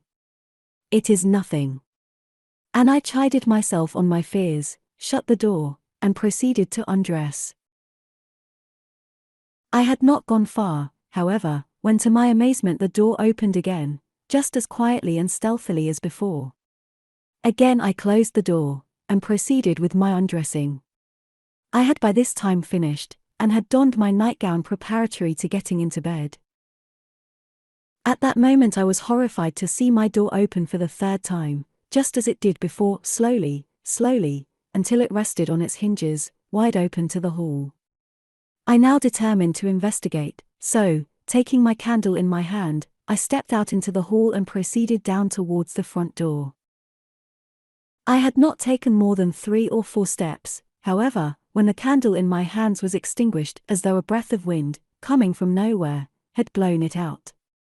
I did not much relish this, as the matches were in my room.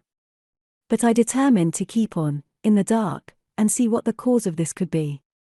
So I kept on and on, down the dark hall, my left hand holding the extinguished candle, my right extended so that I could feel the solid masonry all the way down the corridor.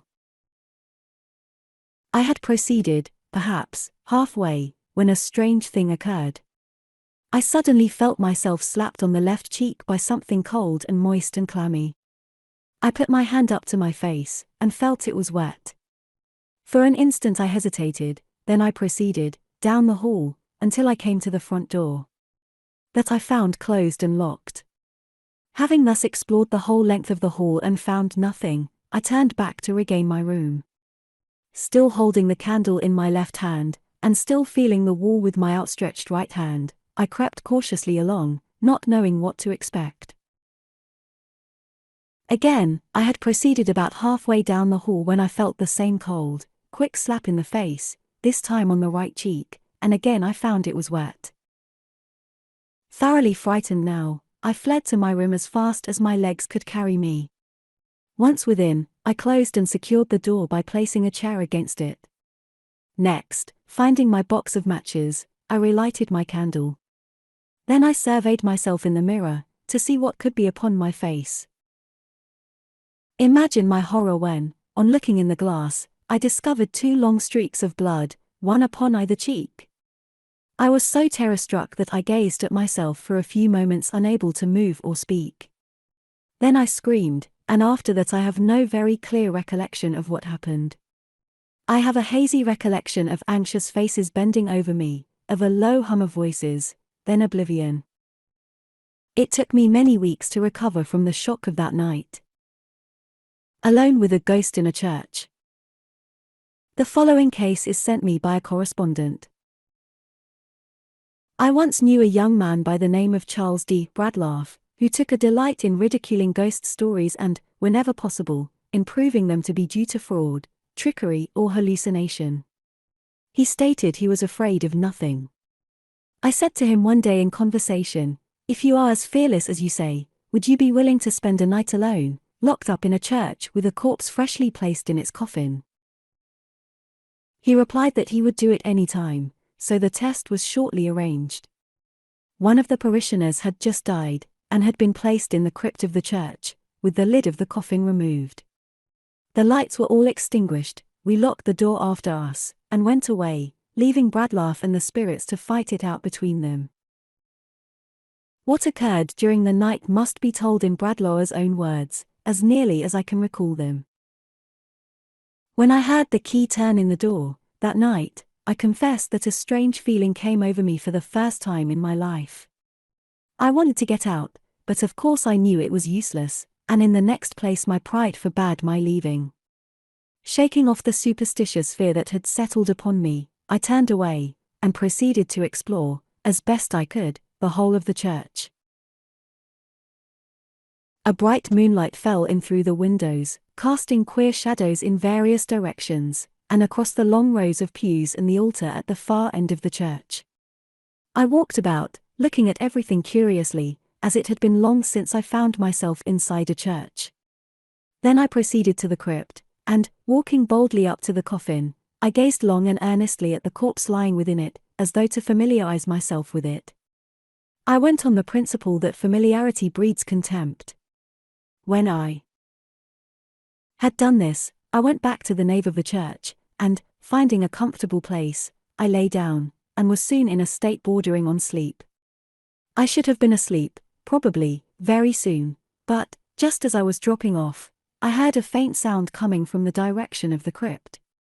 It was like a deep sigh, and this was followed by other sounds which I find it hard to describe.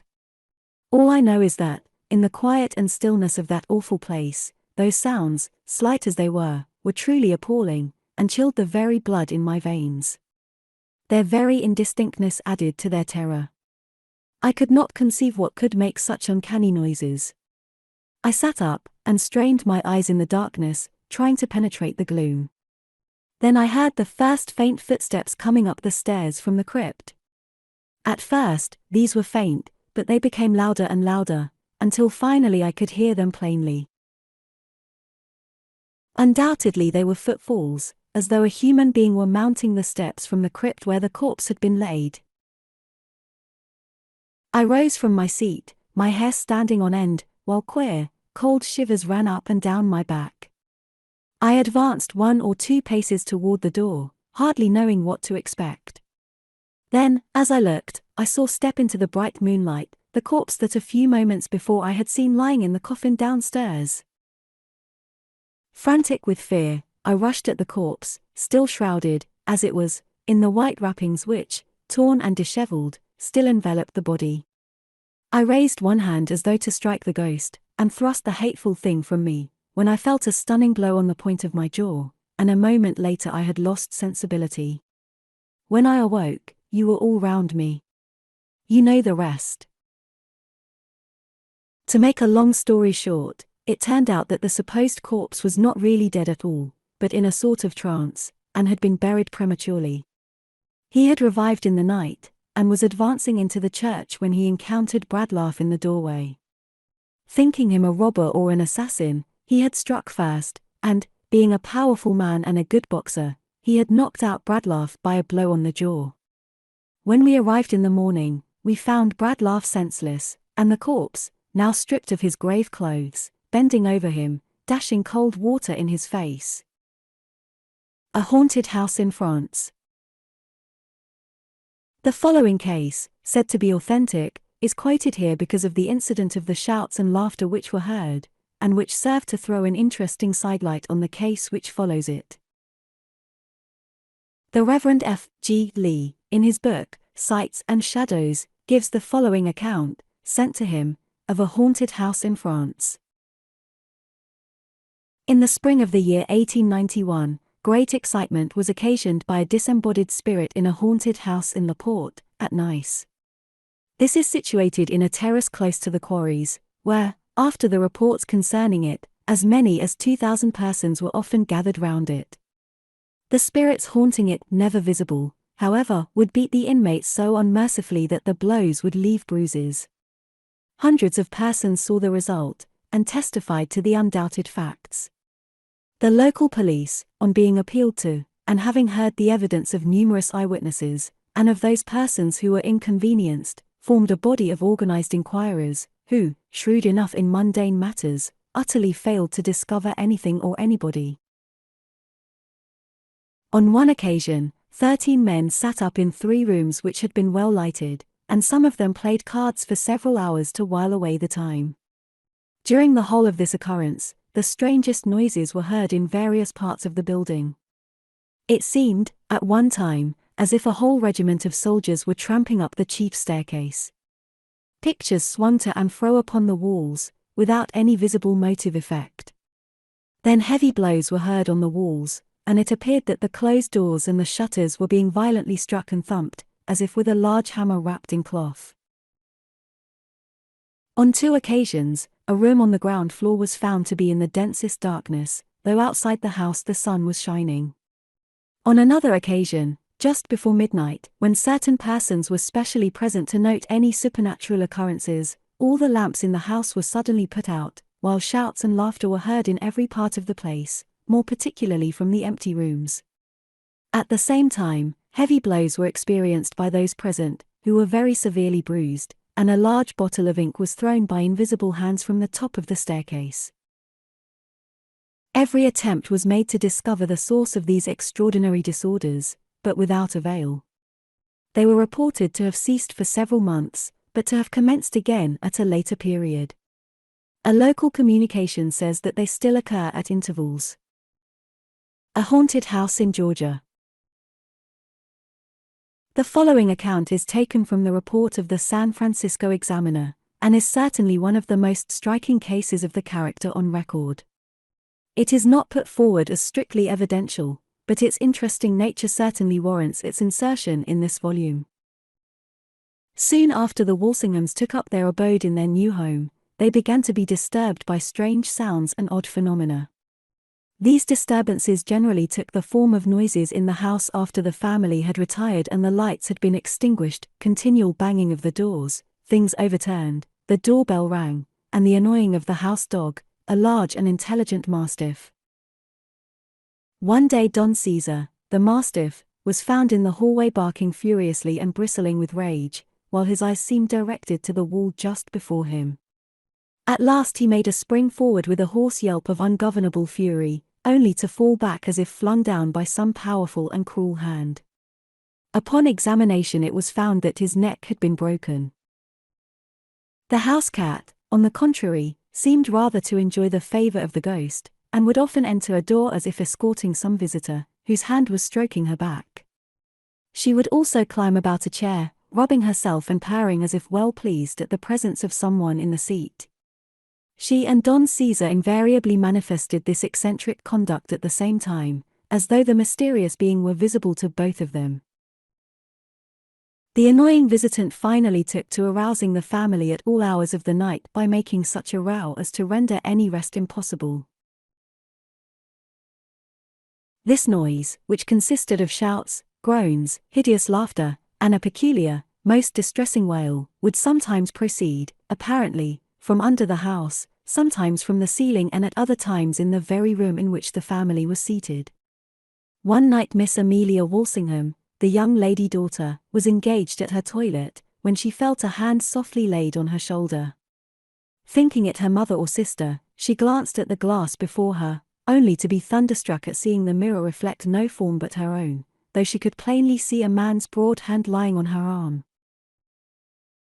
She brought the family to her by her screams, but when they reached her all sign of the mysterious hand had gone.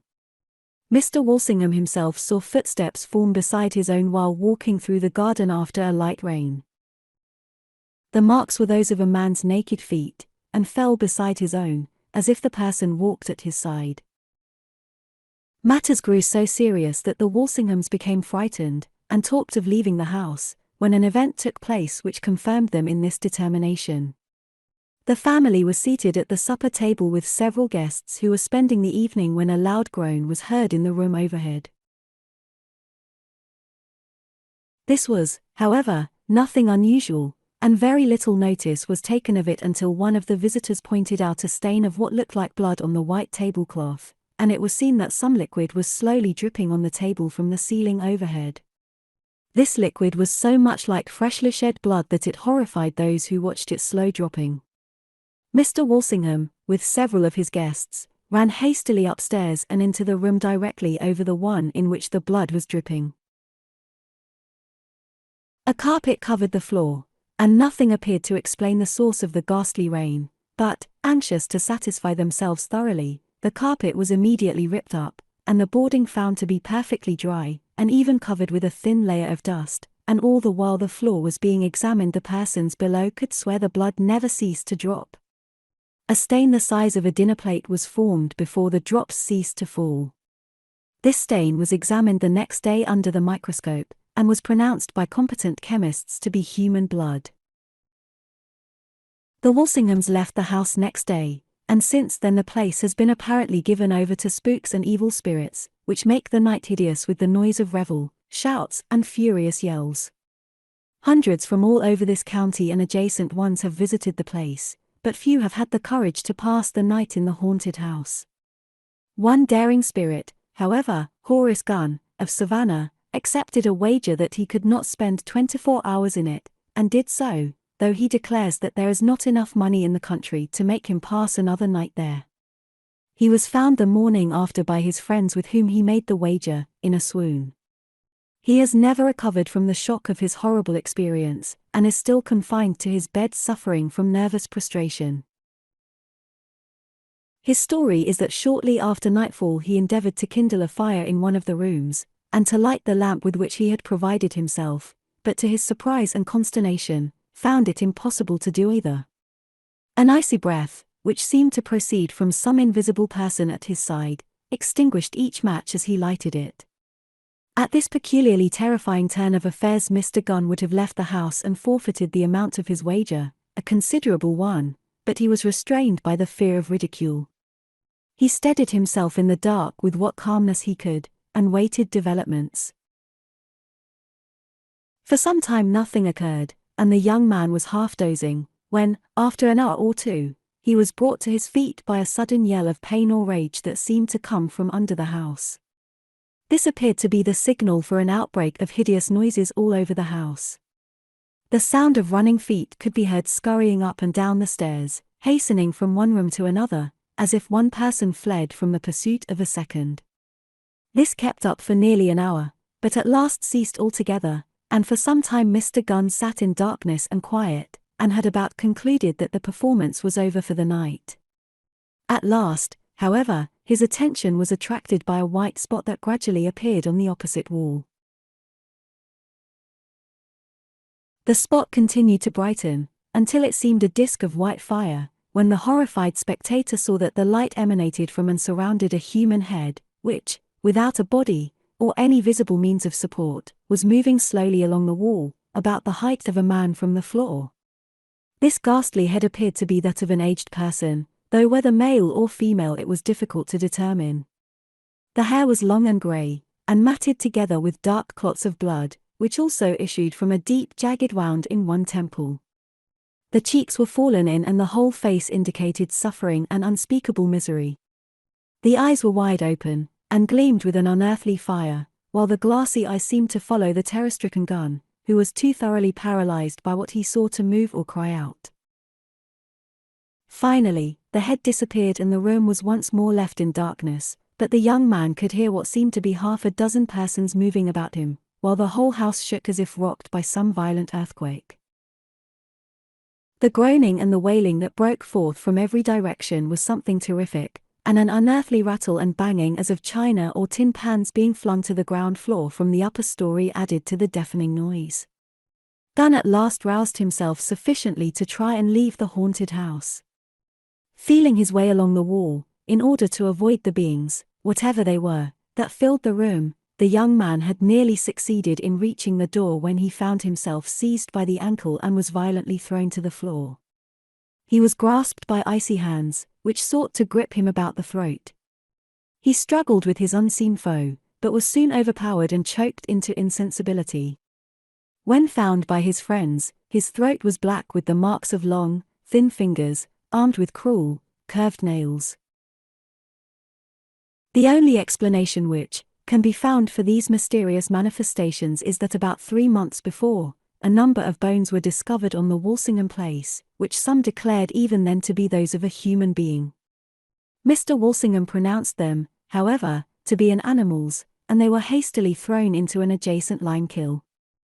It is supposed to be the outraged spirit of a person to whom they belonged in life which is now creating such consternation. Shaken by a ghost. The following narrative is vouched for by Mrs. H.S. Iredell, of Tunbridge Wells, England, a relative of the Reverend Dr. Lee, who gives the case in his Sights and Shadows. The haunted house in question is near Wandsworth Common. The late occupants of it were a man, his wife, and their child. They had to leave it, for they could get no rest in it at night for the fearful noises which went on incessantly, like sounds as of a sledgehammer wrapped in flannel struck against the walls. The sister-in-law of the late occupants, who told me of it, had spent some days at the house, so I heard all the story firsthand. One night she likewise felt as if someone had taken her by the shoulders and she was being roughly shaken from side to side. Her husband, who was with her, saw her at the time she was being shaken by an invisible power, stretched out his hand to take hold of her, but he felt right up his arm to his shoulder a shock, as it were of electricity, which made him instantly draw back and cry out.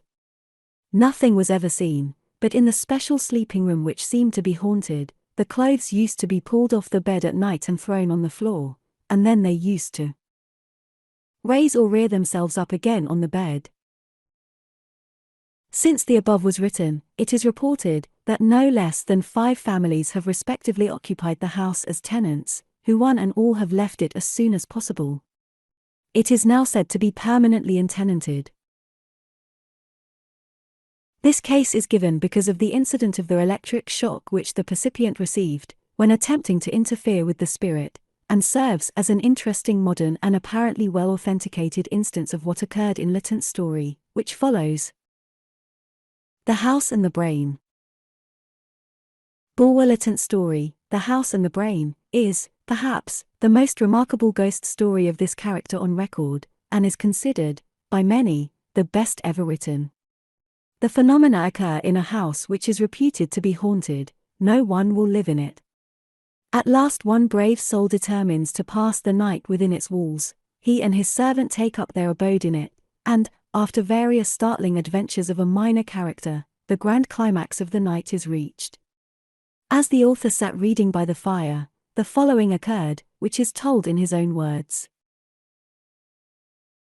I now became aware that something interposed between the page and the light. The page was overshadowed. I looked up, and I saw what I shall find it very difficult, perhaps impossible, to describe. It was a darkness shaping itself forth from the air in very undefined outline. I cannot say it was a human form, and yet it had more resemblance to a human form, or rather shadow, than to anything else. As it stood, wholly apart and distinct from the air and light around it, its dimensions seemed gigantic, the summit nearly touching the ceiling. While I gazed, a feeling of intense cold seized me. An iceberg could not more have chilled me, nor could the cold of an iceberg have been more purely physical. I feel convinced that it was not the cold caused by fear. As I continued to gaze, I thought, but this I cannot say with precision, that I distinguished two eyes looking on me from the height. One moment I fancied that I distinguished them clearly, the next they seemed gone, but still two rays of pale blue light frequently shot through the darkness, as from the height on which, I half believed, half doubted, that I had encountered the eyes. I strove to speak, my voice utterly failed me. I could only think to myself, is this fear? It is not fear. I strove to rise, in vain. I felt weighed down by an irresistible force. Indeed, my impression was that of an immense and overwhelming power opposed to my volition, that sense of utter inadequacy to cope with a force beyond man's, which one may feel physically in a storm at sea, in a conflagration, or when confronting some terrible wild beast, or rather, perhaps, the shark of the ocean. I felt morally. Opposed to my will was another will, as far superior to its strength as storm, fire, and shark are superior in material force to the force of man. And now, as this impression grew on me, now came, at last, horror of a degree that no words can convey. Still I retained pride, if not courage, and in my own mind I said, this is horror, but it is not fear. Unless I fear I cannot be harmed. My reason rejects this thing, it is an illusion I do not fear. With a violent effort I succeeded at last in stretching out my hand towards the weapon on the table. As I did so, on the arm and shoulder I received a strange shock, and my arm fell to my side powerless. And now, to add to my horror, the light began slowly to wane from the candles. They were not, as it were, extinguished, but their flame seemed very gradually withdrawn. It was the same with the fire. The light was extinguished from the fuel. In a few minutes the room was in utter darkness. The dread that came over me, to be thus in the dark with that thing, whose power was so intensely felt, brought on a reaction of nerve. In fact, terror had reached that climax, that either my senses must have deserted me, or I must have burst through the spell. I did burst through it. I found voice, though the voice was a shriek. I remember that I broke forth with words like these, I do not fear, my soul does not fear, and at the same time I found the strength to rise.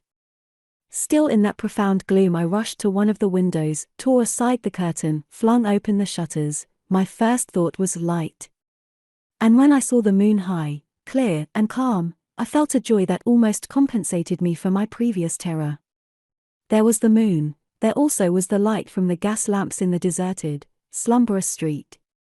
I turned to look back into the room. The moon penetrated its shadow very palely and partially, but still there was light. The dark thing, whatever it might be, was gone, except that I could yet see a dim shadow, which seemed the shadow of that shade against the opposite wall. My eye now rested on the table, and from under the table, which was without cloth or cover, an old mahogany round table, there rose a hand, visible as far as the wrist. It was a hand, seemingly, as much of flesh and blood as my own, but the hand of an aged person, lean, wrinkled, small too, a woman's hand. That hand very softly closed on the two letters that lay on the table. Hand and letters both vanished. Then there came the same three loud, measured knocks I had heard on the bedhead before this extraordinary drama commenced. As these sounds slowly ceased, I felt the whole room vibrate sensibly, and at the far end there rose, from the floor, sparks or globules, like globules of light, many-colored, green, yellow, fire-red, azure. Up and down, to and fro, hither, thither, as tiny will-o'-the-wisps, the sparks moved, slow and swift, each at its own caprice. A chair, as in the drawing-room below, was now advanced from the wall without apparent agency, and placed at the opposite side of the table. Suddenly, as forth from the air, there grew a shape, a woman's shape. It was distinct as a shape of life, ghastly as the shape of death. The face was that of youth, with a strange, mournful beauty. The throat and shoulders were bare, the rest of the form in a loose robe of cloudy white. It began sleeking its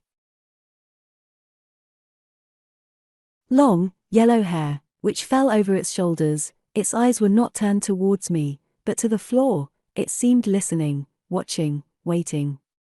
The shadow of the shade in the background grew darker, and again I thought I saw the eyes gleaming out from the summit of the shadow, eyes fixed upon that shape. As if from the door, though it did not open, there grew out another shape, equally distinct, equally ghastly, a man's shape, a young man's. It was in the dress of the last century, or rather the likeness to such dress, for both the male and the female, though defined, were evidently unsubstantial, impalpable, simulacra, phantasms, and there was something incongruous, grotesque, yet fearful in the contrast between the elaborate finery, the courtly precision of that old-fashioned garb, with its ruffles and lace and buckles, and the corpse-like aspect and ghost-like stillness of the flitting wearer. Just as the male shape approached the female, the dark shadow started from the wall, and all three for a moment were wrapped in darkness.